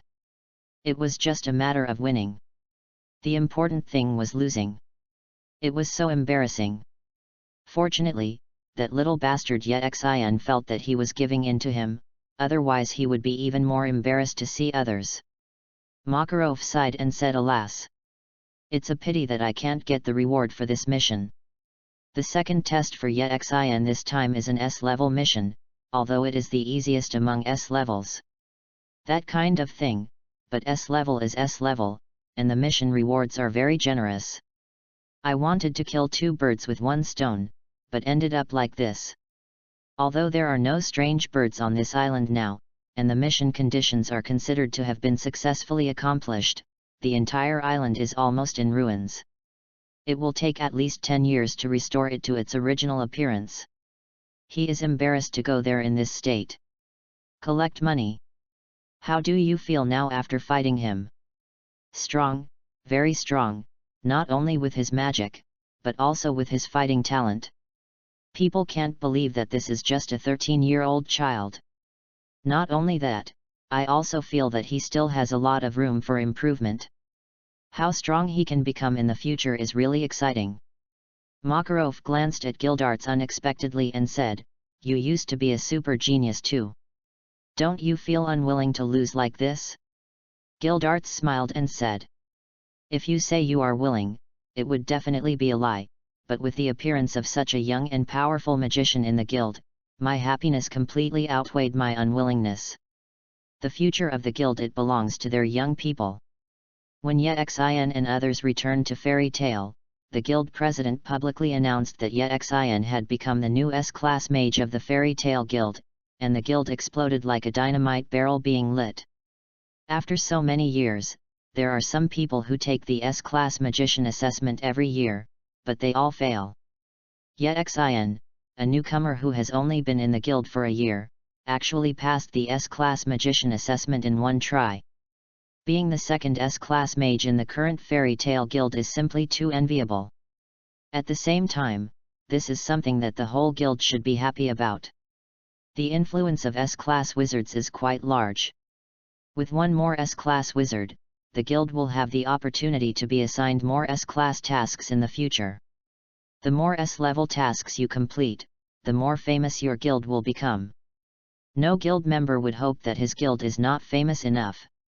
The greater the reputation of the guild, the more high-quality tasks it will receive.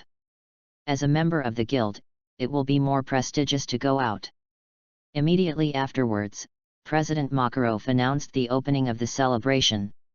For the Fairy Tale Guild, everyone is accustomed to holding celebrations from time to time. After President Makarov made the announcement, everyone started to move.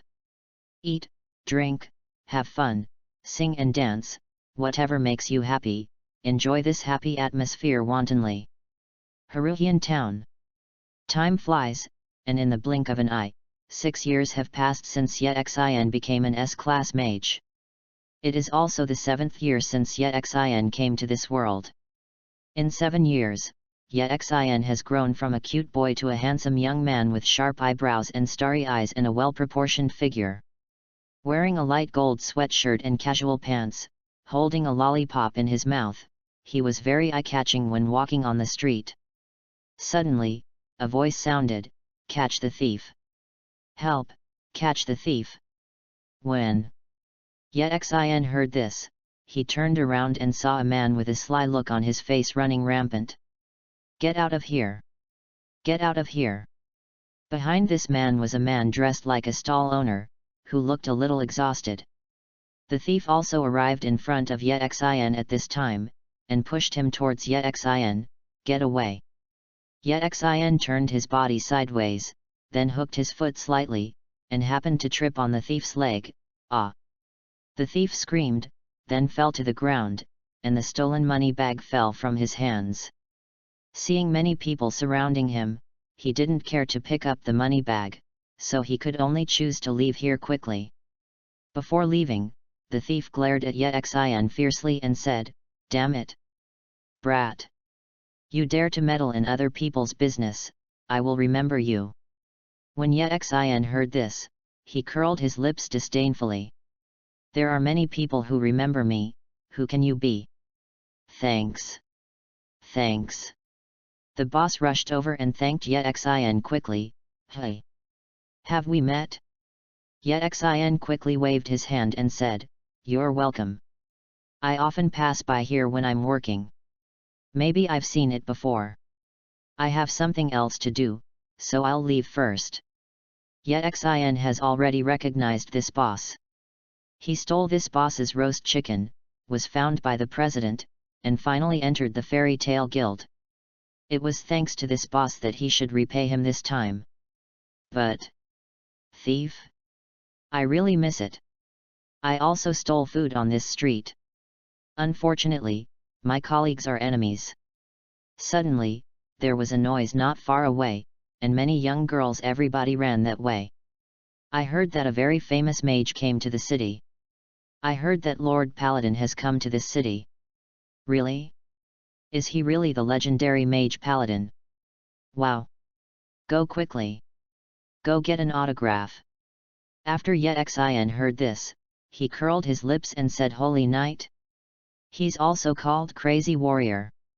I really don't know which vulgar guy actually took such a name. Anyway, it has nothing to do with me. Find a place to eat and go back. It's a guild." Chapter 36. Chapter 36 Lucy. At the same time, at the Harujun town railway station, the train slowly entered the station and stopped. "This, passenger, are you okay?" the flight attendant said to Natsu, who seemed to be about to pass out. "Ah!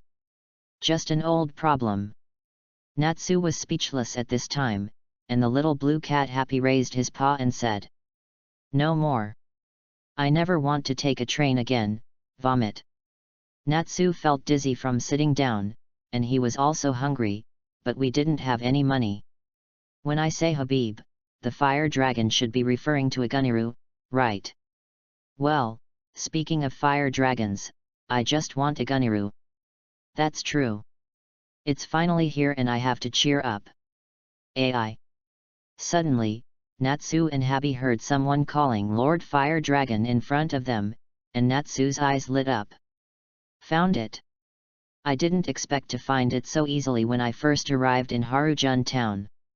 I immediately crawled and squeezed in through the gap between the girl's legs. I shouted happily Agunilu. But then Natsu was dumbfounded. What he saw in front of him was completely different from what he imagined. "Who are you?" The man put on a paused smile when he heard Natsu's words and said, "I said Fire Dragon, you should know that, right?" But before he finished speaking, Natsu had already left the crowd and walked out dejectedly, goes so fast. Seeing this scene, the crazy female fans quickly caught up with Natsu and Happy, grabbed Natsu and dragged him back, etc. Why are you two so rude? That is. Lord Fire Dragon is a very powerful magician. Apologize to me now. The man known as the Fire Dragon said very generously, forget it. Let's end this matter here. It seems he doesn't have any ill intentions. Ah. Lord Fire Dragon is so gentle. Then Fire Dragon took a signature board, signed Fire Dragon's name and handed it to Natsu and said, this is my signature, take it to show off to your friends. Ah. So envious. I do not want. After Natsu said this, he was thrown out by the angry female fan. What do you mean?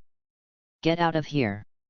Natsu was lying on the ground, and Habi said next to him, it seems that we found the wrong person again. Thank you for the warm welcome, but I have something to go to the port ahead, so I will take my leave now. I will hold a party on the ship in the evening and everyone is welcome to attend. Fire Dragon said as he snapped his fingers, and a purple flame rose from under his feet, carrying the Fire Dragon and flew up. We will definitely go. Natsu sat cross-legged on the ground and said, what are you doing? That guy. At this time, a girl's voice came from behind Natsu and said, that guy is really annoying. Natsu and Habi turned their heads. They saw a girl with golden hair appearing behind them, smiling and saying hello to them. Thank you just now. Ah. Natsu and Habi both looked puzzled. Goo goo. Natsu and Happy both growled with hunger. To thank you for your help, I'll treat you to dinner. Hearing this, Natsu and Happy didn't care why the girl said thank you to them, and nodded quickly. They were both hungry. At this time, they would never refuse if someone invited them to eat. Soon, the two Ren Yumao came to a restaurant. As soon as he entered the restaurant, he found that the atmosphere of the restaurant was a little wrong. Both the service staff and the customers who came to the restaurant to eat were all staring in one direction in shock. They saw that the table was full of food. He had an empty plate and couldn't see what the person behind it looked like. Suddenly, a voice shouted from that direction, waiter. 3 more fried pork chops, 3 grilled steaks, 3 ramen noodles, 3 large fried chicken drumsticks, 5 bowls of rice, 10 bottles of beer, and 100 skewers. Well, that's all for now.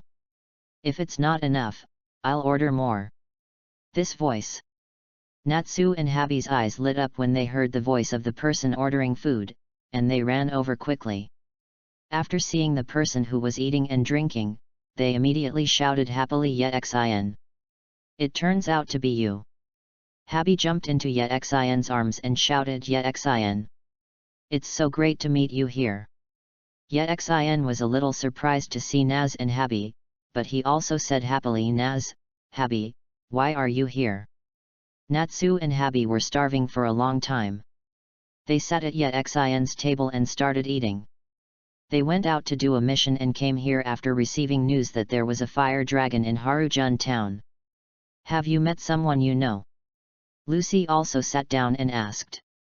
Well, it's our companion, Yexin. Yexin is such a nice person. He always gives me fish to eat. Habi said. Only then did Yexin notice that there was a blonde girl coming with Natsu and Habi. Who is this? She is, by the way, what's your name? Natsu asked Lucy with a confused look on his face. Lucy. Lucy. Didn't I say my name? Oh. It's Lucy. Lucy. Yexin blinked when he heard the name, and then carefully looked at the blonde girl in front of him. It has been nearly 7 years since he came to the world of fairy tale, and many memories have been blurred, but Lucy. The name is still impressive, it represents the beginning of the fairy tale plot. Although the animation and reality are quite different, if you look closely, you can still see that the blonde girl in front of you is very similar to Lucy in the animation, especially body shape. Are you Lucy? You know me? Lucy was a little surprised. Could it be that she has become famous because of her beauty? Yet Xin simply shook his head and said, do not know. Chapter 37. Isn't it you in Chapter 37? Bang! Lucy's head hit the table. Then Lucy complained to Xin, why do you act like you do if I don't know you?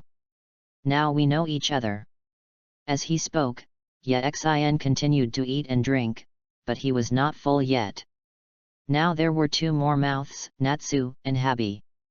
Xin, Natsu, and Habi were eating at the table as if they were fighting over each other. When the food was served, Lucy also started talking to herself. The man named Fire Dragon used a magic called charm. This magic can seduce everyone's hearts. It was banned many years ago. Using that kind of magic to seduce girls is really obscene. Thanks to you guys breaking in, the magic in me was unlocked. I see. Natsu responded perfunctorily. Don't look at me like this, I'm just a magician. Vegetarian. But I haven't joined a guild yet. Ah, the so-called guild refers to an organization that gathers many magicians to provide jobs for them. As an intermediary of information, a magician cannot be regarded as acting alone if he does not work in a guild. Yet, just responding to Natsu felt a little tired. But when it came to guilds, Lucy's interest arose. But there are many guilds in the world, but the conditions for joining famous guilds are also very strict. It's the guild I want to join the most. But there are many powerful magicians. The legendary magicians Paladin and Fire Dragon are all magicians of that guild. Ah! I really want to join there.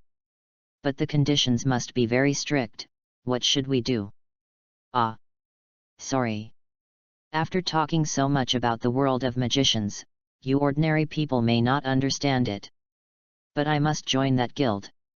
It seems that I can get a lot of important jobs there. White, vegetarian. By the way, are you looking for someone?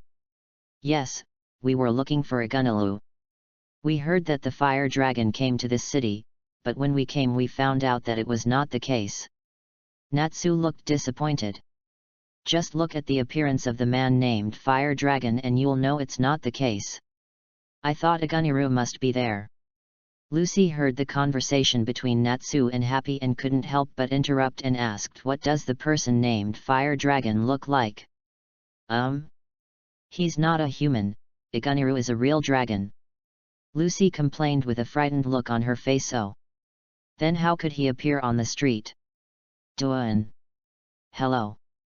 Don't look like you're just realizing it now. Lucy stood up and said, it's time for me to go.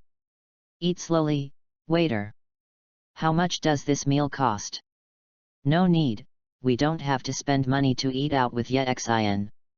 Well, Xin always pays for it, so we like to eat with Xin the most. Xin was very unhappy when he heard what Natsu and Habi said. Hey. I seem to have heard something extraordinary. Lucy waved her hand and said, I'll treat you. After all, this is what I promised you just now. How much does the waiter cost? 25,000 J. What? 25,000 J. Is this a black shop? Miss, the prices are clearly marked in our store. As for why they are so expensive, it's because just that one customer ate food for more than 10 people. The waiter pointed at Xin with a wry smile and said. After working as a waiter for so many years, this is the first time he has seen something so delicious. Xin waved his hand to Lucy and said, Lucy, please go first. We will finish eating in a while.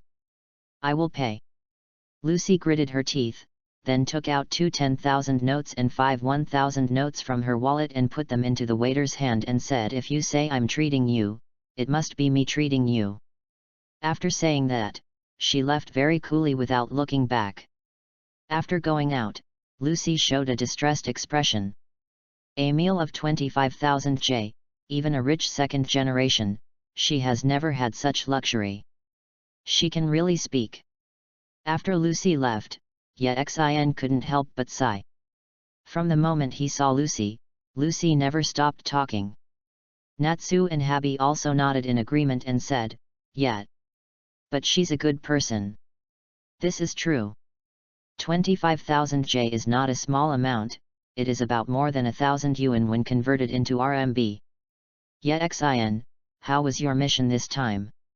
I'm going to take action, so what else do I need to say? It must be perfectly completed. So envious. Just wait, I will become an S-class mage this year, and I will complete more S-class missions than you. Then you have to work hard, the competition this year is quite fierce. I will defeat them all one by one. S-class is definitely mine. When Xin and Naz finished eating, it was getting dark. The two of them and the cat took advantage of the good night to go out for a walk to eat. Right. The fire dragon said he wanted to hold a party on the boat. Is that the boat? Habi stood on the railing and pointed at a brightly lit ship on the sea that was sailing in the distance. Vomit, feeling a little nauseous. Can't you just imagine getting seasick? Suddenly, a girl screamed with joy and shouted, "Look! It's that ship, the ship of Lord Fire Dragon and Lord Paladin, ah! I really want to go to the party too. Fire Dragon Paladin." The other girl next to me didn't know who her friend was talking about. Do not you know? Two very powerful magicians came to our town, the very famous magicians from fairy tale. Paladin. Yet Xin frowned. Fire Dragon. Natsu was also very confused. Is there anyone in our guild with the title Paladin? Is there anyone with the title Fire Dragon in our guild? Yet Xin and Naz asked each other almost at the same time. Then the two people said at the same time. Isn't it you that Paladin is talking about? Doesn't the Fire Dragon refer to you? Chapter 38. Chapter 38, There Can't Be Anything New. When Xin heard Naz say this, he smiled and waved his hand and said, "Me. Stop joking. How could such a vulgar title be me? My title should be mine. It's Fairy Tale's Golden Sparkle or something. What is a paladin? It doesn't look like me. I'm not a knight." Habi explained, "No.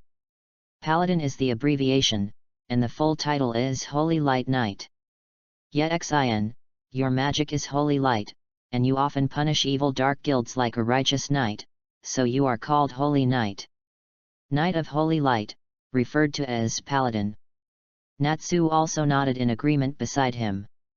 Hearing Habi's explanation, Xin was speechless. Could it be that his nickname was really Paladin? No. What kind of bastard came up with that name? The title will be with the magician for a lifetime. It is really unqualified to give people random nicknames. If he knew who it was, he would definitely send a lawyer's letter and ask the other party to compensate for the loss of his reputation. A sneeze. In the Fairy Tale Guild, the guild leader Makarov suddenly sneezed. Myra Jane saw the president sneezing and couldn't help but ask, "President, do you have a cold?" "No, it's just that my nose suddenly felt a little itchy. It must be that brat Xin talking about me again." At this time, Natsu asked Xin again, "Didn't the fire dragon refer to a Guniru? Why did you say it was me? Isn't your magic the fire dragon slaying magic? Almost all the moves contain fire dragons, so the title is naturally called Fire Dragon." Well? Is that so? Natsu was also a little confused. He liked his title quite a lot. It reminded him of his father. Suddenly, Xin frowned and said, "Wait a minute, that's not right. In fairy tale, the paladin refers to me, and the fire dragon refers to you. So what are the two guys on that boat?" The two of them looked at each other, and then their expressions changed and became ugly. Natsu shouted angrily, "Damn it! How dare you use fairy tale's reputation to defraud you? Absolutely unforgivable." Habi. AI. Natsu jumped up, and Habi quickly spread his wings, hugged Natsu from behind, and quickly flew towards the ship on the sea. Yet Xin moved his fingers, wanting to hit the boat on the sea, but he gave up the idea when he thought there were other people on the boat. Yet Xin put his hands up and down in front of his abdomen. Buzz. A golden mirror appeared in the palms of Yet Xin's hands. Yada mirror. Swish. The golden mirror light was quickly emitted, and after being refracted by several architectural glasses, it finally pointed to the sky above the sea. Call out. Yet Xin's figure also appeared above the sea in an instant. So fast. Natsu was shocked when he saw Yet Xin appearing in front of him in an instant, but he knew that if anything happened to Yet Xin, there would be no need to make a fuss. Habi. Let's speed it up too. AI. After Yet Xin appeared on the sea, his body lit up with a glistening golden light. Then he flashed away and his figure appeared 10 meters away. Then there was another flash of golden light and Yet Xin's figure appeared again. 10 meters away, Yet Xin quickly approached the ship on the sea from the air in a flash. This is the skill flash that Yet Xin has mastered after continuously developing the shining fruit. It can instantly complete the transformation from physical to actinic and then to physical.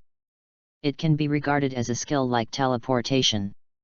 Whether it is short distance movement or fighting, this move is very useful and greatly improves his combat effectiveness.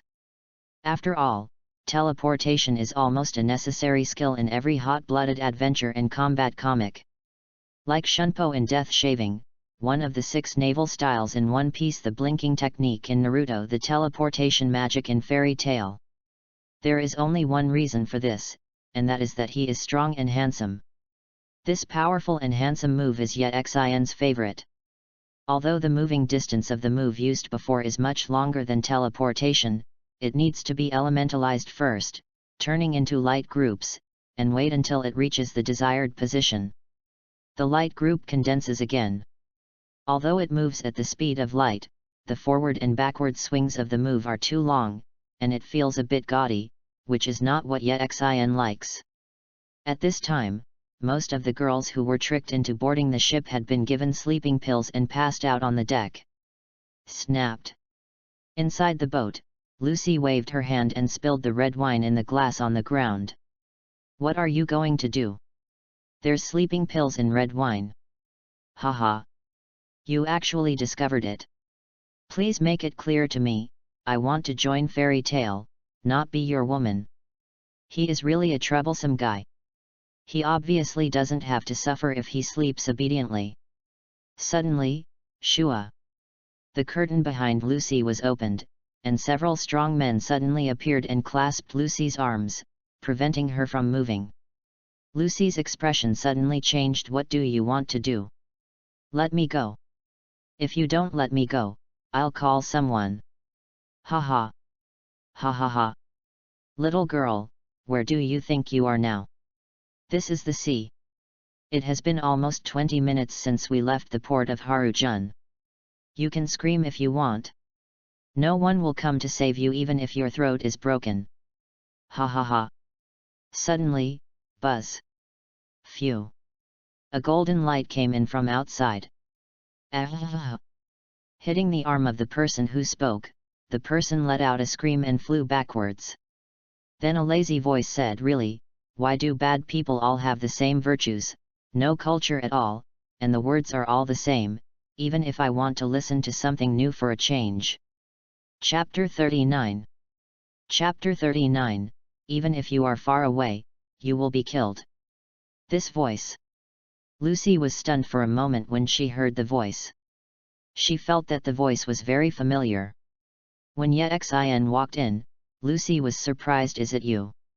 Lucy thought that Yet Xin and Naz were ordinary people.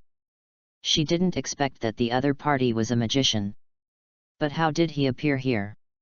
Unexpectedly, I encountered a slave trader again. It was really disgusting. Seeing the young girls who fell on the boat, Yet Xin recalled that this was still an anime and there was a plot. After living in this world for so many years, he was completely used to everything here and almost forgot that this was an anime world. Lucy seemed to it was these slave traders who took him to this ship as a bait to join the Fairy Tale Guild. The first task Yexin did when he came to this world was related to the slave traders. He could say to the slave traders he hates them deeply. He has encountered them several times over the years. There is only one fate for the slave traders he meets, and that is death. What? Slave? Only then did Lucy realize what the other party wanted to do by catching her, and her face turned pale. We can't let the news leak out. If the people in the Magic Council know about it, we will be in trouble. Catch him. Fire Dragon heard Yexin's words, his face changed, and he immediately gave an order. Lucy shouted at Yexin, run away. They are the wizards of fairy tale. You are no match. Yexin stood still and a group of people quickly surrounded Yexin. Fairy tale, yes, I almost forgot, I want to ask who among you is the paladin. At this time, the crowd dispersed, and a burly man wearing golden armor and carrying a big sword came out and said, I am the paladin. Boy, have you heard of my name? Are you a fan of mine? Yexin looked at the other person carefully and nodded and said, the shape is quite similar, what is your magic like? Boy. Since you want to see it, I will let you take a look at it at the end of your life. Boom. The paladin's body glowed with golden light, and his whole body, including his armor, was wrapped in golden light. He looked like a real paladin. Haha. See it? Boy. This is the true posture of the paladin. Buzz. Swish. A golden light flashed across. Bang. A severed arm fell to the floor. Ah. My arms. Ah. The paladin who was so majestic just now is kneeling on the floor and howling miserably. What? Everyone present was shocked. Ah. Lord Paladin. Tisk. So weak. Although I'm not interested in the title of paladin, it's really annoying to have someone put the slave trader's shit on my head. The most important thing is that you dare to use the name of fairy tale to defraud. I really ate black gentian, all traffickers should die. Yexin said in a cold voice. The reputation of the guild cannot be insulted, and if it is insulted, it will be destroyed. This is the belief that all the magicians of the fairy tale guild insist on. Listening to Yexin's words, Fire Dragon has already made some guesses, but he still faced it. Yexin asked, who are you? A good man. Buzz. The index finger and middle finger of Yexin's right hand came together, emitting a dazzling golden cross, and then began to rapidly extend to form a laser sword. Swish. Yexin directly used flash, and the figure instantly appeared behind the paladin, waving the laser sword with his finger. Poof! The paladin's head was cut off directly. He rolled on the floor a few times and stopped, with a look of horror on his face. Everyone was stunned by the scene in front of them. Yexin said calmly, anyone who insults my fairy tale guild will be punished no matter how far away. Suddenly, a person pointed at Yexin in horror and shouted, it's him! It's him! It's him! Who is he? Use holy light as a weapon to punish all evildoers in the world. He is the real Knight of Holy Light, the legendary magician.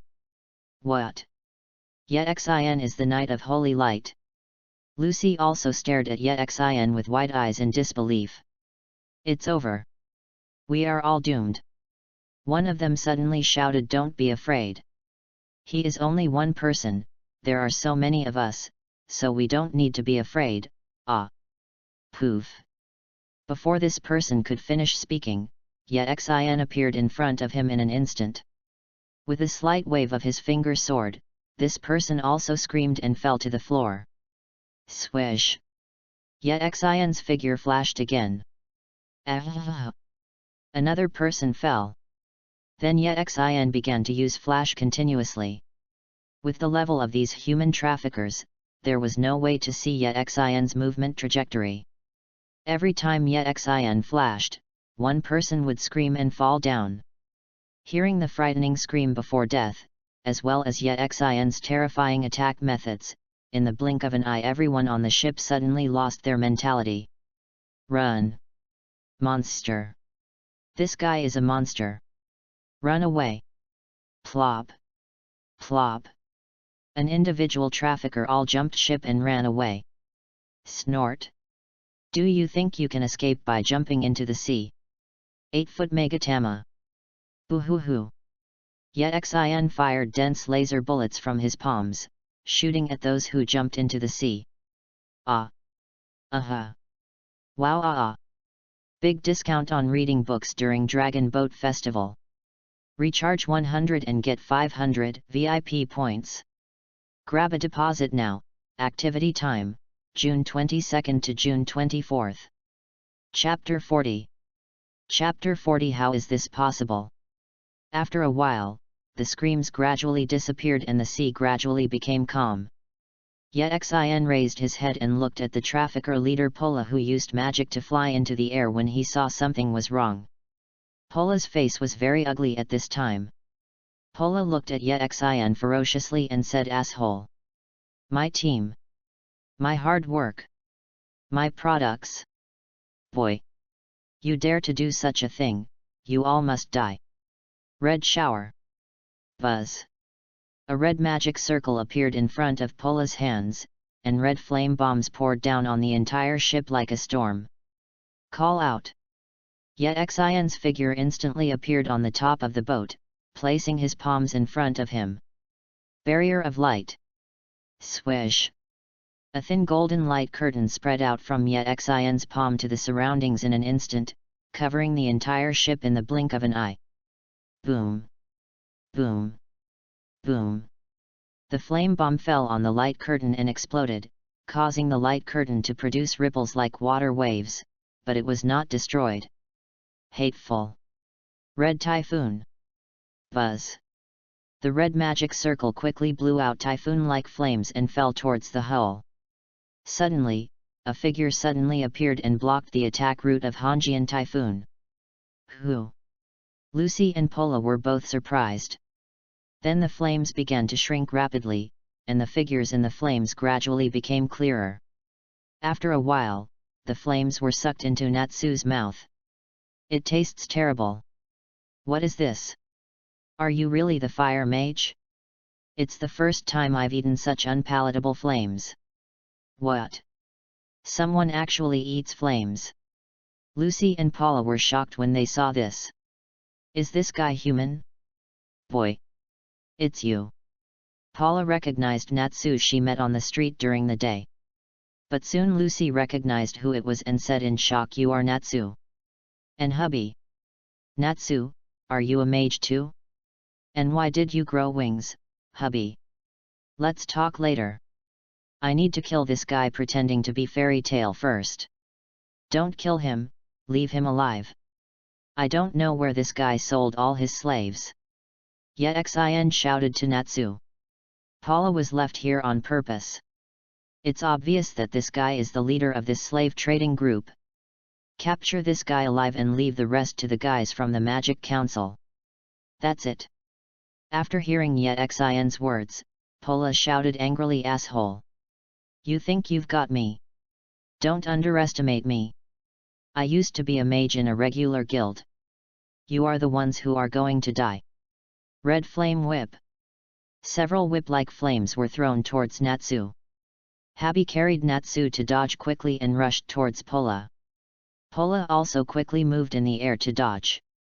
When the red whip was about to fall on Natsu, Natsu ignited flames in his hand and destroyed it.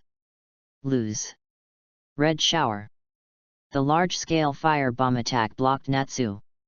Although the fire would not cause any harm to him, the impact of the fire itself was still there. Natsu took a deep breath, held his hand in a barrel shape and put it in front of his mouth. The roar of the fire dragon. Call. A blazing firestorm shot out into Natsu's air, destroying all of Pola's whip-like red flames, and rushed towards Pola quickly. At the critical moment, Pola dodged the attack. Boom! The roar of the fire dragon fell and a terrible explosion occurred near the port. Pola broke into a cold sweat when she saw the power. Damn it! You must have not read the almanac when you went out today, and you met two little perverts in a row. There is no chance of winning 1 against 2. A good man should not bear the immediate loss. A gentleman takes revenge, and it is never too late in 10 years. Anyway, his identity has not been exposed, and the insiders are all dead. A new slave trading team can be reorganized in a few years. Lucy exclaimed so strong. Using fire as food and fire as attack, is this really magic? Yet Xin explained from the side the dragon's lungs can spit fire, the dragon's scales can melt fire, and the dragon's claws can wrap fire. This is the magic that transforms oneself into the dragon's body, and it is also the dragon-killing magic used to deal with dragons. What kind of magic is that? Lucy was shocked when she heard Yet Xin's explanation. Yet Xin and Naz had been together for a long time. They always took Naz to the mountains to pick fruits and fish in the water. This was Yet Xin's biggest hobby as a village bully. The relationship between the two people is very close. Yet Xin is naturally very familiar with Natsu's magic, and he is also very envious of this magic. His own physique is already very strong, but compared to Natsu, it is still a lot worse. I know that in the animation, the bullet hitting Natsu's throat only caused Natsu to cough up a little blood. Boy, you are lucky today because you encountered me in a bad state. I'll let you go this time. Next time I meet you, you won't have such good luck today. When she said this, the red flames under Pola's feet carried Pola's body back quickly. Lucy shouted loudly, "Not good! He wants to escape." Natsu said, "We must not let him go. Habi, chase!" But immediately he found that he had not moved. When he turned around, he saw that the wings behind Habi's back had disappeared at some point. Not enough magic anymore. Ah! Hateful! Just a little bit closer. Plop! Plop! Both Natsu and Happy fell into the sea. Ha ha ha! Want to catch up with me? Practice for another 100 years. When Paula saw Natsu falling into the sea, she felt relieved immediately, then turned around and flew towards the distance without looking back. Suddenly, whoops! A golden light passed through Pola's belly. Boom! The light fell on the shore and a horrific explosion occurred.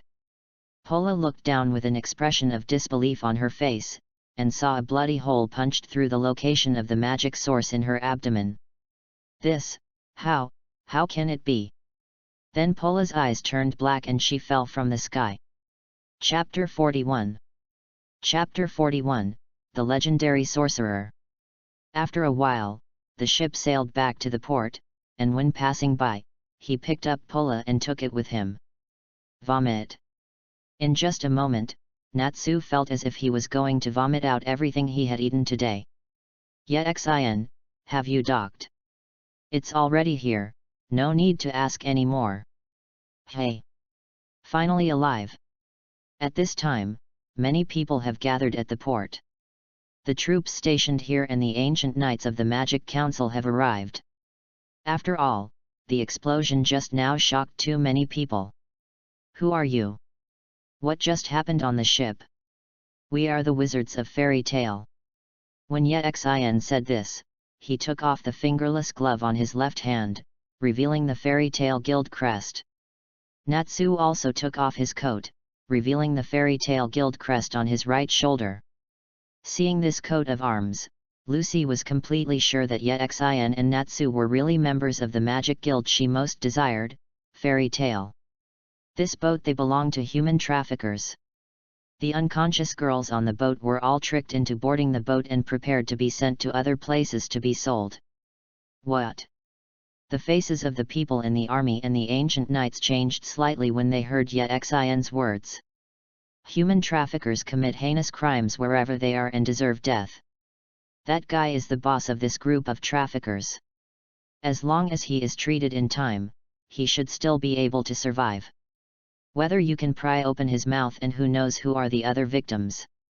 Whether you can save him or not depends on your ability. Yes. We will report it to the Magic Council immediately and do our best to rescue more innocent victims.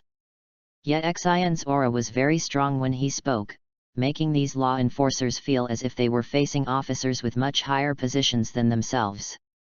Destruction of the port. Yet Xin frowned slightly and asked, "Is anyone injured?"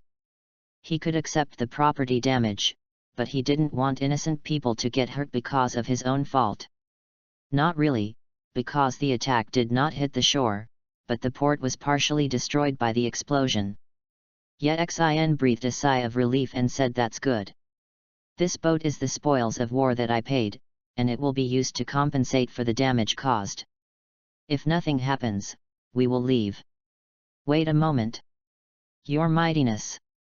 I have no control over letting you leave, so please come with us to the Magic Council branch." Yet Xin raised his eyebrows when he heard the words Magic Council and said, "Magic Council? Forget it, those congressmen are too annoying. I don't want to see them, and they certainly don't want to see me. Tell them to talk to our president if they have anything to do." "Your Mightiness. Please don't make things difficult for us." The captain of the Ancient Knights stretched out his hand to stop Yet Xin and said, and other people from the Ancient Knights also surrounded him. Yet Xin gave Naz a look, and Naz immediately understood. Yet Xin smiled at the captain and said, "I want to. It's okay if we go to the Magic Council, as long as you catch us." "What? Not good." Swish! Yet Xion's body suddenly emitted a dazzling golden light. Aha! Ah! Everyone was unprepared for the sudden strong light. Their eyes were stung by the strong light and they screamed in pain. When the Ancient Knights reacted, they found that Yet Xion and others had fled hundreds of meters away. Etc. Why should I run along too? Lucy was being pulled from left to right by Yet Xion and Naz and ran towards the distance. "Aren't you going to join the Fairy Tale Guild? Then come together. For the sake of you inviting us to dinner, I did this favor." "Really? Great. Hateful. How dare you run away? Let's catch up." Suddenly, the captain said, "Stop it all. No need to chase. Team leader. They may not be telling the truth. According to regulations, they must be thoroughly investigated and verified before they can be allowed to leave. You can't catch him if you chase him, and it's useless if you catch him. Haven't you figured out who that young man is? Who is he? Fortunately, you still claim to be his fans. People can't recognize him in front of you. He is the wizard from fairy tale you often talk about, the Knight of Light." Everyone in the Ancient Knights was shocked. "What? Is he the legendary mage who completed a century-old mission in the Fairy Tale Guild on his own? How can it be? Is he so young? I thought he was a man about 40 years old.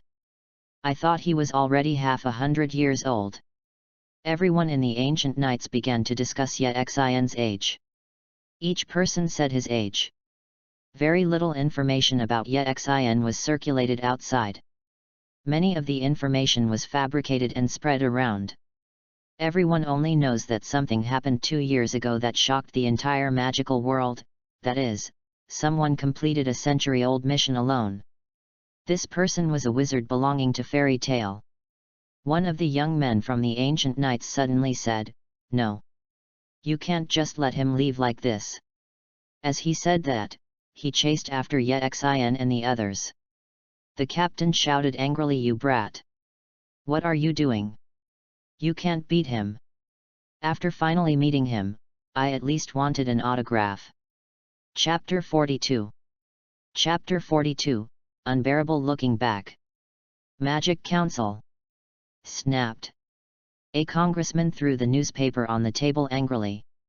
"It's another good thing done by those guys from Fairy Tale. Half of the port was destroyed. Although it was to hunt down criminals, the attack was too severe. According to the report, only one of the more than 20 criminals survived serious injuries. It was obviously a private law enforcement, and he was just a wizard from a guild. What right did he have to do this? This will make ordinary people have greater fear of magicians and resist them, which will have a very negative impact on the work of our Magic Council. And this happened not only once or twice, but that bastard didn't take our magic council seriously at all.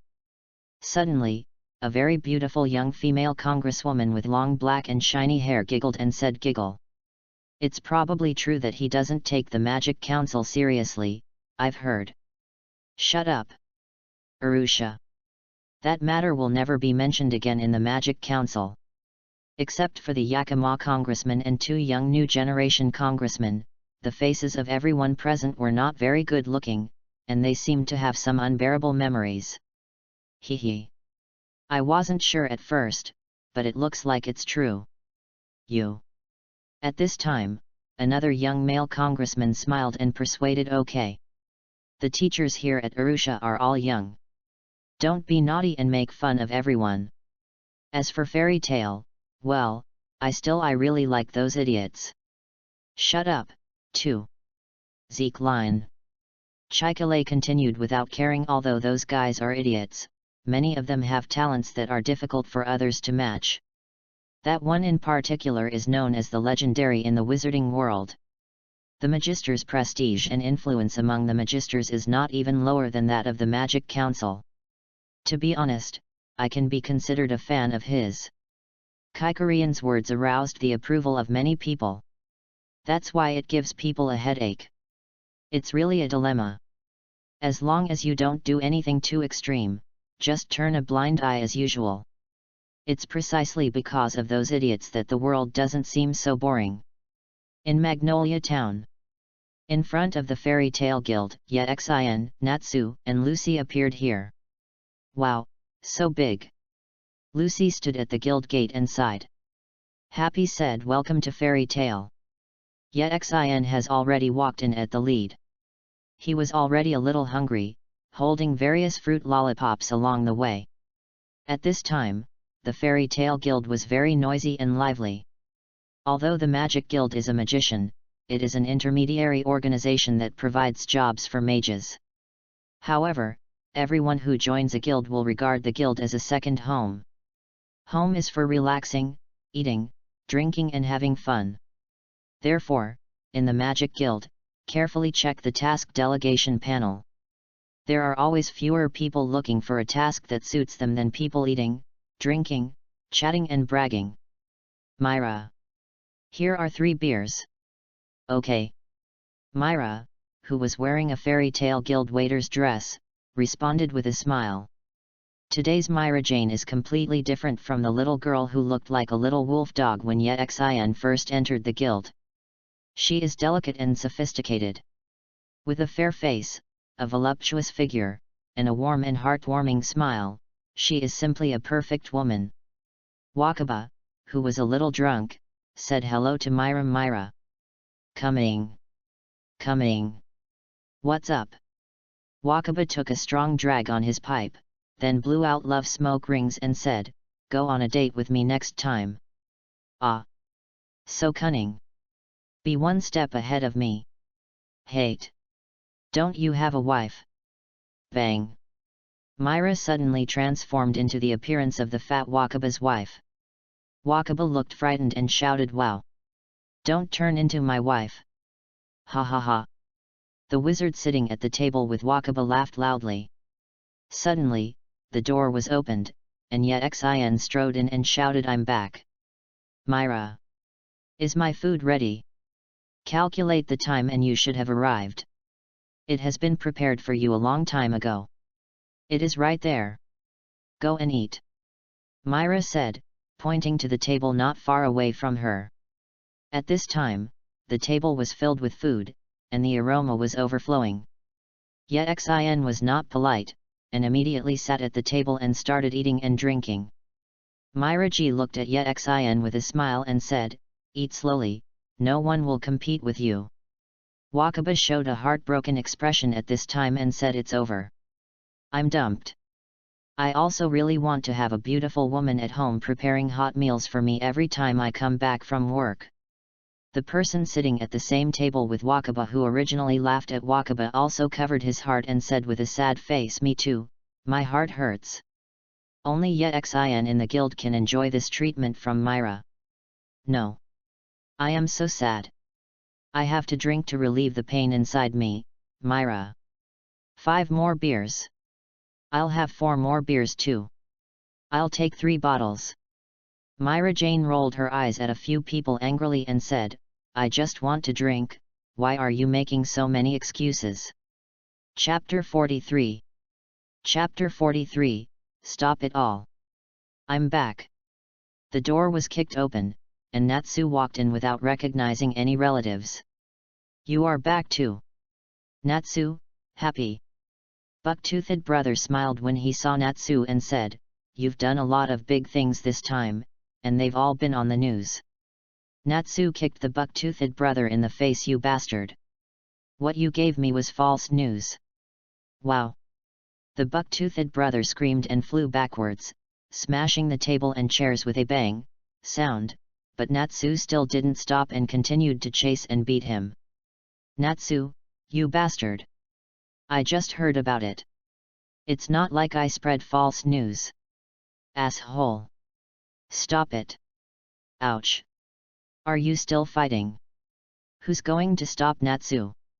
The people around them didn't care, but instead cheered loudly, but because they were too close, they were also affected, and they all fell into a ball in the blink of an eye. Lucy looked at the fairy tale guild with longing. Great. I really came to fairy tale. Ah. I heard Natsu is back. Brat.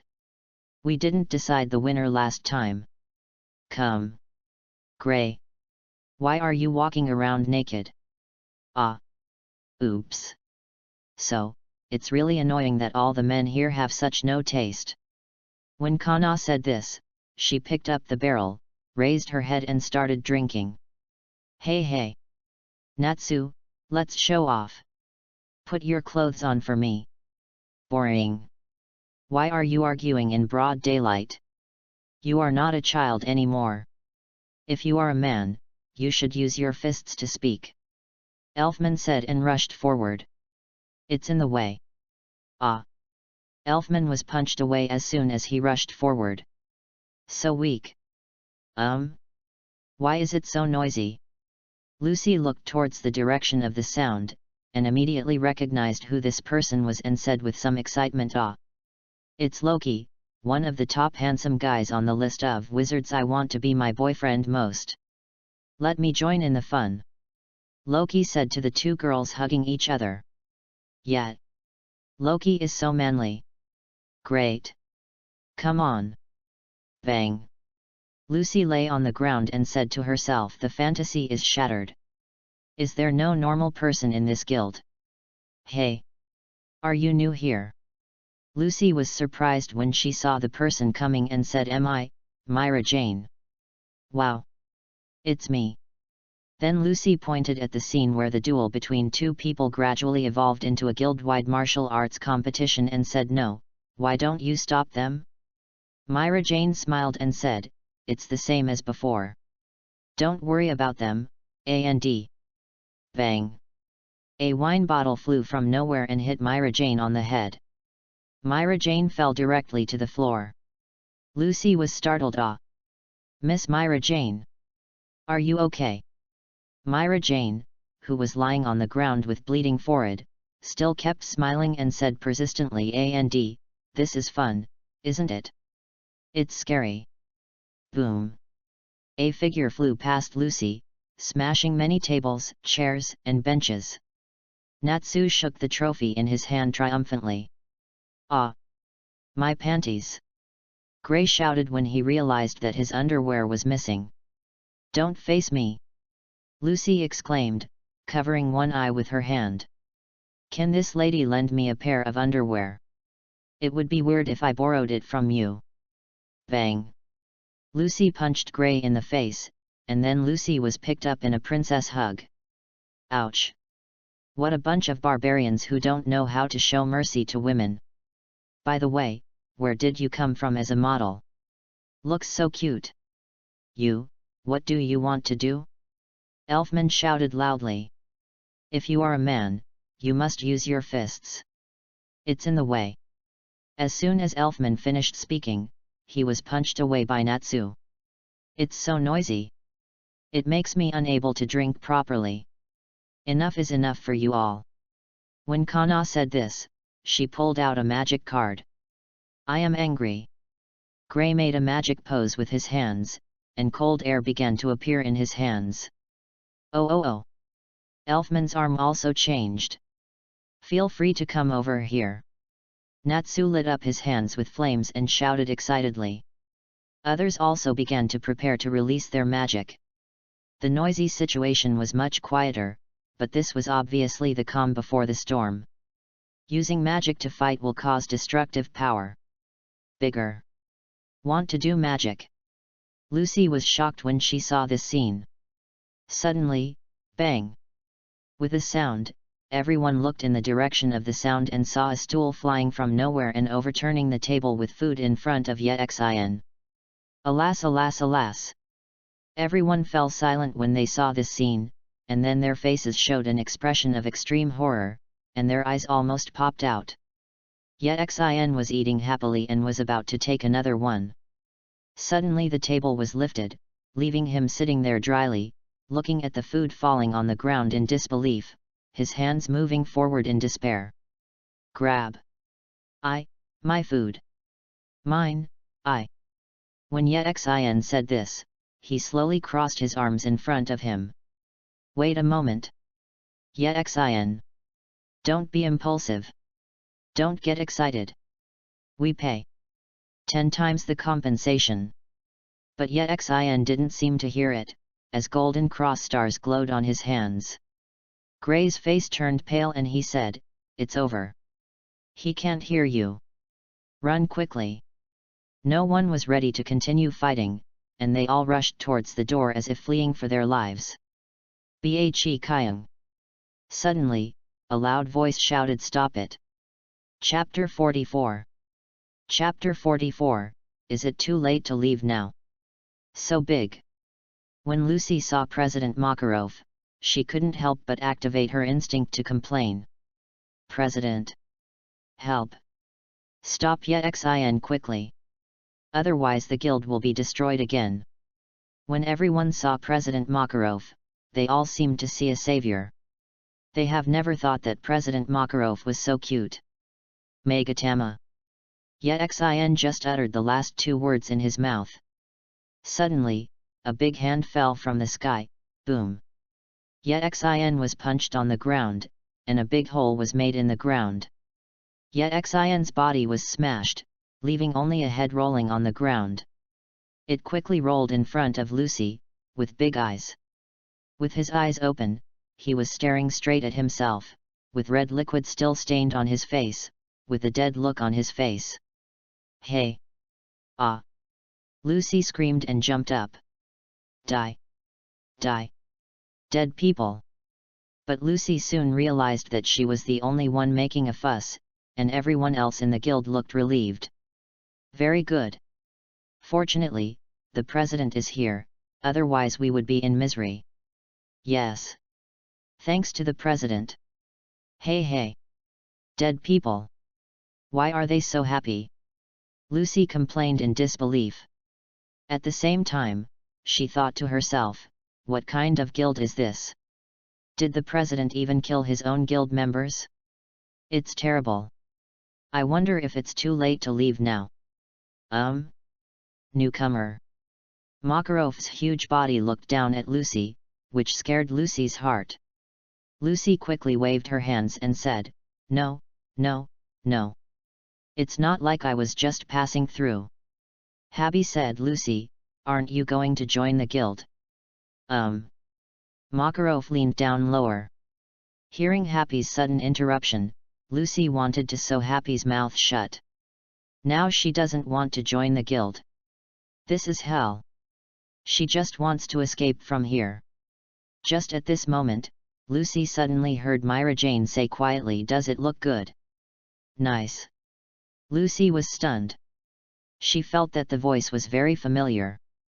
She lowered her head and looked in the direction of the voice. She saw Yexin's head, staring directly at the bottom of her short skirt. Suddenly, for a moment, she saw the person being raped. Yexin, who she thought was dead, blinked her eyes, which almost made her think it was an illusion. She couldn't help but rub her eyes with her hands and stared straight into Yexin's eyes until she saw Yexin for sure. I blinked again and again, and was suddenly startled again. Ear. Then she saw Myra Jane, who was very ladylike, kick Yexin on the head. Yexin's head flew out and shattered when it hit the wall. Well. Lucy was a little dumbfounded. Suddenly, Yexin's body began to decompose into dazzling golden light groups, and then these light groups quickly reunited. The golden light slowly dissipated, and Yexin reappeared in front of Lucy intact. Lucy was very shocked and complained, "Hey! It's a scam, fraud, it's a fake corpse." Newcomers love to complain. Well, she hasn't stopped since she came in and started complaining. The newcomer who loves to complain is so cute. Yexin looked at the president with a resentful look and said, "President, I am a victim who did nothing. You attacked me without asking anything. It's so sad. Bastard. If you wait until you do it before taking action, the guild will be dismantled by you." Yet. Xin turned his eyes to Myra again and said, "And Myra, you can't help but kick my handsome face. What should I do if I can't find a girlfriend in the future? Will you be my girlfriend then?" Mirage blushed slightly when she heard Yexin's words and spat, "Bah! Dogs bark." At this time, Lucy also knew why when Yexin only had one head left, the guild members looked indifferent, because they had known for a long time that Yexin had nothing to do with him, and he was the only one making a fuss, thinking about what was under his skirt. Yexin secretly looked at him for a long time, and his cheeks turned a little red. President Makarov's body slowly became smaller and returned to his original height. "So small. Please give me more advice." Makarov raised his hand to say hello to Lucy. Then he stepped hard, spinning his body several times in mid-air, and hit the guardrail on the second floor. He tremblingly stabilized his body and stood on the railing. "You've caused trouble for me again, haven't you? Let's take a good look at how many documents have been sent from the council." Makarov raised a thick stack of documents in his hand. "First, Grey. Ah. There was no problem until you caught the smuggling gang, but then why would you walk around naked on the street? In the end, he stole someone else's underwear hanging on the balcony and ran away." When Grey heard Makarov telling his embarrassing story in front of everyone, he was a little embarrassed and said, "No, well, it's not good to be naked." Elfman complained from the side, "Then don't get naked. Elfman, you kid actually used violence against the person you were protecting during a mission. Because he said men should look at their academic qualifications." Kana Arup Elona, who made a false financial report, went to a tavern and drank 15 barrels of wine, and still went to review the budget report. Was discovered. Loki, if you provoke the granddaughter of Senator Reggie of the Senate, a certain entertainment company will also ask you to compensate for their losses. Next, Natsu, you destroyed the Devon clan of thieves but destroyed 7 houses. You also knocked down the long-standing clock tower in Julie village. You also burned down the church in Phrygia, and destroyed the city of Rubisna. In some areas, the observation station in Nalanasai Valley ceased operations due to collapse, and part of Haruhian port was also destroyed. Yexin, Makarov's hands trembled a little when he mentioned Yexin's name and held the document sheet. Yexin immediately pushed his hands and said, "Fake news. Fake news. Absolutely fake news. I didn't do anything bad this time. Big discount on reading books during the Dragon Boat Festival. Recharge 100 and get 500 VIP points. Grab a deposit now, activity time, June 22nd to June 24th. Chapter 45. Chapter 45, Good Kill. Makarov glared and said, "I haven't said anything yet, how do you know it's fake news?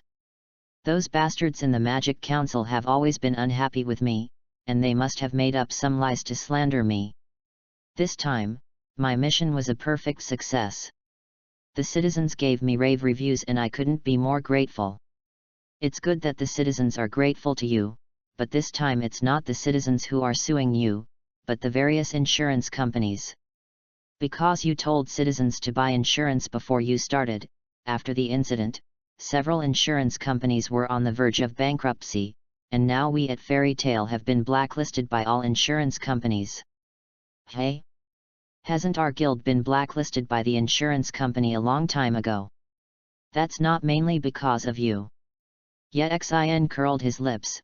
He did it on purpose, and those insurance companies were really stingy, and he was already very restrained in his actions, but his own restraint did not mean that the enemy would be restrained, and more damage was caused by his opponents. In fact, the insurance companies didn't spend much money this time. They made a profit at first, but in a blink of an eye, they all lost money. If they lose even a little money, everyone will die.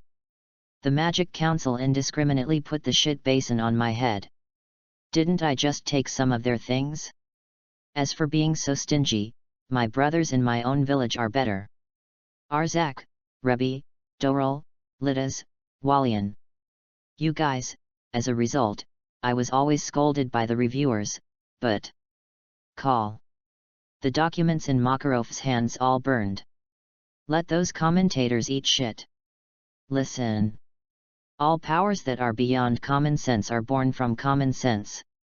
Magic is not the power of miracles, but the energy flow in our body that matches the wavelength of air flowing in nature and manifests itself from it. Magic is the result of condensing mental power and concentration. No, it is the result of pouring all your soul into it. If you care about the opinions of the people above, there will be no way to progress in magic. Don't be afraid of the fools like the commentators, just move forward on the path you believe in. This is the magician of Fairy Tale. Oh oh oh oh oh. Everyone cheered loudly together, with smiles on their faces. Soon everyone began to clean up the damage caused by the fight, because the guild was full of magicians, and magicians had many kinds of magic, so as long as the guild was not, the demolition was so severe that the crystal base was broken. It was not too difficult to restore it. This is already the norm in Fairy Tale. Soon after, the whole guild was filled with laughter and laughter again, as if nothing happened just now. It's the same. Several people gathered around Xin to listen to Xin's experience of this mission. Although they have not become S-class wizards, they all yearn for S-class. The S-class wizard of the guild Zhongmai Law is the most gentle and amiable now, but now it is difficult to even be called a magician. The most popular magician in the guild is Xin. Xin has never had the arrogance of an S-class magician. He gets along very well with most people in the guild. Many people are curious about what S-level missions are like, how powerful the enemies are, etc. Xin will tell the process in a bragging tone, and how powerful he is in it. How powerful, no matter how strong the enemy is, he can kill him in 3 strikes, 5 divided by 2, etc. S-level missions are not that simple, and yet Xin seems to be bragging every time he speaks, so many people don't believe it. However, this does not prevent many male and female magicians in the guild from admiring and respecting Xin. 100-year mission. It means that no one has been able to complete it for more than 100 years. For ordinary magicians like them, it is simply I can't even think about it. Being called the legendary wizard is no exaggeration at all. In front of them, he is a living legend. Xin. You see, I also have the fairy tale crest on the back of my right hand. Lucy revealed the pink heraldic pattern on the back of her right hand. Oh! Congratulations, you have officially become a member of Fairy Tale. I have to thank you and Natsu for this. By the way, Natsu, I also want to show Natsu. Xin, where did you meet such a beautiful girl? So good. I wonder if she is willing to join our team. Find a chance to ask about it. Go together. Go together. After the 2 people left, the President Makarov said to Xin, you brat, did you meet another slave trader in Harujun? Well, except for one person who was left alive, I killed them all. I didn't cause any trouble to you, President, did I? Makarov said with a murderous look on his face. Good kill. How dare you do such a thing in the name of fairy tale, those scum deserve to die. If you encounter something like this in the future, you don't have to think about anything else, just do whatever you want, I will take care of everything. Yexin smiled and said, if you didn't tell me, I would have done it. Suddenly, a child's voice said, isn't my father back yet? Makarov looked down and said, hey. Don't make trouble, Romeo. As a wizard's child, you should trust your father and wait at home for him to come back. But, he clearly said he would go home in 3 days, but it's been a week and we still haven't seen him back. After hearing this, Yexin frowned and asked, what's wrong with Macau?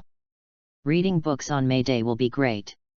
Recharge 100 and get 500 VIP coupons. Grab a deposit now. Activity time, April 29th to May 3rd. Chapter 46. Chapter 46 Magic. Norbu, who is always in front of the task panel all day long, said Makao went to work at Huckabee Mountain.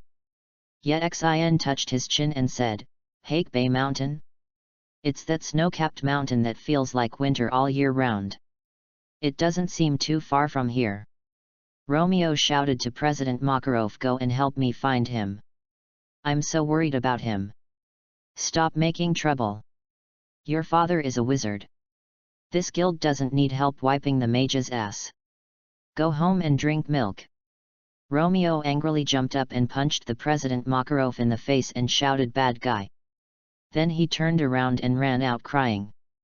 Oh no! How heartless! Fairy tale newcomer Lucy couldn't help but say after seeing this scene. After hearing what Lucy said, Myra Jane said, that's it. The president is actually very worried. Bang! Natsu, who was in front of the mission panel and was about to accept the mission, stuffed the mission he was about to take into the mission panel, then picked up his salute and left the guild without looking back. Hello. Natsu, you broke the delegation panel. President, there is something wrong with that boy Natsu. That kid wants to save Makao. After all, he is still immature. This will only hurt Macao's self-esteem. President. Makarov raised the corners of his mouth slightly and said with a smile, you decide the path you want to take, let him go. When Yexin saw Natsu leaving, he immediately knew that Natsu had gone to save Macao. Then Macao would be fine. If Natsu didn't go, he would also bring Macao back. In Fairy Tale 7 years later, not to mention the plot, he can't even remember the name of his first love. He can only recall some of the plot in bits and pieces. In addition, Yexin doesn't like to use his brain, so in-depth recall is impossible for him. What happened to Natsu? Lucy asked Myra Jane curiously. Because Natsu is just like Romeo. He must have remembered his own experience. Natsu's father also went out and never came back. Although he was called his father, he was actually his adoptive father. And it's still a dragon. When Lucy heard what Myra said, she was so frightened that she fell off the chair. She finally got up and asked, Dragon? Are you saying Natsu was raised by dragons? How can this be? When Natsu was young, the dragon picked him up in the forest. The language, culture, and magic were all taught by that dragon, but one day it disappeared from Natsu's eyes. So that's it, that's the Igneel that Natsu has been looking for. Natsu, he's always looking forward to seeing Igneel again. That's quite cute. Ahaha. Lucy couldn't imagine what it would be like to meet a dragon and could only laugh. Myra placed a drink in front of Lucy and continued, we, the magicians of fairy tale, all bear the hurt, pain, and sorrow individually, I also. No, nothing. President. Makarov took a puff of cigarette and asked Zhang Yexin, bad boy, what are you going to do tomorrow? Tomorrow? Go look at the house. A black line appeared on Makarov's forehead, and he shouted at Yexin, you brat, after all these years, haven't you given up on your unrealistic and cheap dream? Yexin immediately retorted with dissatisfaction. President, you can insult my personality, but you cannot insult my dream. What is unrealistic and cheap? Although my dream is ordinary, it is extraordinary. Noble, if there are people who don't have dreams, what's the difference between them and salted fish? They still have to have dreams. What if they come true? I don't know what the land prices are like recently. Makarov has a headache. He is a very powerful magician. His dream is to become a big landlord, and then live a life of collecting rent every month. Such a guy is also known as the legendary. The magician should be called the shame of the wizarding world. This brat wants to buy a house as long as he makes money from work. Go out with me tomorrow. Where to go? Let's make a deal first. I won't go to places that are too far away. Brat, don't talk so much nonsense. You'll know when the time comes. All right. Then I'll go back first. Brat, don't come late at 8 o'clock tomorrow morning. Yexin curled his lips, waved his hands casually and left the guild. He was a little tired after working outside for so long. Naturally, he had to have a good rest when he got home. As for what time he will arrive at the guild tomorrow, it depends on when he wakes up. Yexin came to the guild around 8:30 the next morning, and Makarov didn't bother to scold Yexin. This brat was thicker-skinned than himself, and he wouldn't take it to heart no matter how much he scolded him. Makarov Luofu glanced at Yexin and said, "Here you come, let's go." After that, he took the lead and walked out, followed by Yexin. After a while, the two of them entered the forest. "President, where are we going?" "Young people, be patient. We are almost there." "How are you practicing your magic?" "Magic? Learned it a long time ago." Yexin said, opening his right hand. Buzz. A golden magic circle appeared on Yexin's palm. Reading books on May Day is a joy. Recharge 100 and get 500 VIP points. Grab a deposit now. Activity time, April 29th to May 3rd. Chapter 47. Chapter 47, Fairy Law. Don't ask Yexin why he has magic power. Yexin was also confused when he knew that he actually had magic power. He asked himself that he was an authentic earthling, even if he traveled through time, he was still wearing it. When he first woke up and found that he had shrunk, he took off his pants and checked for himself. After thinking about it, Yexin finally came to the conclusion that the people on Earth themselves have the qualification to use magic. For example, the inner strength and spiritual power in martial arts novels about cultivating immortals, and the fighting spirit and magic power in fantasy novels.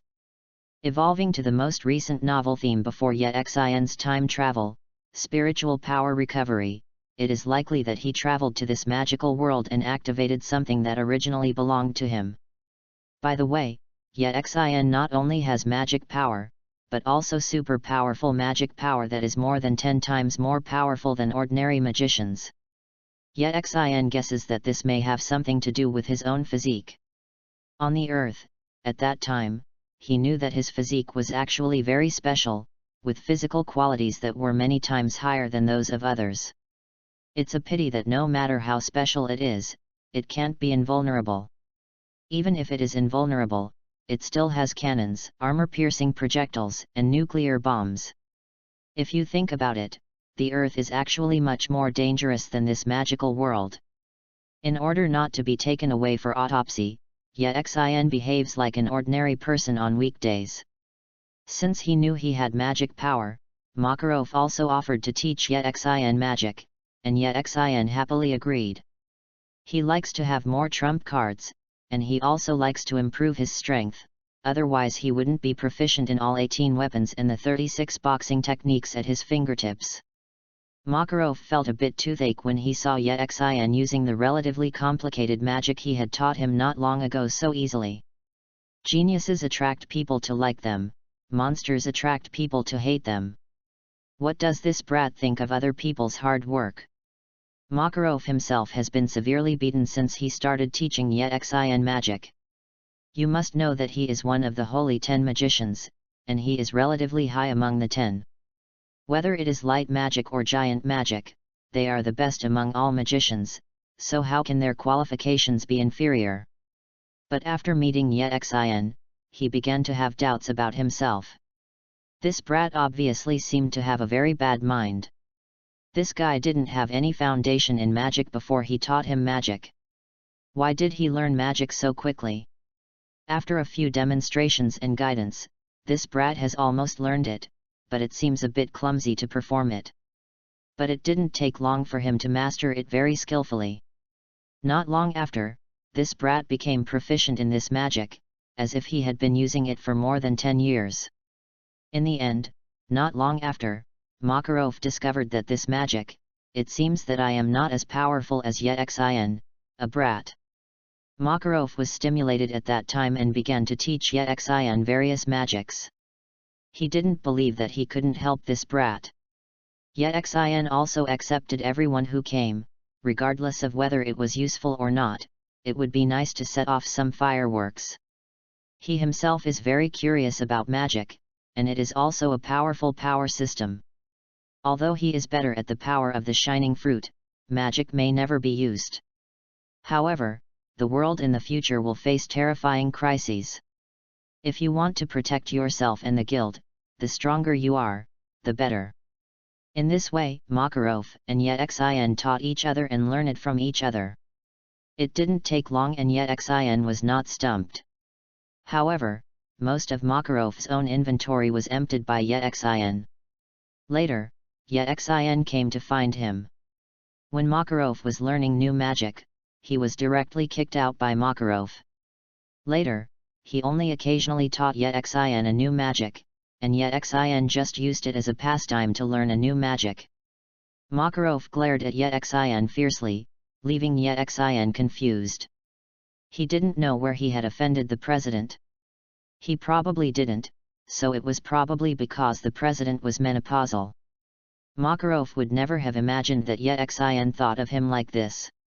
If he knew that he would probably have a heart attack and die of anger. Suddenly, Makarov stopped and said, "Okay, we're here." Yexin also stopped and looked around. This is a relatively desolate place, inaccessible, very suitable for killing people, silencing people, and destroying people. The corpse is gone. Thinking of this, Yexin was startled, put on a defensive posture, looked at President Makarov with a vigilant face and said, "President, why did you bring me here? Do you want to kill people and silence them, destroy the corpses and wipe out traces?" Makarov felt his head hurt when he heard Yexin's words. Although he had known for a long time that Yexin, a brat, had a very strange mind, he didn't expect it to be so strange. He immediately yelled at Yexin, "You brat! Is your mind full of shit?" "That's right. President, your legs can't sprint and beat me, so what are we doing here? The scenery here doesn't seem to be very good." Makarov wanted to slap Yexin to death. Did he talk to his guild leader like this? He said that his legs were short, but he could transform into the longest legs in the world. Haven't you always wanted to learn new magic? This time I will teach you a new magic. After hearing this, Yexin became interested and said, "New magic? Wouldn't it be nice to teach me near the guild?" Makarov immediately shook his head and said in denial, "No. This magic is very dangerous and will cause unimaginable consequences if you are not careful." Yexin said happily, "Oh.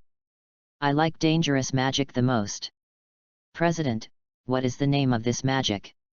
Dangerous magic means more power, and his favorite is magic with powerful destructive power.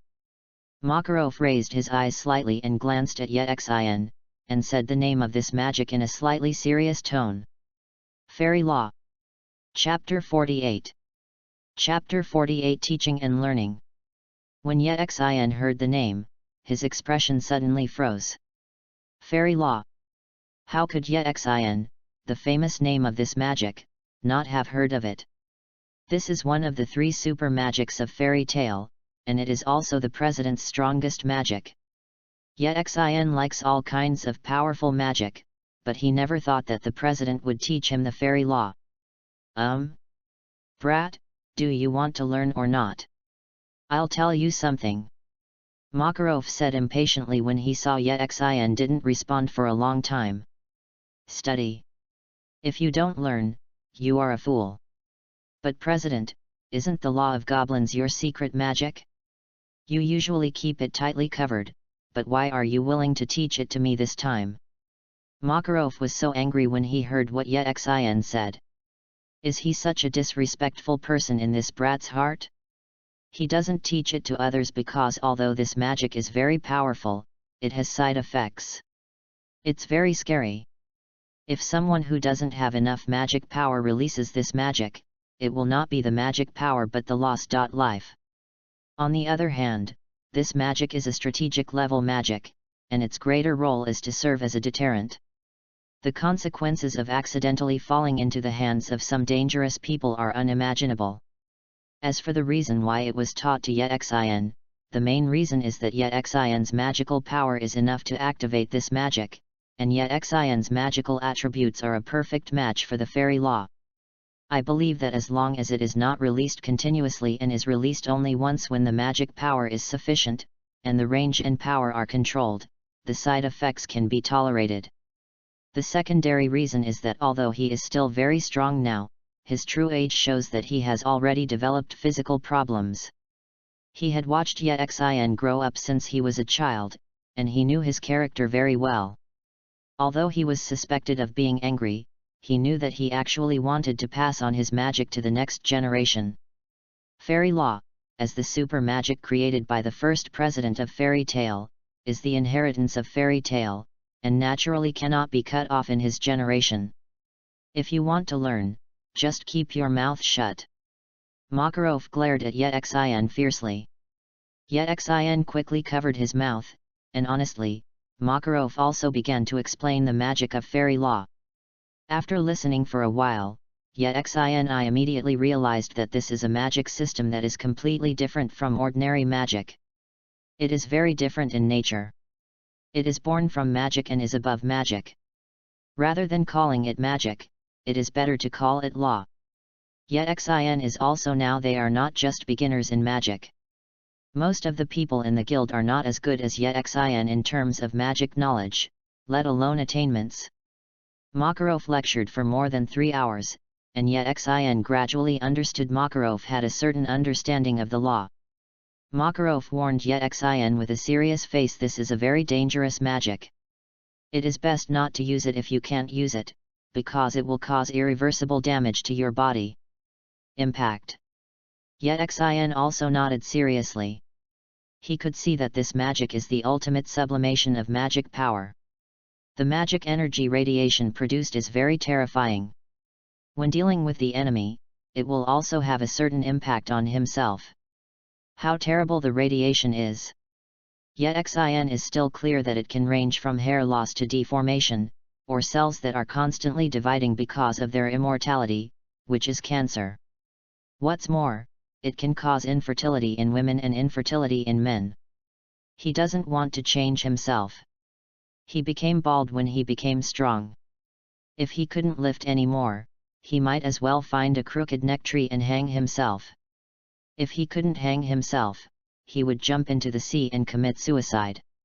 He made up his mind that even if he really learned it, he wouldn't need him in the future. Definitely won't use it.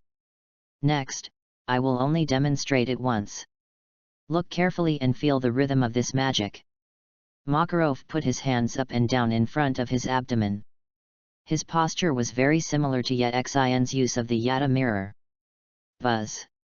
A dazzling golden light ball appeared between the palms of his hands, and Yet Xin immediately felt that the powerful magic power was condensed in the light ball, which was constantly changing from quantitative to qualitative changes.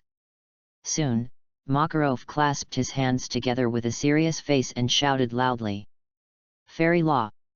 Launch! Boom! A sound like the Hunglo bell sounded, a beam of light penetrated the sky, and then a huge sacred golden magic array appeared.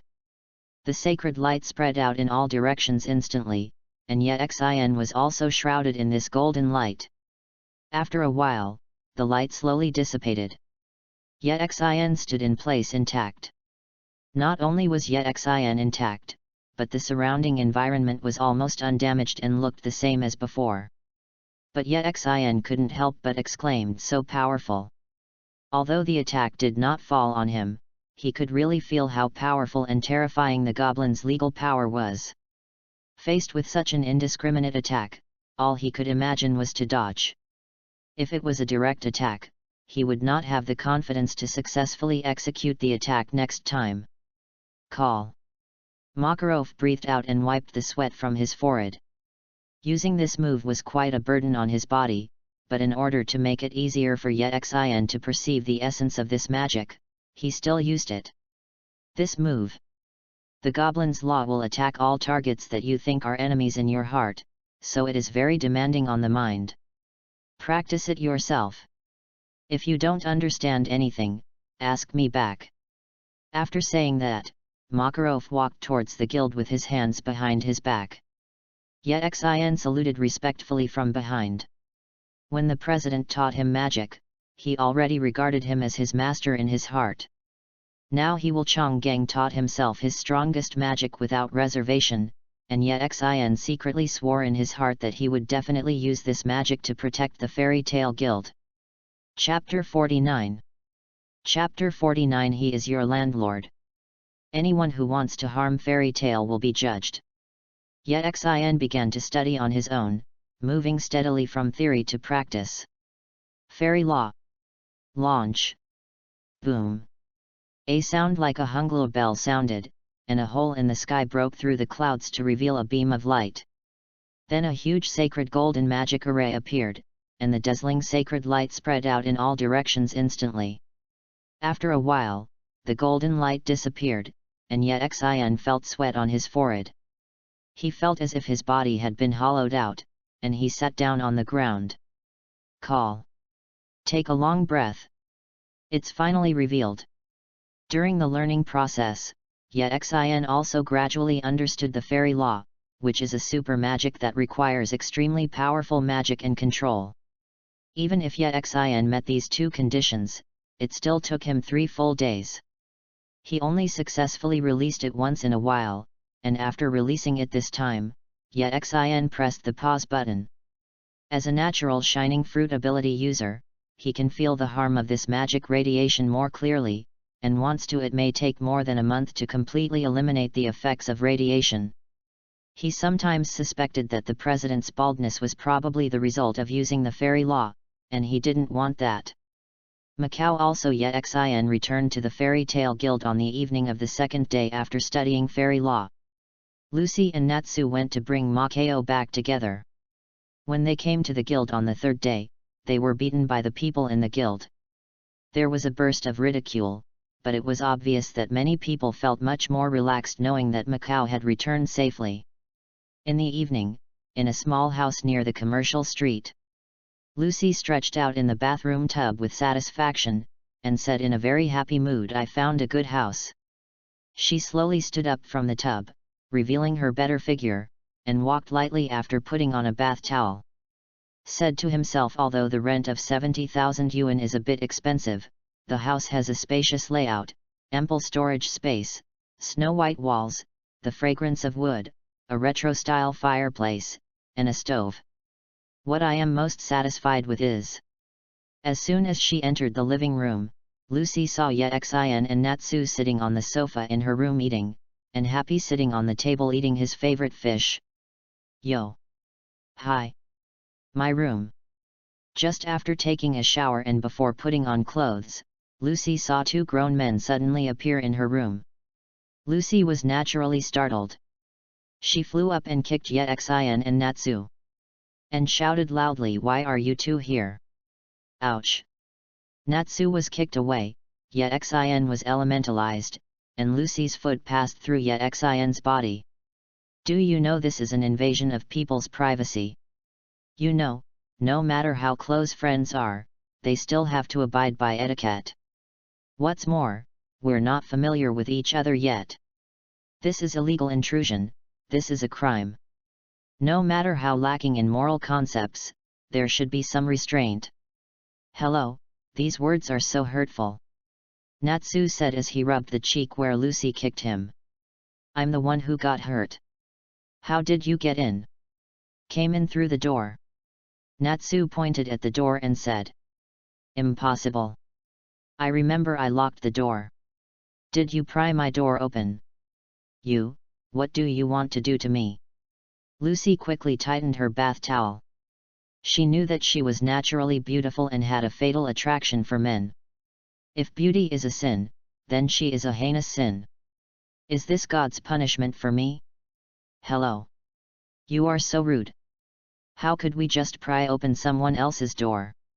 We only entered after opening the door with a key. Lucy was stunned and asked, Hey, key? How do you have the key to my house? Habby replied from the side, Hey? Lucy, don't you know? The landlord of the house you rent is Yexin. Alas, alas, alas. Lucy was dumbfounded and looked at Yexin, who was drinking tea leisurely with her mouth open. How is it possible? Isn't Yexin a magician? Why? Yexin curled his lips and said, Can't magicians be landlords? His dream is to become a super landlord, no matter which world he is in. A group of guys who have no investment vision. Real estate is a value store. House prices have doubled in recent years. They will buy more when they make more money in the future. Yexin is the largest landlord in Magnolia Town. Every time Yexin earns money from completing tasks, he will buy a house and then collect rent. Now many houses in the town belong to Yexin. Lucy was even more confused. Doing tasks, making money, buying a house, collecting rent, what kind of operation is this? Yexin touched his chin and said to himself, Hey? Is the rent of 70,000 yuan too low? Otherwise, the price will be increased next month. Lucy was shocked when she heard it. She quickly ran to Yexin, hugged Yexin's arm and cried, It's not low anymore. Not low anymore. Don't raise the price. Yexin smiled and said, You're just kidding. I just came to see who the new tenant is, and Lucy, you even treated me to dinner, so this month's rent will be waived for you. Chapter 50. Chapter 50 Star Spirit Magic. Real? Lucy asked in surprise. Yexin nodded. He heard from the agency that someone was renting a house again. As a landlord, he naturally wanted to come over to show his presence. Unexpectedly, he met Naz and realized that his house was actually rented. It was rented by Lucy. As long as she can take care of her guild members, she will take care of him, not to mention that Lucy also invited him to dinner. Yexin and the people in the village have a habit, that is, repaying the kindness of a drop of water with a spring of spring. Very good. Yet, when Lucy received Yexin's confirmed reply, she suddenly raised her hands and jumped up happily. She felt a little distressed when she spent the money, but now she found that her luck was really good. Good people are rewarded. She jumped up suddenly and didn't notice herself. The bath towel scratched the corner of the table. Swish! Lucy's bath towel was suddenly torn off and fell to the floor. Lucy raised her hands high, and her perfect body was completely displayed in front of Yexin's eyes, allowing Yexin to see it at a glance. Everyone in the room was dumbfounded. Yexin slowly blocked his ears with his hands. Well, he didn't cover his eyes. Immediately afterwards, a piercing scream sounded, but it hurt Natsu and Habby, who were not ready. After a while, Lucy had already dressed and sat on the sofa angrily, with a blush still on her face. They dispersed and looked at Yexin and Naz with complaining eyes. Girls are like this. As long as they are exposed by others, whether it is their own reasons or the other person's reasons, they will blame the man. Why haven't you left yet? Lucy pouted and said dissatisfiedly. Natsu replied simply, I'm not leaving. We came here specifically to play with you. Yexin said, I'm not in a hurry, the house next to me also belongs to me. Super willful. Lucy complained helplessly, Natsu is willful and I am willful, while Yexin is rich and willful. I just moved in. There are not even a few pieces of furniture. There is nothing interesting at all. Let's leave as soon as possible after drinking this cup of black tea. Lucy began to chase people away. When she saw these two guys, she would recall the embarrassing thing she had just done. You are so cruel. AI. He said something like quickly drinking tea and leaving, then said I was cruel. Ah. Correct. Lucy, let me see your keys. Yexin was stunned and said key. Hubby said Lucy is a celestial spirit mage. She can summon bells and cows and so on. Oh. It's a summoning magic. Can you summon a dragon? Yexin said it smoothly. The highest level of summoning in online novels seems to be summoning dragons, undead and natural disasters. Natsu's eyes suddenly lit up when he heard the dragon, and he looked at Lucy expectantly. Lucy complained loudly, how is that possible? And those aren't some big clocks and cows, they're Protoss.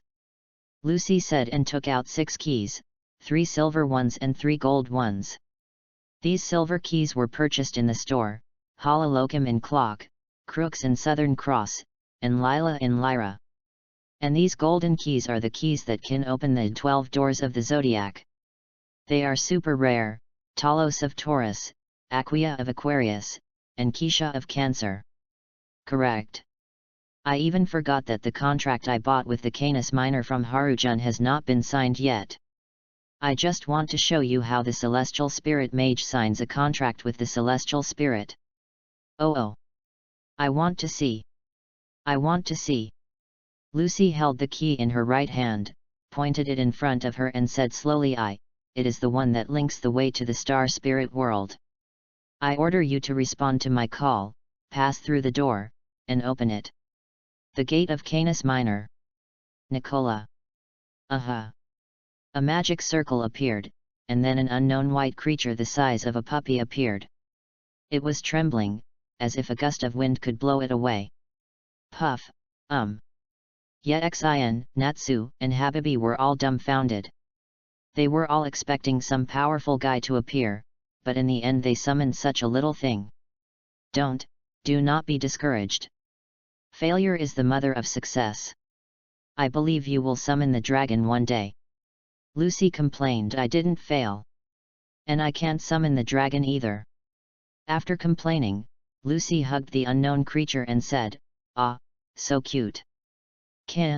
Cute. It seems Lucy has a very problematic aesthetic. Lucy rolled her eyes at Yexin and Natsu, and then began to sign a contract with this star spirit. The process was so simple that Yexin felt that it was not interesting, so she stood up and prepared to leave. Yexin, are you leaving? Well, I practiced magic all day today and I was a little tired, so I went back to sleep. After saying that, she opened the door and left.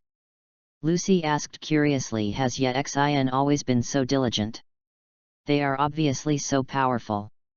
Lucy was very impressed by Yexin's terrifying fighting prowess on the boat. This was the first time she had seen such a powerful wizard. Natsu and Habi both tilted their heads. Diligent? If they look at the house every day, if it can be considered diligent, then Yexin is really diligent. What on earth do you want to do here? Lucy asked Natsu. Yexin had gone and Natsu was still here. She also saw that Natsu didn't just come to her just for fun. Natsu said with a bright smile to Lucy. Let's form a team.